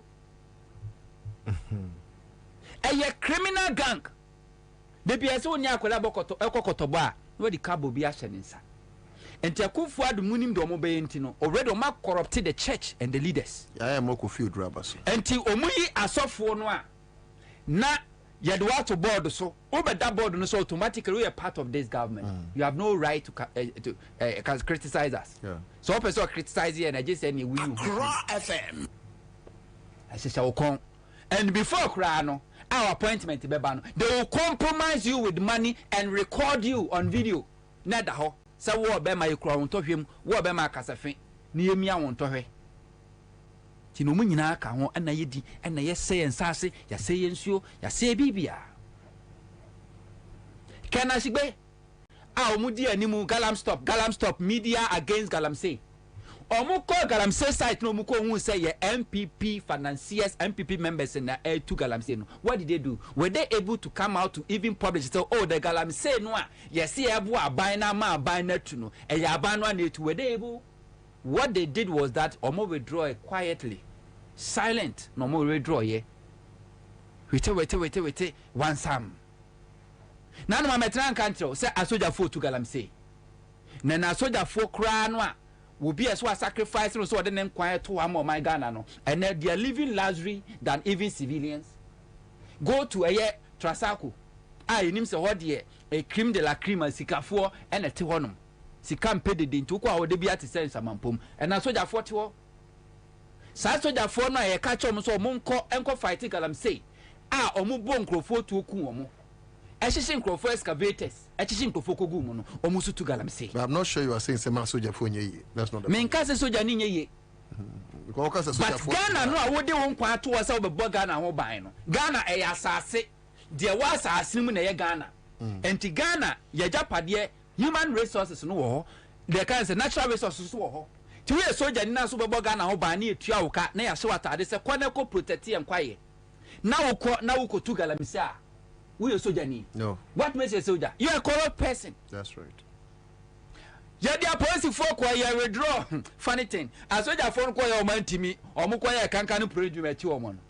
You withdraw me the policy for us. I'm so good to Omodi. I'm also good to Omodi. A DBA, and if it was at an agency. Me, I started taxpayers' money. Millions of dollars as in a Koto drone. Yeah, the drone you can't monitor. Ye the drone na wiem Galamsey so yeto no fom ye to ani wie ya anye yi no na no yankwatin kwati a yeso yakwakoto speed boat ye de ma asoja for mo de ko fight Galamsey one fight Galamsey from the sky went to me and all the Kofa river so onu Galamsey mine no wono kwa iri mu trunu no nyina wonim so wo de boat no na munsuo so ete are you expecting say o metinsi nsuo na e chase no on the river so that you can arrest him or her Unim so boat no cannot run in the Chesem Crofo Jimiama because Accra democracy. FM. Any idiot can become a leader and decide how to use the public funds. Galamsey ye tunu kwayem. Na tunu kwayem a na enso na tena fi kwayem na begu nsitini mu na enso na sei. Enti se won se river pra enani ayekwa. Wo track ya ne source no were far away. And you want to uproot now fighting Galamsey. You don't buy boat for a navy. So I'm from petrol on the river. One at river plan, one at Is it not also because maybe it's which I'm fine? May say one at river plan no more to Galamsey. Almost a quiet. No, it's because maybe so with cham fine. River plan so. Yeah, it won't river plan so. I'm going to say. And no more quiet. Quite a dose. Yeah, we are the Ghana sika, and the year when you know, and you see, they are making money. Almost saying, quite no, we are almost committed taxpayers' money to make money. Over the government, when the effort to be and a strategy be our adoptees or the fighting Galamsey Biano is to make money. Almost for 5 if they be a see the whole Galamsey, the room a year good. Yeah, okay. So if you know, but I say the taxpayers' money could a cotoy. Wouldn't confide in the moment. MPP financiers who move to Galamsey go and read a Japadie book no. Tia the Ghana skasa ko tom fidie a de huru gold e de ama omo samonyi na momfa mine. The same government on omotwa kokoo aguo e de to Galamsey SN no. The same government no a e na kacha se ne cocoa board aboka I may be aka Bank of Ghana. Aboka. Honto video no patcho any ready way. Jeka wa sem nyina. Na this same government say we see taxpayers money on cocoa board officials or motinkra ha anyo mo motikwayim. Wa withdraw 5 Ghana cedis bonus ano de makoko kuani per bag. Na cocoa board adwuma for motikota aso nkra no omo bonus. Bank of Ghana so aboka Nanso so na according to Togbe Afede as of 2022 na Bank of Ghana jumani bia bank na abone bosia over 5 billion Ghana cedis. 5 billion Ghana cedis and na averagely ya diabo Bank of Ghana jumani bia bosia. The bank that cannot even pay also about car when you know. That's how they run it. And na otumfo but it's too late. This government can never fight Galamsey. This government cannot survive a day without Galamsey. They cannot. They cannot survive a day without Galamsey. Obi bia ope say young fighting Galamsey no should pray and work hard. Say we vote against this government and restore John Dramani Mahama and NDC. NDC and the NDC. That was Galamsey. Bakwana kwawe. Ye water bodies net say ana. Ye water bodies no and the NDC net say ana. So na nkrofo to Galamsey. Kwana kwa forest no senate say ana na nkrofo to Galamsey or forest mu ana. Ba ne kwa ya say bibia. Na himfo no asase ne omodi ano. Dodo anu aso na do mo asima. Entina na otumfo kaso no akaso nchacha kasa etia wa hey ahemfu nkuma ehye na so Ashanti region obe pamol by 99% of them because they are involved. There's no hope in the fight against corruption Galamsey under this government. There's no hope because the Jubilee House will to Galamsey. Now no somebody was saying say about me ankasa kure to be na bi nyoba kono no to Galamsey no obedi ako everybody eno se beto abanti obi anto abanti awo na we asa be ka chen se onunu ntu ye dey so jafo no ko mo sa ko bo mo ho ban video na oboye nua Erastus Donko soldier ni de no ko no ono he was there to protect the illegal miner to mine. This is it. Ento mo fi o mo se dia sami ensa na mo ka kira Kufuado se Kufuado no aba Madigana bro ma kromfo monko mo sensa se monko ye tunufo na ban papa mra what about transe utu Kufuado fo no I doubt either say we nyachom and I say you don't know what you're doing. A Kufuado type of personality and you obi a tunufo ye de ensa wo nani o tape na radio bo okay eti Ghana from Bacho bet about Facebook say na tu koko ase hunto tape na ode ma no ya ni galamsey ya tra na ne me yakro Chinese for di kan sa ya nye me si munyaye na nye ye galamsey no ya nshia gala nanka ohia ye pasa ya nhia gala nanka ohia kuyekura Ghana bae me si munyaye wati me si munyaye nanya ye galamsey no ya nshia gala nanka ohia ye pasa ya nhia gala nanka ohia kuyekura Ghana bae me si munyaye wati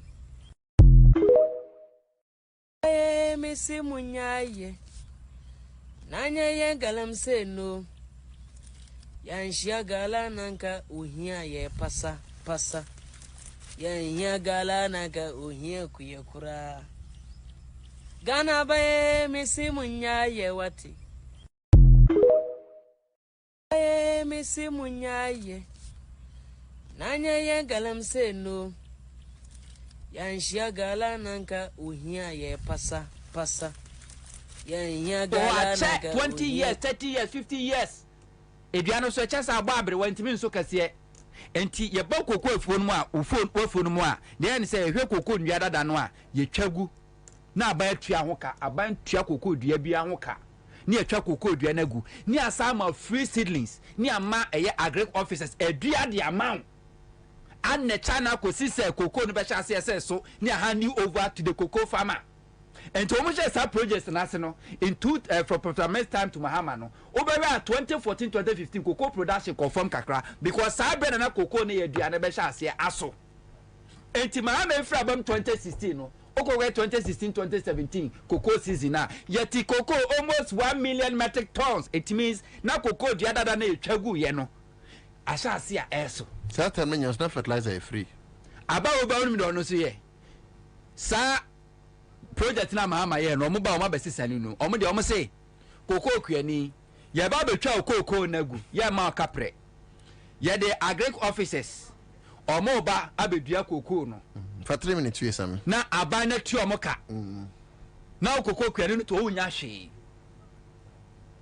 This is how entinka kufa ba no moto Mahama de so anka from 2017 2016 nya over almost 1 million metric tons no kabadesta osenki ye ko more than 1.5 but omoba no mo withdraw bibia fertilizer de ma free omutwam seedlings ma kokko akuafo e ton de ma omo enu e de pete omo so no ye ton de ma omo enti kokko akuafo no ntimi nto ani asadi galamsey atwa and omo chese yensa cocoa farms here one about 40% of them ye twa good to galamsey because o share the way about we manage cocoa for no it will make sense for the cocoa farmer to cut off the trees no the to galamsey to say na ye to cocoa I was saying cocoa bag be a ton more than 5,000. How much is the government paying the cocoa farmer?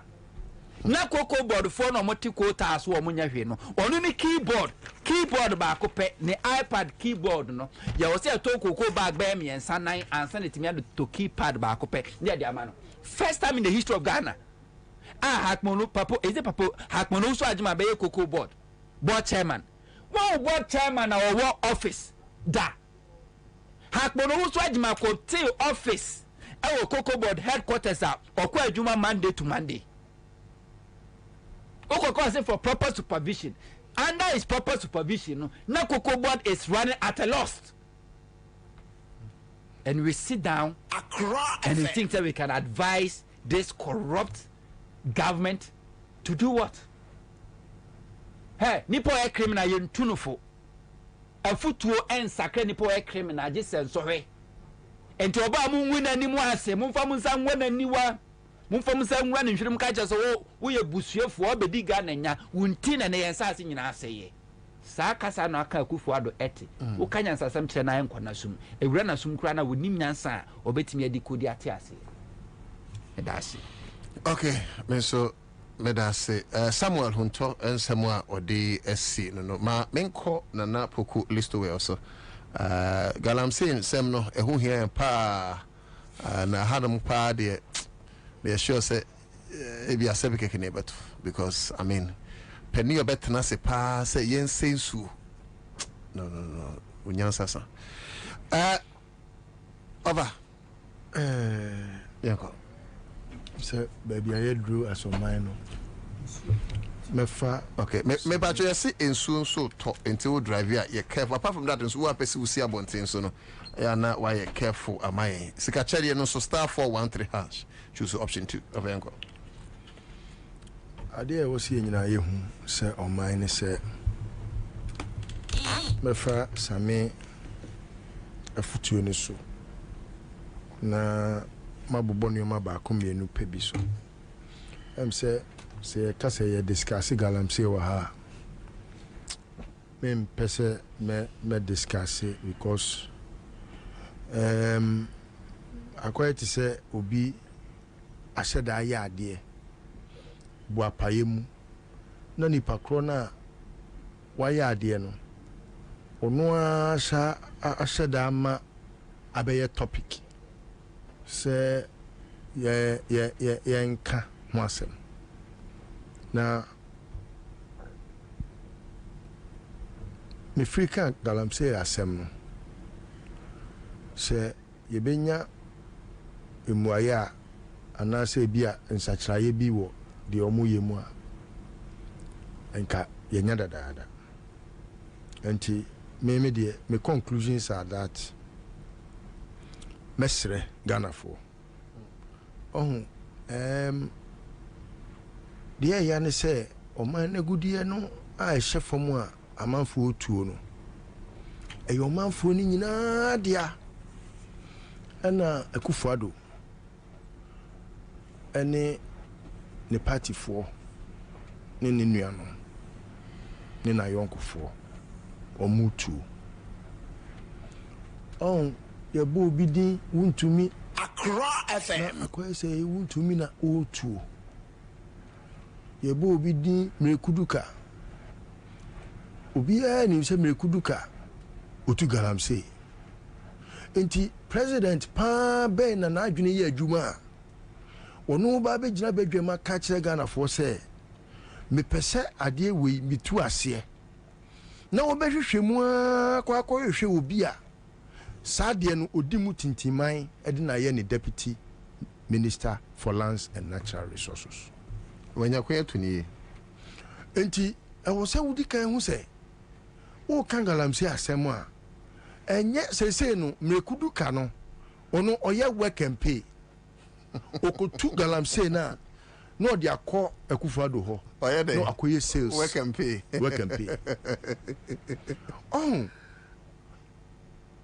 emre bi bae ɛna aban wei ɛyɛ adeɛ bi de dada Ghanafoɔ nyinaa ma ɔmo gidi sɛ yɛwɔ adeɛ bi a yɛfrɛ no community mining na saa brɛ no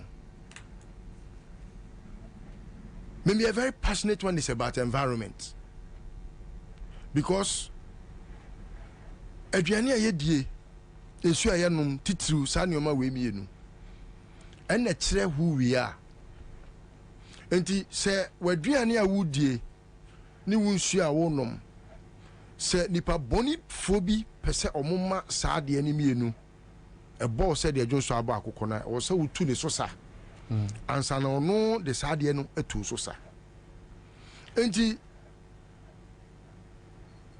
wobɛkaeɛ a from 2018 I started doing this press conferences about their kosu titiriw ewo takwa sabre no na Mrekuduka ya oye MP for takwa yi oni onu ankasa ni nua o e di akɔfe so adan a on se okɔ takwa nsuaye mu a constituency ni mu a e wo kro bi a efrɛ no dompem pepesa na ohene a ɔte akonwa so a ya gazette no a traditional council enimu no ye friend no nananwa the whole Ghana ohene bie no a wakɔ galamsey e kyerɛ saa ohene no okɔ tia galamsey make sure say ebi ma sebi na bobo anu mpo na campus be radem ena mekuduka ono osafumafo akoya oye ne John Jinaponom omo so no omayi they are bent on making sure so betu galamsey samia ukuru mnya ka ho ogbo John Buadu samia ukomu nyina tu galamsey he obia kwaku ba kokra de nanse akra no metene de yeso ono so okọ court nyankopo obetua mu nyina mo kama akoma me fa nkọ court o asase na mo se no na mo dome mo amo ne mo asefo boni na mo de ye oman asase Ghana no eye mo ne mo asefo na mo amo dome mo amo ho sika wo pa die nti watutu fom ena wasenfuo wasai koko wasen sase de wuwu benya die hian enti sabre no de kokro ni mu a takwa ho ko Pristia ko Western region people will be bold to tell you say Western regional minister Kobi Mensa ne na menani wow yes opa metima so onsa sesi ade wako minister na so minister no regional minister no otu galamsey ono ase abegina so okun mekuduka ena ni tuo na ya to abawie ye beto aba no mekotra atakwa mukaya mina mekoye campaign tia duka ma olusuye he lost it. He had to use the military, and it was right after I had stepped out. Meaning how it me yeah ultimately soldier foko remua. On the 5th count he had lost the election. 5th count. On the 5th count I was there present. Then he lost it. And all this soldier for koyena I mean your DJ so why table. Oh, to this time he DJ no one kono. Or the soldiers about so arrange for me. Nobody go for soldier. Na there be soldier no enya tare na se na. Sure. Onya be man che obi. Soldier ni bie no oye ni pa che obi. Soldier moje wo ni mu no. Enu abi na wo me ne menua Haruna mu. Honto. Sa moja no. Ye wo soldier ni bi wo kran pa honto tema hwe obene. Because ne soldier fo a akufo do o ma ko ho a ye from soldier no mimi say ba akukura ntimi nyina manim ena obi enu o monopoly over sotro enti se me sembi enti na da bia me so ya no abegina say 2024 abato na ye koto no enti ho mo bi meku en ma mesi mayie wo free wo besi mayie a me ma meba wa yie dia na mahu se wo no ye kun wo no wo su kun bi shemu na no ye din kai duma ba ba den abeto so say oh a lost soul me pese ye be friend say oh ye matter of whatever eyen kwase asem say NDC na yakwako ginanom ena nipa nwotwe ewu the matters of democracy masa enkoye matters of democracy bia kunimi mo no so ye fa ni nya mataya next time on yes sir kwase mataya jimi mataya etino ye nkofo bi wo ha mo Ghana ha me no me bete studio ha se me be discuss galamsey na ese ma kire duka nie duka ada wo bete si ato aba wi a do ma ama ye president no ya he omo driver duka ono ankasa ne driver ewia ni gold ewia ni sika se afa ne car e de koye mi tisa driver na ewia no na nam se erade nyakopo shira driver yi na eduka bom na me ka say west ono so omo mienu nyina omo driver se ewia omo okay because ono we dia ni di kan sie Bobie dia no di kan sie okay osafuma fu nyina ka ho galamsey na ekoso ni nyina osafuma su kra dem there is no where omo to galamsey a ekufo do nyi sales on agi sales ni bibia ekutabuo bibia on eje o ma wia go de go pa hwe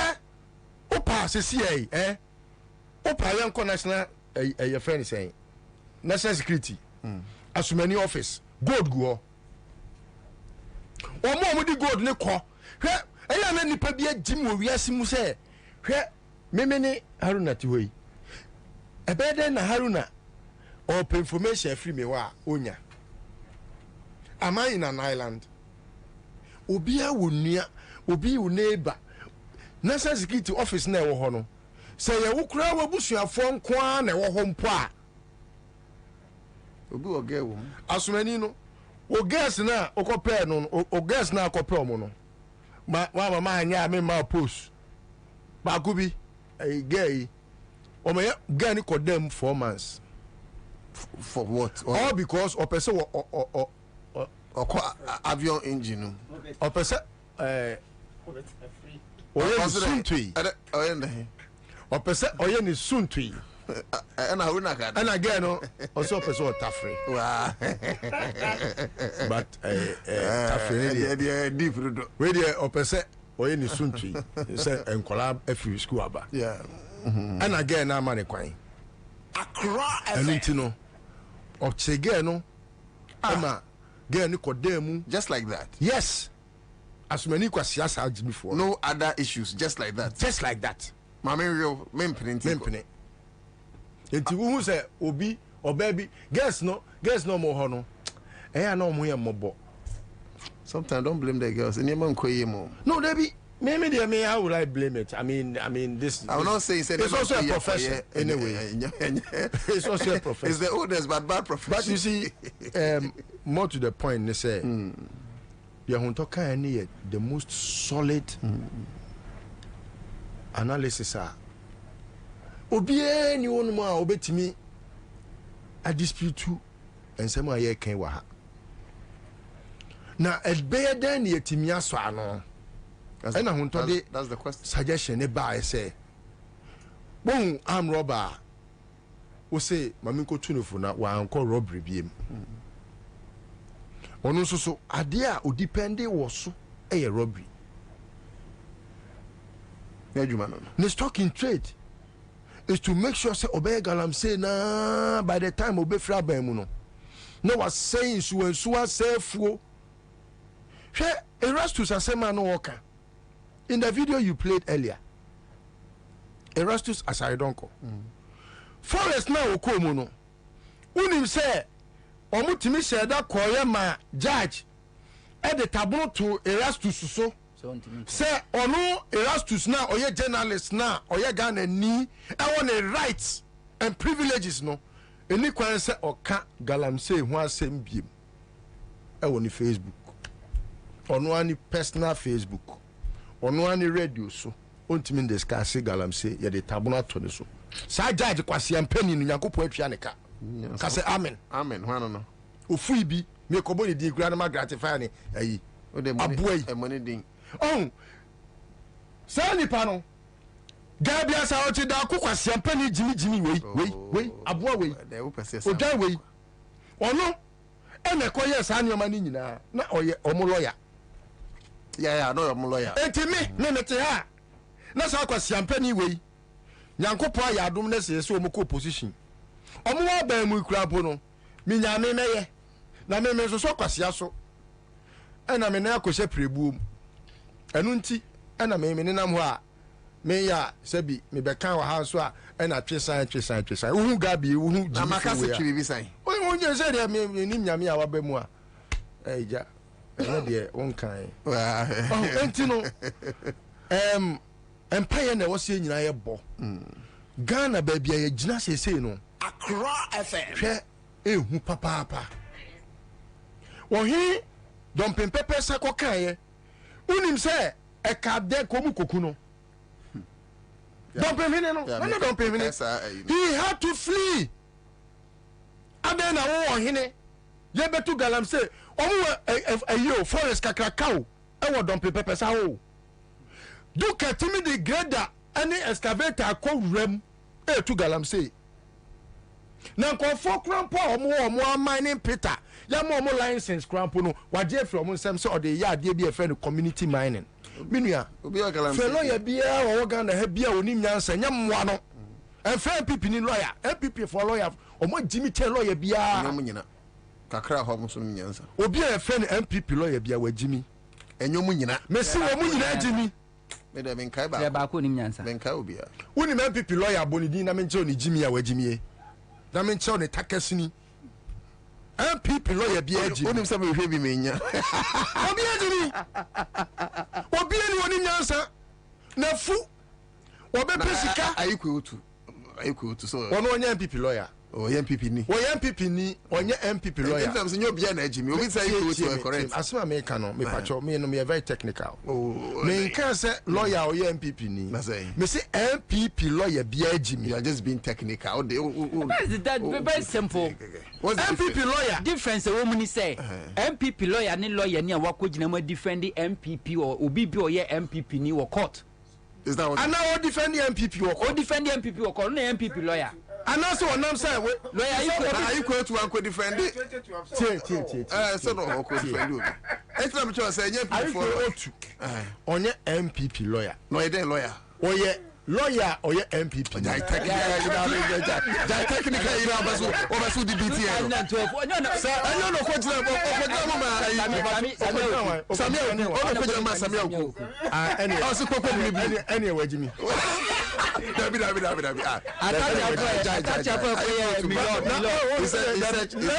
Let's not miss the point. No, let's not miss the point. But he's such a senior man, Patrick. Oh, say, yet your memo. Yeah, not it's a born again and people say, you didn't young him dear at time we are safe. I dare me the packers, I don't take us a beer, we are seeming say. I dear, your dear, what any of them. Fanny say will be na yaman penny. And a obu mine said the Akufado obu mine. A day and Kakufado be cafe ni pacrono. And not time because we're Jimmy and Munyamio. Because no, you see the point is say who Akufado to make us a your mama incompetent. Adaya, you're doing Kania was so my sick at your aqua fact and Kaniaba. Obi Galam say John, a friend is a Mahama Semempre. So be say phone ensuwa enu won to me o see akoshi na excavator okay your mama time e kai bia me scratch time cry na sha ase enu won to me the continent Kumasi di your mama atem dinatem say na omo no epe ebi aye akogina nipa domanim catch Ghana for say me Akufo-Addo me pe adwuma ma mabunu no eno mo se me ba betwa galamsey mu ensi china ade che so ka ho enye no kre. These are the words of Akufo-Addo. Yeah, it is a sani pan be your man pani na galamsey no wasa be launch se o guno no the presidency class ato so say me presidency atoso knowing well say eye boapaye na or rather no form a syndicate of criminals we do mekwa akotu galamsey no na o se da ye ne ho say kwasi konso ogina kwantia na wada Ghana for say me Akufo-Addo me fight tia galamsey. Meanwhile he is looking for galamseyers to make them ministers. When the bet my James abugina ponya galamsey when the bit my James duka me kudu konya galamsey ya eya me se mo fa mo camera no okota kwa o pesi western region se si e ada akwa ne di ne sika ne dwane ye no eto border ne so no be hwese ankofo obo metum ba bi na ankofo send me a voice note ni videos say Kobe driver ndi ne sika dwane 17 million Ghana cedis minister be na sika ne bi wo mu we na say so be dey send sika ketewa bi no ko opa kwa western region ho se si e ne ko hwe market ya buy market no wafa market ya buy market wafa opa bi phone line so obi phrases here ya I buy market me say we to galamsey we ska sama ene Kobe wan hwe a obetimi kura to western region. Wow. Yes. Baby Edwin no. Yes. And you know, they were looking for such people. Gabinum. Now can say Japadi and a woman. A day by day, and a way Japadi document in him. etimi de me empaibo na me guso amebo na me ko to se Ghana for say ya de ye na anya wo ya ye nya wo faye ebi a wo de wa adwen ye wo say o me kura so obi to galam say I affect me ebedu ba bi ye se se ekra nsu because nsu a ye nom ene ye to water bill mu a na obu afu ubusa water company say die enti na motutu nsuo mu nsuo buo mu a omutimi ka che say ye pumping machine no ntimi pumping nsuo a e ma na nya crogin te se kane no enti ye use more chemicals Ansah na yetimi anya nsuo enu ntini bo ayeden chemicals no so the more na omu use more chemicals no na ma wo Ghana ni ne yade eti wu nipa wu tie mi a wadwen ye o say wo ye party ba wo fa ke a wo yitire sese mi ye show say wo yitire so obesu anya Ansah no enu hu nsem na me kire wi say okwadifo be contact ya nche wakona akosua na akwan ne wahunu nyansa ne say aban no timi hwe magalam say ne tutwa ensuo na ye de chemicals bebre egumu a eno ebetimi ama ensuo na ye krogin ama watimi anya bianom no saa ensuo no so onomu a ema oyare ebe kakra na Ghana fo efa anya kidney diseases eno ko western region na meka. Yes, yet me will be none any back on you. Have you heard of the latest report? Said the whole Africa, Ghana and say polio, say kidney yes problem. Meanwhile, when Nigeria for population, yes, show and you Sanyo Melkosuya. Why a two partisan? Jane say, me party ne wa bemunti, my me more buying. Obi ko tu galam say o share one amount 300 cedis sefa koto credit never tax list to work did na tem me list to wa meti hey what tell me die no say bi me hu nam no enru ha enya entekele me but se wo sua nyansa wunchiri ma beba beka adi hu adanse se na bi papa nyimi enti wokotia na aban MPP aban se de ne alanchirematen adi ni nyansa ate ne ho no ene wo epipi ni bia na no metim ba bi na obi a me post e wo Facebook a obetwa abo me na wono asa ba me inbox abeka se waye hie no waye hie o kan kire ho ti ya me hwene wo ma adwini mu sa I was in like ena me send the Bank of Ghana scanner e wo me phone so no na me send ni nyina ma na seje le fa kodidi na me kwa apia ma abo anti ena me dwan yira ye no ma hwehwe no what taxi what send post it is possible. Why is it not possible for you to go ask Bawumia for food, but it's possible to come to Listo? Etimesre, communal labor. Yenya di ebetimi bia ebetimi atu abamboni esosa. Na yetimi apamo mo akogu fie. Ada ekufado be sori afri abanwane so. Oni Bawumia be ko fie. Ehuna Ghana fo be hu bone a omadi. Se uye MPP ni a sadana na be hu ujimia waye se na udi Bawumia echi na udi Akufo-Addo echi sadana na be hu se wasoa wo man kokroko o man de sheman Ghana we akobo ni fe yase sadana na wo ye Ghana ni a wo re be ho se eti kofo se na o ma wie sika sei ma me so wo se se fa nko Airport Hills ne ko hwe Abujinapo obi a na wo sere na wadi o de sia ma me ene ukohwe ni fie as lance minister menyi ni kura se Akufo-Addo wo bi Akufo-Addo de ne de ewo Trasako omugusu a omusi 5.3 acre land Abujinapo wow Akufo-Addo we de ne de 2 acre about 21 to 20 1.5 acre don Jinapo de no bidu ko gina fie na nim ho kura one hwe obeka se one na Buckingham Palace obi otimi so sikagu polytank mu ne salary is saying otimi so sikagu polytank mu na omuko wi adam pare so asa akokum boys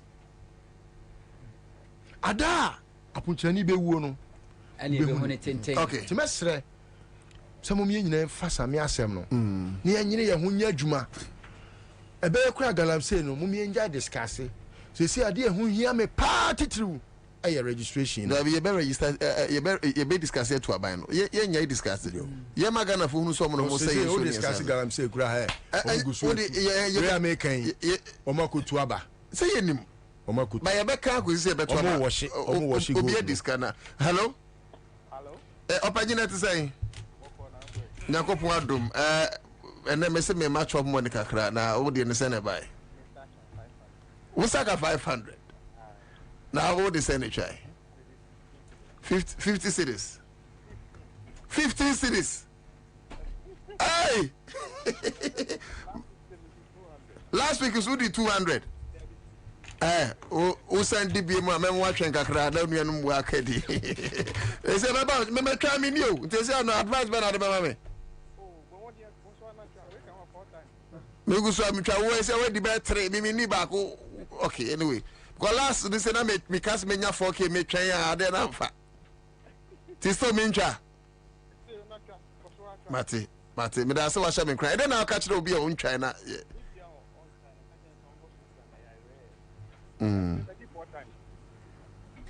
34 times. Wow. Okay, me da say why nyame shira. Enti inu ba ko no wedi. No so betimi atwa bi *413# na what you so option 2. Me pa cho twa bi se ya na also ye ma 500 bin kodi. We ye lokra benya 1000 *413# na choose option 2. Haruna na same person come in. No, I manikasa. Okay. Okay. Haruna Muhammad, operations director, Mass Action Committee. Minia said no. Mass Action Committee. Minia, galamsin sensem etio. Michia senior list well ne honto. Michia etio phone so. Galamsin sensem idea. I'm say minia honto ni list well. Akasa bebre mse mwaka bibia SSA omoka but lebom kakra me de beso no menim se nyanse beba mu dia but ese me so me dey me kakra nka ho nyanse ma mu dia jai ye ntina me bi so se e bia nyansa be wo mu ana nyanse ya okare nyanse beba mu se onim Ubisa media anka meka say enjoy je galamsey nsensami because there's nothing that can change. Nothing. Unim ni enti na meka sa. Let me say ubi radio stations awodo nde. I can tell you say this is the third station almost discussing the whole country. This is the third station that is discussing or more. Andrew 3 or 4. I'm telling you. Like seriously? I'm telling you today. Today, would they Google it? Wow. But the newspapers will carry it because of near Okasai, the paramount chief, the king of the Ashantis, because of the waiter or carrying, they would have to at least say them. But when Ghana, we don't deserve democracy. We don't deserve democracy. What do we deserve? We deserve military rule. But nema ahudwa ekoso Ghana man sisia say we are not in democracy. We are in a military rule under civilians, because all sort of tyranny has meted to civilians as Ghanaians under this useless government led by useless president Nana Akufo-Addo. Odem, the power of president and the constitution governing this country has taken a feature that one of us or all of us cannot relate and describe. The feature of our constitution today, the powers the presidents, none of us can describe it.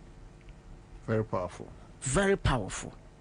To the extent that you cannot use that power to save this nation, but rather to enrich yourself and your inner cabinet or whoever is in your cycle. Galamsey, not only Ghana, but Galamsey is older than me. Galamsey, me. But what at all can we do? Politicians, and I say we don't need democracy. All presidents or former presidents, one way or the other, no, have had this challenge to deal with Galamsey. But Titio, if you look at the current situation of Galamsey, agency, as a matter of agency and facts, agency, and there's nothing any of us discussing Galamsey here can do to change the current status quo. The only thing is to change this government by Okromoti. So Yokotoaba and NDC or any other political party apart from NDC, MPP, Ewinia, Ebia. Yebetimaka say, okay, let's all come together and fight it. The media came together as a coalition to fight Galamsey together with government effort. But what happened? They singled out certain stations, and the people are no more discussing a particular, locations to go and mine. But we fear or we shy to mention names. We only tackle politicians that we know. But senior journalists in this country, almost site mining. Mention names. What they are saying, we know them. And they have sites that they go in every week to mine. But and pretending as if say we are helping to fight Galamsey. We are not helping to fight Galamsey. We are not exposing Galamsey because we know the root cause of Galamsey in this country. So if any sub-chief, any king will pretend to say, we need to intensify the campaign against Galamsey, I don't know whether Sisiana Esina and Sisiana Wanyani, because we all know what is happening. And so what communication do we need? We pese uka gurusi kasa, ema ubimoti, ana we pese uka gunja kasa, Ansah yebejai. So if the Lord knows those people, why couldn't we deal with it? Accra FM. The one to me ana ye born it. I know in 2015, 2014, 2015, no wombi. To the extent say ye tria judgment deaths because the machines were destroyed. Very good. When akuntano? There be when akuntano? Hinani akunta. Akuntani yakufado. When hinani akunta? No. That's it. So you name the root cause. And we know those people involved in that. So let's begin to name and shame and mention people's name. Committee we akunta mine ejuma kura kufuado say. What do you say? Yes, waklaino. How? Waklaino. Akuntano waklaine akunta. Akuta klay akunta. So no case. But so, listen, if today, but I'm sorry, I akunta ne kufuado mba. Akunta kufuado ne akuntano. No, but and you say you want to be a container kufuado. There be tea. Okay. Assembly tea. Assembly boss, wait, sorry, just want to me a promotion be kufuado. Okay. And a friend akunta. Ntino. Mine no. Akunta mine. Eno. Okay, but that was now uko Western region. Further and better particulars. Uko Ashanti region. I can give. He for pan omo to mining in Ghana. Ashanti and Eastern. Ashanti and Western. Western. But yenina nim say Akufo-Addo coming from Eastern region. Yenina nim say Chebi the palace. Yenina nim Akufo-Addo papa fie nyane esi wo ho to the extent say ye took Galamsey to the house of the former president. Ceremonial president, sorry. Na the AFN. Near the sea, Chebi ona. Enu na meka no. Oma himfie no. Se na etu Galamsey. Ansah no mu be wi o ma sikade akosi ahimfie we no. Oma tu Galamsey ama ahimfie no na ensinsin. Enu na me patre no. So we all know say they wanted power so that they can use this power to generate that particular avenues for people to mine and enrich themselves. So for you, Hunto, senior listener, Haruna, you better know how. Just because we don't have time to discuss other issues. Do you think, sir, it is a waste of energy, waste of time discussing Haruna, Galamsey? Do you think, sir, the king of him so is playing the role of an ostrich? You think, sir, wouldn't but I don't know. Yes, na kunyano ana. Oh, so 25 years. Otukoya. Oh no, of course. He knows. That's my point. He knows. I know. I know. So he should mention name. Who can say he the person will not be named and shamed? What I say? Why we pretending? Me restraining me home. It's not fair. Say you generalize issues and generalize things as if say when sometimes when it's not fair. Ebi a be studio ha na me ya obi beka say me defend ohene. I have every right to defend my king. What must say? Krobia sebio ona ye nyina ye rehye ni mu. Ye som no. On the tia benwa so. Na de ya na sometimes emma ekoba say some kosisia pese me canopy no. I have disagreements with Krobia too in the way or maybe. For example, 1 minute, never a time. Enti busa ho say enti ene pass eti hey. Na otufo etimi asechire na ka che Akufo-Addo say Akufo-Addo Galamsey no woni hu bi jai. Eno ano no. Why? And the betimi aba bedwam abeka your friend is saying ekabeboa because in the end no ohine na odina no atum bie ni ntikura no boys nyina be free site say jabi munya nanya sa otufo be ma ye kura hwa e be lose election. Sir, just one word though. Yes, but akoye to say this to first on no, Miss Hanumano, Menyo, until I have restrained. Minia, listen now. A ye from Pomboat in the Bay, as former lands and natural resources minister. We saw Yeninanim Niana Ekoso practically, and we can sit here about Nipa more than 50 or more are buying. As MPP ministers, as MPP executives, as MPP parastatals, CEOs and all that. But because say young person young or more binary, they keep it to themselves and making it look as if say it's normal.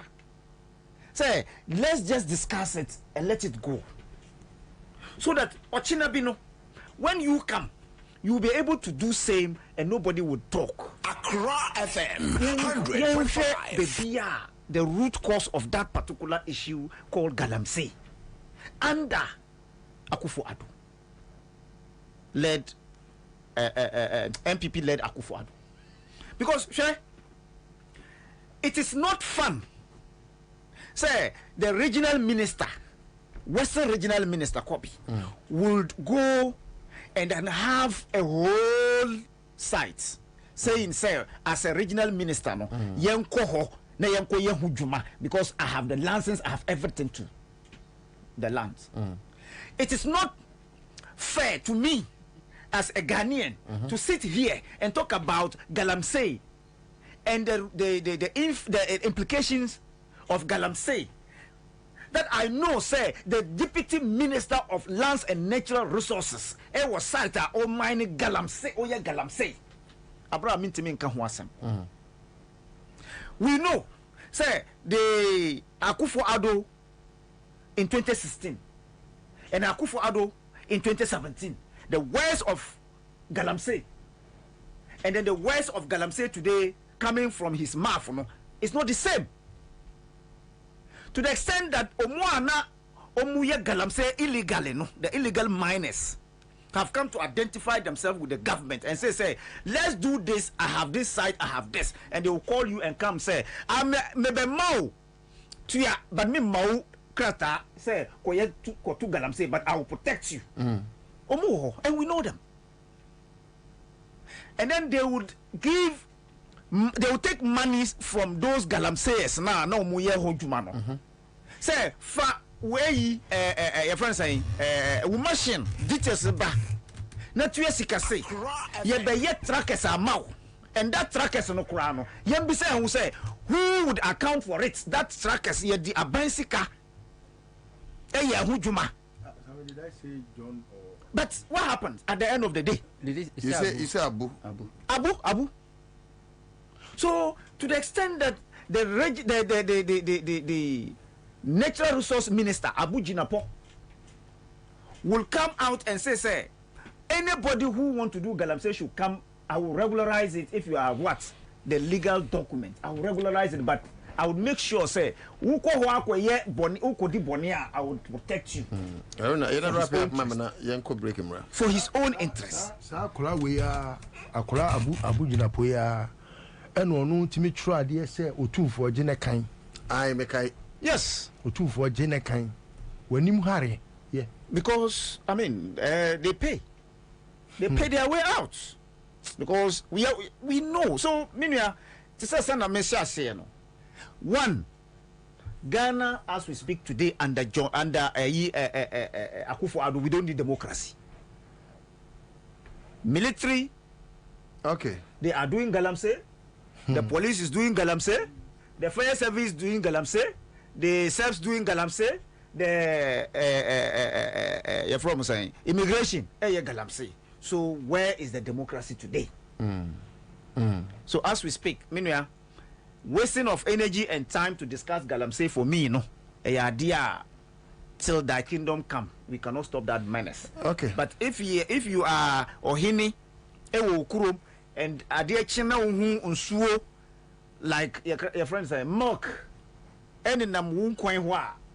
Nature say who you need to sit up and chase whoever your friends say forest. And yes, idea say who be free abaya. You are rather coming to show them sight or maybe abaya mining. That's ufa aha. Just look at the roadside. So we know what is happening. Daytime anaju.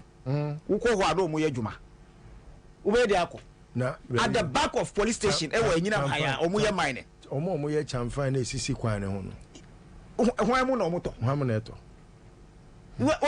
So, Minia, let's deal with issues that borders on what? You better try bread and butter. You better try useless argument. Yeah, Baba be here electoral commissions and some but Galamsey ne de me ne mo nya adwen say nya ka ye be kan ko say be to aba ye me de ma enkosi hwe ba me kai Ghana ni no ba ko to aba no sa ba ni tu Galamsey ene ma me say me kai kro no corruption number 2 dum so ana Galamsey ye be ka de bia ma yen ko ma sesi a ye ba na yen fa part 2 no to am so stay on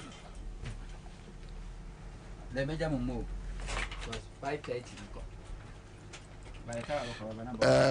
Kwame mumeboa me wahana ye bo ye yi Efira no wife ni o menene na ba betre fia ha akua mi fira ni o wife ni ho afa pa me da se na won maduane ye de ne nsa no bo Share, if you're right, means son no bo papa. And you bet me at Lefia. If you have for mania tipa tomato mix, Eddie yes too, a bon quaya. Jai. Hey, if you're right, so walk room. When him tipa tomato mix, be the beer bawaria swine. Me popo beer mwedibi. Say, tipa tomato mix. Said ye a mediani a speciality. Me now for Marima added down when you know that's one for the Nebiani. And that's some good or body tipa tomato mix. A year Jani, now I hope walk crab dibia. At when what the vitamins A, D, E, K, egum, a near fortification, and yenunquao, what the digestible fiber, any liquid so I can home. And my product no I come say. And yes, sir, a bonus of that form, a boogana jasso, upado to a free 0203 403 400. Tipa tomato mix. Taste happiness. FDA aji ejedi nkra so yatum. So for one final time inside the final, into the final. Catch the final days of the Premier League, La Liga, Serie A, the UEFA Champions League, and other major cup finals from May to June. Stay connected to GoTV to witness live in all the finals on GoTV. Even when the last whistle is blown, it's not over yet. Brace yourself for the UEFA Euros 2024, only on SuperSport. GoTV, love it. For 15 years, Quick Credit has been your trusted partner in micro-lending, empowering lives and making dreams a reality. Today, we're excited to announce a new age. Quick Credit is now Bill's Microcredit. Still committed to serving Ghanaians and changing lives. This is here to show you that everything is possible. Join us as we embrace a brighter future. Bills, financing your needs. Hey, say, dear Marco, who our Greenfield Scientific Herbal Clinic, no, me who crave you make, sir, and Nunti no mania award, a word bestie, Obian Transit Emma Dumpemia, dear Cassa, and Ansah Boya, dear, and Canon to them with you. Greenfield Scientific Herbal Clinic, a senior one to say, near Kro Etuno, near Anka, Ewananum, Obana, Bemo Power, and Yarwan Kaye. Nancy, Mamma say, and the Spana called Ekayeno. Greenfield at Arumanti, and was our selection and also APM. Greenfield Scientific Herbal Clinic, our ultra modern laboratory, and a diagnostic machine, sir. I should show the Pediadim Kasa. Greenfield Scientific Herbal Clinic, our Nungwa Dogon, Estate Junction, last stop. There was 0243 983 906 and 0261 651 898. Greenfield, God is our healer. Greenfield, your last stop. I believe. So for one final time inside the final, into the final. Catch the final days of the Premier League, La Liga, Serie A, the UEFA Champions League, and other major cup finals from May to June. Stay connected to GoTV to witness live in all the finals on GoTV. Even when the last whistle is blown, it's not over yet. Brace yourself for the UEFA Euros 2024, only on SuperSport. GoTV, love it. Give us P capsules. A memory. Manum bia benmua. Kanim tutu ya na minkuma boa. Sese die. Betro esa kum menia G. Give us P capsules. Give it to me, baby. Give us core capsules so eh. E man meme nyina akoko yade. Sisi yade amama nya yam timotete wo mo no. Yedru no no. Manum bi amama de me ho. Give us core capsules. Mrs. Moye ding. Give us core capsules. I give it to you, baby. You give it to me. Oh yeah. Hey, give us in no. A man nijia bebusiemu papa. Na bemaka give us P capsules. And ni give us core capsules bomunom dia. Na enijia ni ahwodeno. Wabrudo. Give us P capsules. And men wadi if you do what you do kronkwa na efa. Give us core capsules. A painful abata one more menu for ne nkwada woni if you do me nunka ho. E wo drugstore bia motofonko Give us Herbal Center. Teshi Mobile. And na Teshi Adriami. Phone numbers 0543 222 470 and 050-68-51135. FDA AJ Edwedi Nkratui Atu. Live on Accra 100.5 FM Citizen Show near Anna Wasugusu Wuti wa film office kwankwani ase baby bia wode ukasa fidi efruma ato yado ase bru midin edna na otuda ko no mienu ne hya ase no nsia ne yakogu ne asode nkonya bunu so anesa same hunto ewo ha sanso ne panyifo akanso ewo ha ye he electoral commission and omo registration me any matters arising same Nana on electoral commission, you see, the more we talk about electoral commission, the more vindicated we become. So last week you share registration ya se maka kire Ghana for say wa obejisa electoral commission ya trust no you do so at your own peril. Na the din kama mensamfa asida any ambasobody nkoma NDC director of election any deputies any that directorate no omo bodwuma omo ye adwuma won say me ka say this election o cost roba form omanemani abre but antidote no see ba akopɛ vigilance more fire o ko hwɛ a tabulation of electoral commission day to day registration on my omo the account ba the okikabo mo 19,000 electoral commission about 25,000 oh yes enti anko ma anya okikabo mo a 19,000 no electoral commission about 25,000 na watro e de ato obeka se eye ebi a eye mfumso owia o obeka se eye mfumso nanso oboa eye boa paye 2020 presidential elections electoral commission we ni resource okikabo mu allocate obi a percentage in presidential percentage no kika nyina bo mu na exceed 100%. And it will electoral commission SSR presidential results no 8 consecutive times. Say kika enyama bo eni kran they can do it. And so Dr. Kojo Farijan anya some mistake ni bi da. Charlotte say anya bi da. James also no conducted the best election so far in Ghana. I dream. Presidential results. What can all the parliamentary presidential aspirant will be a percentage onya ebomwa na exceed 100%. 100%. Petition president.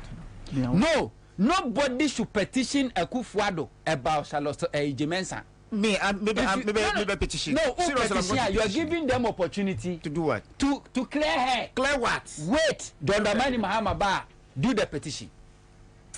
Masa, I can't. And I may say, what about petition Charlotte Jemensa incompetence to Akufo-Addo?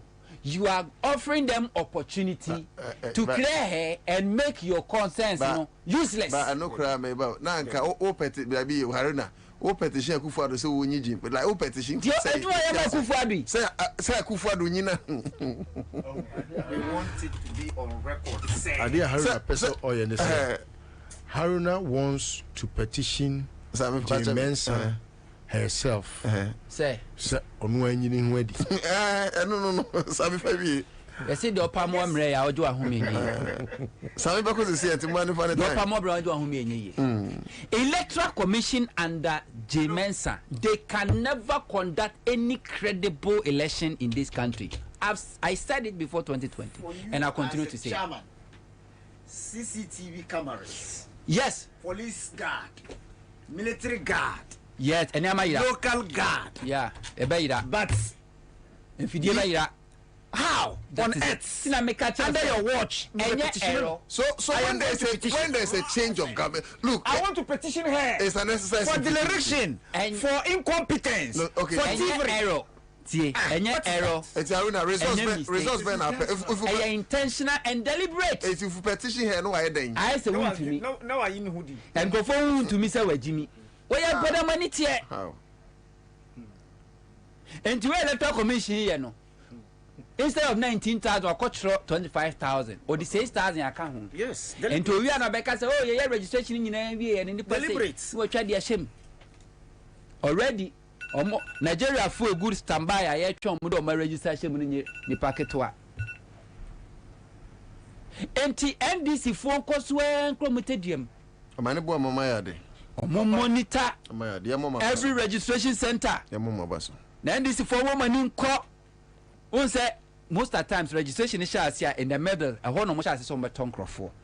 When they realize they say the system is not going well for them, no. That's why they start approaching the agent. So mo agent, no, somebody should be watching them. Mo show mo nyina pepe mo fu ani nkom ho. Na still you say you be chire mo chire di ntia oba national population census over on regional basis. Greater Accra na nipa wo pa.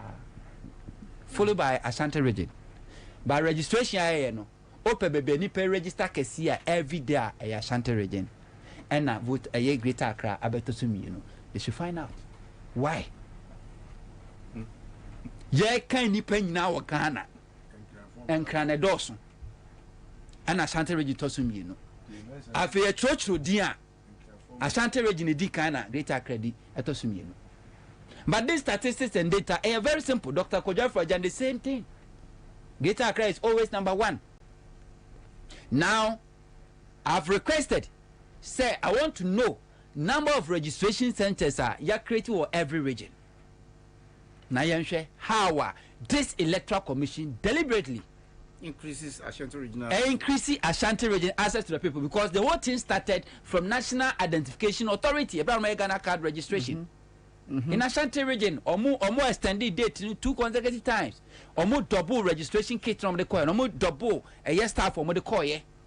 They allow people to use voters' ID card as their source of identity to register. Greater Accra and all other regions were not accepted. They did it only for Eastern region and Ashanti region, and the Electoral Commission is continuing.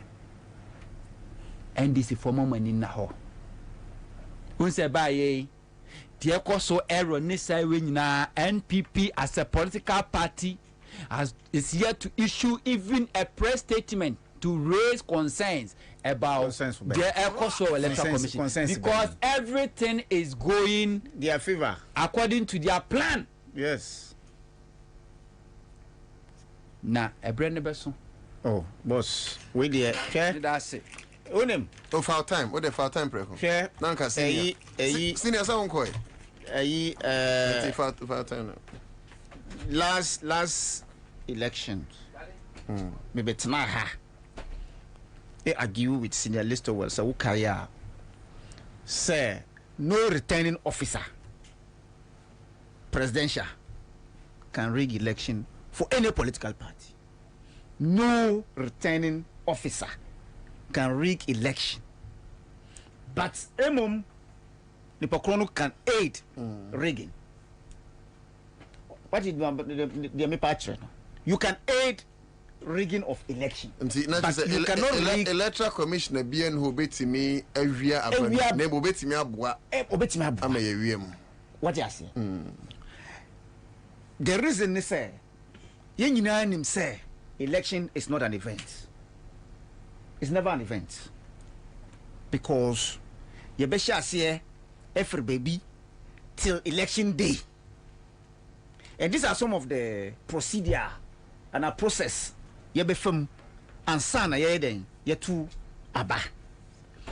Now, looking at circumstances governing this issue, so no obi ani ho obek to me convincing me say ya nhwe year the SC in 2020 no enu bi be say in 2024.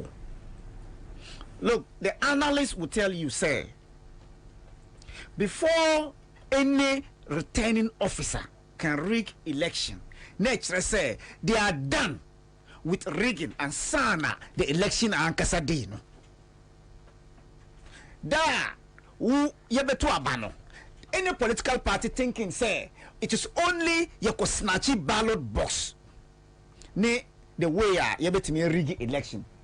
Then you need to go back to classroom, because any event that has a process before that particular day, no, anything is possible. You bet me ye ni mo bibi Ansah na sada to say this particular limited registration. When I say yes, I see every baby Ansah na this limited registration. And I said this the other time. Say NDC engineer year. Ebe ye omo to say video na ye sini. Ebe ye omo to say sini. Because look, Ghana card yes I see no. NDC, some people, big wigs, against Ghana card. And they knew what they were doing. And the MPP knew what they were doing. But, like I say, it is not nice. They shouldn't accept it. They shouldn't do that. Oh, no. That was the point at which NPP realize say they have won elections 2020, and it appears say NDC is complaining more than they are doing the best for NDC. Because if you seem to be complaining, so who complain you are out there not to do what is expected of you as an official, but to run to the media and complain. You are only exposing your weaknesses, if you ask me. Ujina ohonum now who say there's a minor there. No, the kwani papa fee and anu mami fee, it will serve as deterrent for somebody ye chin and say kwaye illegal acts. Yambuno, yamkuno, next time on back. But sir, you are doing it in your constituency, and then NPP is doing it there. In 2008, we all knew near SCA, and we saw what happened in 2008. So if that energy that we saw in 2008 is exhibited in 2024 limited registration, I don't see what will prevent NDC from winning this party, this election 2024. Okay, so we can today, hold on. We can say the almost resist it with everything. No more anything, but so munkuni is too Onya, that's the word I choose. But it's a wrong word you chose. I will not entertain that violence. At all. Look. Violence begat violence. My brother, listen please. carefully. Violence. No. I will not listen to you. Violence begat violence. You can't sit here and tell me. Violence begat violence. So listen to me, please. Or if what brother I mean call this to well, so. Sure. No, please listen. I'm serious. You cannot sit here and tell me say young way omunkunu. And I'm saying say, in as much as violence belong, I didn't hear what. No, he said that. What's he saying? Or say be underage. No, yes, no munkuno. And I'm saying, I agree. We will not be inciting that violence. Not only kill, they should cut the hand so that tomorrow it will serve as deterrent. So, Matiwasi.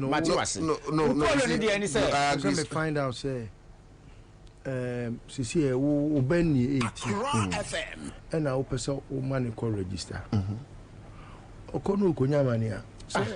Also, what kind of money? But say a becker directly so being cool, you know. That is what I want. And the bank way. I agree with everything. Now can you make it too? But it's unim. Now can you support me? My trend marker says, Nigeria for any foreigners. See me or me for challenge phone. Me you with him because we didn't cost system no swa on batwaba.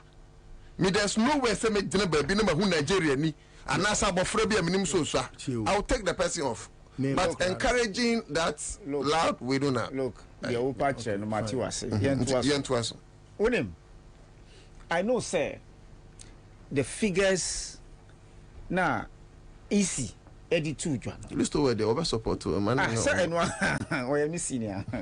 Only a children. Damn you. Oh, I do the mic ready and granny. Yeah, no platform. In your casa, old time, Baba. Sir, who was on Otomao? One question has so be uncle. The election 2024. And yet, yes, sir, you could grow a honeymoon. Yeniabre. Nemum, we should exhibit Sir the Breno. Polling centers, that is where they will seal you.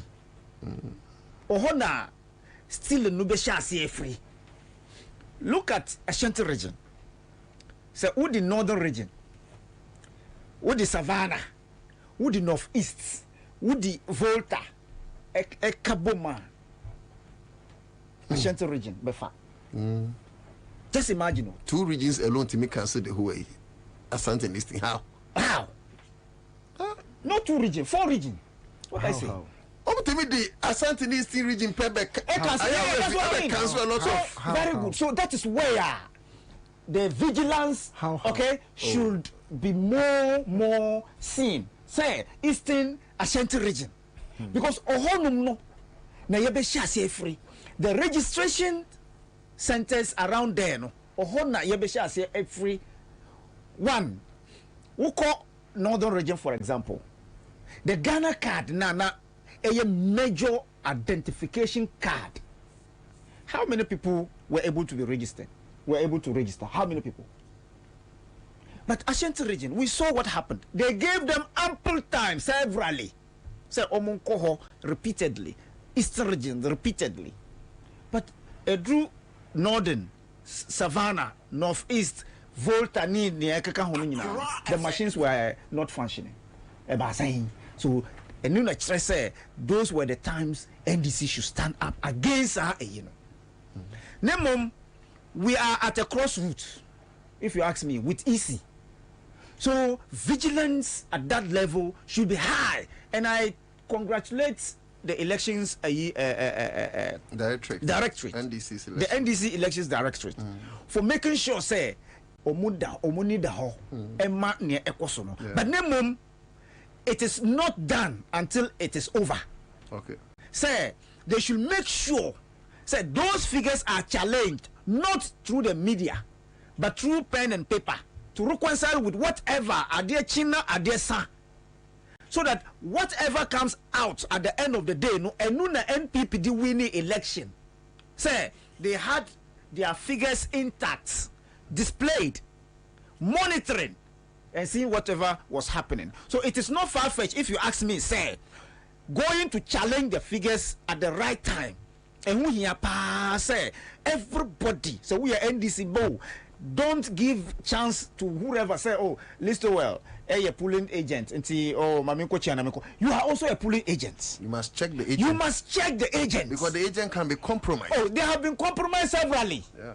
So me, it is not the election day that you think, say, you better wear a ba, pulling a kind of say ballot box, and the idea can we muna. There be. This is the beginning of Tifri. So registrations will give birth to register. That is for the voting to commence. For 2 minutes, wrap here. What I say. So whatever happens, you know, this is where NDC should make sure, say, every energy, resources should be employed now, so that at the end of the day, you know, victory becomes NDC. Okay. And yes, I mean, the Ekasun, they be a Kosu had. We knew whether we should attack or we shouldn't attack. At the end of the day, you know, the voting will tell. The voting of the elections will come, and then people will come to understand, say, NPP and NDC never did. So at the end of the day, this particular elections, you can say registration na ekosono. NDC should make sure, say, okay, the people that they employ, say, they are always vigilant and credible enough. Thank you. To support whatever is happening. Haruna Mohammed, Operations Director, Mass Action Committee, First Dakesema Greenfield Scientific Herbal Clinic, Bright Soja Capsules, Bright Garlic Plus Capsules. Nam de Babontin, Boy and Papa, Ubitina from Etunuduso Pum 0243 983 906. Top Choco, a Choco Latte, Top Choco Chocolate Spread, as well as Top Choco 3-in-1 chocolate drink. Ma ye come a member of Freckles Kun 10 years, you dread you want 10 near here, and in sushi 0243 033 033. Seahorse engine coolant, you know, sir. Coolant can ye jay you so more din so gum come in a jay. It's answer a come a bois and timbacho ye come for amount. It's a bois overheating a ma engine also a juma on correction being koso a reduce fuel consumption. I think so a mouse smooth driving condition. You wait me a fresh Seahorse engine coolant for now when you be 0244 577 559. Tango Prime washing powder. Inya yeno ubi a jay perfume to since we the senior what I did in my we see na ma spotless site. Mr. Wait me a fresh Tango Prime washing powder for a Delta paper mail. That was 0243 033 033 0243 033 033 star 413 hash. Choose option 2. Yabe final draw. Timbacho be on ye be a wait me a phone. Now I have said last one obeti me idea. Dial *413# *413. Sisia your bedroom sisia but yeah Ansah number 3 so I come in 5 minutes now me call *413#. Now choose option 2 na ko enim. Listo ebacho okay obeti me enya be 9 minutes. That's it you. Yeah.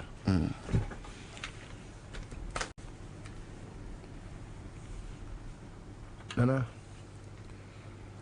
on say abatu aye betui abatu a me ma adwene mu no me to e de free amanehunu ni amanenyam. Okay. Me to se na be ya mabebre se be free me so me gidi se Ghana fo bebre ni me ya adwene e to etiso musu se yakofa musuo adi abisi enso nti ene yemu bi no ya adwen ani jo mahama de akobenkrom. That's right. Se I was say ye gi afa ho de etoso mienu se o man ya de John edi eni makoje na ekwan a ye be fa so a ye be kwa akoje tumi no me adwinboni ba me tirimre bi atwam. Okay. Yes. Me nima de edisie no kre but me danyamia se say me nye soja ni bi Accra FM na me danyamia se so say adwinboni na ba me tirimu no wa mame anu yie ntem esan say o man we se ya yati hoi ye ni da so ye ba kope enu jomahama sebi me ko honhom mu na se me ba huna mani a me hu jomahama me hu ne te se de o man we nyame no no san se nyame edin se ne yete no nya na wo me nti eboa mama adwen ekosi so se o eni kwan se udi abobo esu tempenten kwapi na nyame gusu ye ne nsankyerani bi ne se senkanyankopon amma kufu ado amaye mampani a enkanipa bebre beka the best president that never was kan semwa enke be kan fa kufu ado sebio ni funu ho senko wu a ahwanka ebe ka se akufu ado kan saso bi ma wiase da but isa se nyankopon ni tumi so che tumi nyina anti ene o ma akufu ado be ye mampani no obi hu how useless a human being can ever live this life. Sometimes we discuss things. Oh, senior, me wo oba be central ni dachia. Oh. I expect say oba no anye bia no knowing that nani papa ye central ni time tena kase fidie kakra kase so kan sema hodo a abababu owo mu no. Se oba betena kase fidie so dachi na ubie microphone mano na o se ebia on introduction of program na oba no ye ya no shasia the is and obi abeka say okoto we die eti by any stretch of anyone's imagination you could think say obi ane papa ye mampani that die anye bia no oni mampani woni fie enti udi regardless of ekufado ne papa uselessness no senka o ye badwen ba nyansani a e wo senka otimi hu se me papa ye mampani kura no na Ghana fo bone subuo ABC na yesi dimbo antumi wu a etetontomanti me mpese e bebo mi dimbo ne ntimi nyesa me papa mpo na sema yeso onu mpo a meye na masiesie ne mfom na mede aye sebi nkae duma ma enchirima Akufo-Addo etime live life bi organ ha gache ninchirima se okọ kasa wo Akufo-Addo krampo adamfo bi kra wo CV so ebe den so be ya mayo se boga na senkro dey affect ya chimfo nyina so what's the deal ama yes me hu sa they say ya chief for your bom din pa oh seriously your bom din mi kra mi Bobie me fancy that be na say me am your Bobie because me am your chin me Bobie because me hu ni say ba wo no bo na che mafia there be me nya mafia ne keke me hu ni say mo agu mu hu ani mu ase say mo sa so di mampani emre bi kofo te akonwa so ote abanwa so amafo ka say Asanti na mudi ade ma ne efe ebi won so akofo ye mfum so kakra bia na Asanti ne yete na ya eruti na akofo ba fia ya de ko hye dem ne aka say woman ade we di me woman emre bi ba ya ode chachu ko tumu yi me ko di kwasi prat no mu achi ma ye ko ye free chachu movement because it was overly obvious say I say nipa no at the time bi na yen fa ne nkotum keke o ti ase and yen so sansem ne so Asanti e wo mu sinto na Eastin ne de me say se me ka Asanti ni gimi a mo de na ya na e bo ho nta samu betimi ase kire mu nua pani akokora wei etimi aka kire ne se akokora sabi suanyansa na woni ye ema ya jindi bone no anu wa mu ntimi nkanti na ya ye kasa achemfo no na be ya den se mbonya akonya bia die daache ye bedi na da obo edua na ebe ya den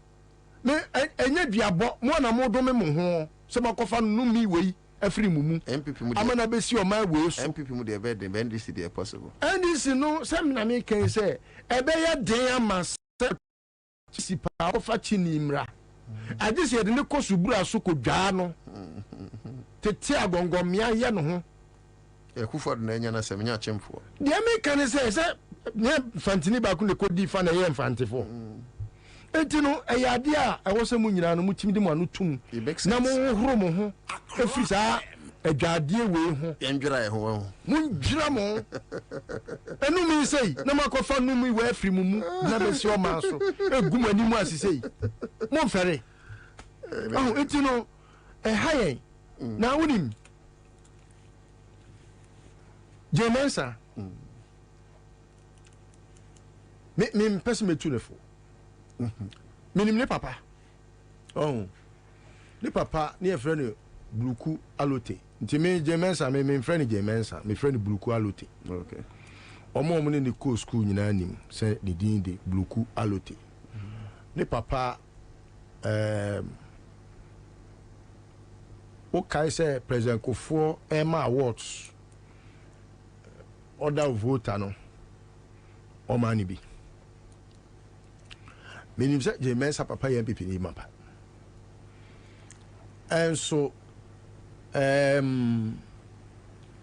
enye no na mpese me de kire de ntia oye saade a oye unim se jemensa oni Rebecca Akufo-Addo ya oye Akufo-Addo yiri omo ya busuafo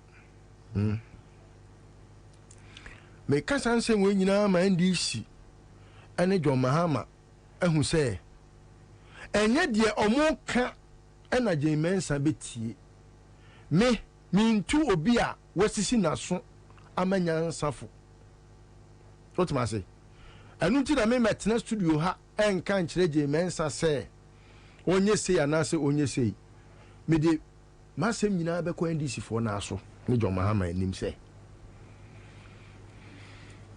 obi ka se obeye wo a wada ho so minyawo a meyewo enu ane se obeda ho so bia wani fi wani hwe aba ye koto no upa ma NDC enye hwete sam na NDC en lose election we manusi sumina so menim sɛ NDC bɛ win me wo gidie kɛseɛ paa sɛ NDC for krampo ankoyɛ adwuma na Ghana for bɛyɛ adwuma na madwoma ama aban bɛsesa no deɛ na ɛkwan bia so no ɔmo bɛyɛ ɔmo adwene sɛ ɔmo bɛwiam na wonim yes ɛna krɔbia ne ɔmo anhyia ɔka asɛm bi your time na sa fa 2 minutes na mesrɛ sɛ 1.5 minutes yɛn nyinaa yɛde bɛtu yɛn ho fo wo ɔya NDC ni bɛfa sɛ kɔhwɛ abatoɔ ne so no ɛnye sɛ wo na wokɔ dwen sɛ wo dɔm da wakyi wo ya nso a MPP for bɛ small sɛ kɔsɛ mu no o ba me krawo maame ɛbɛyɛ kura tofu na da kɛsi wɔ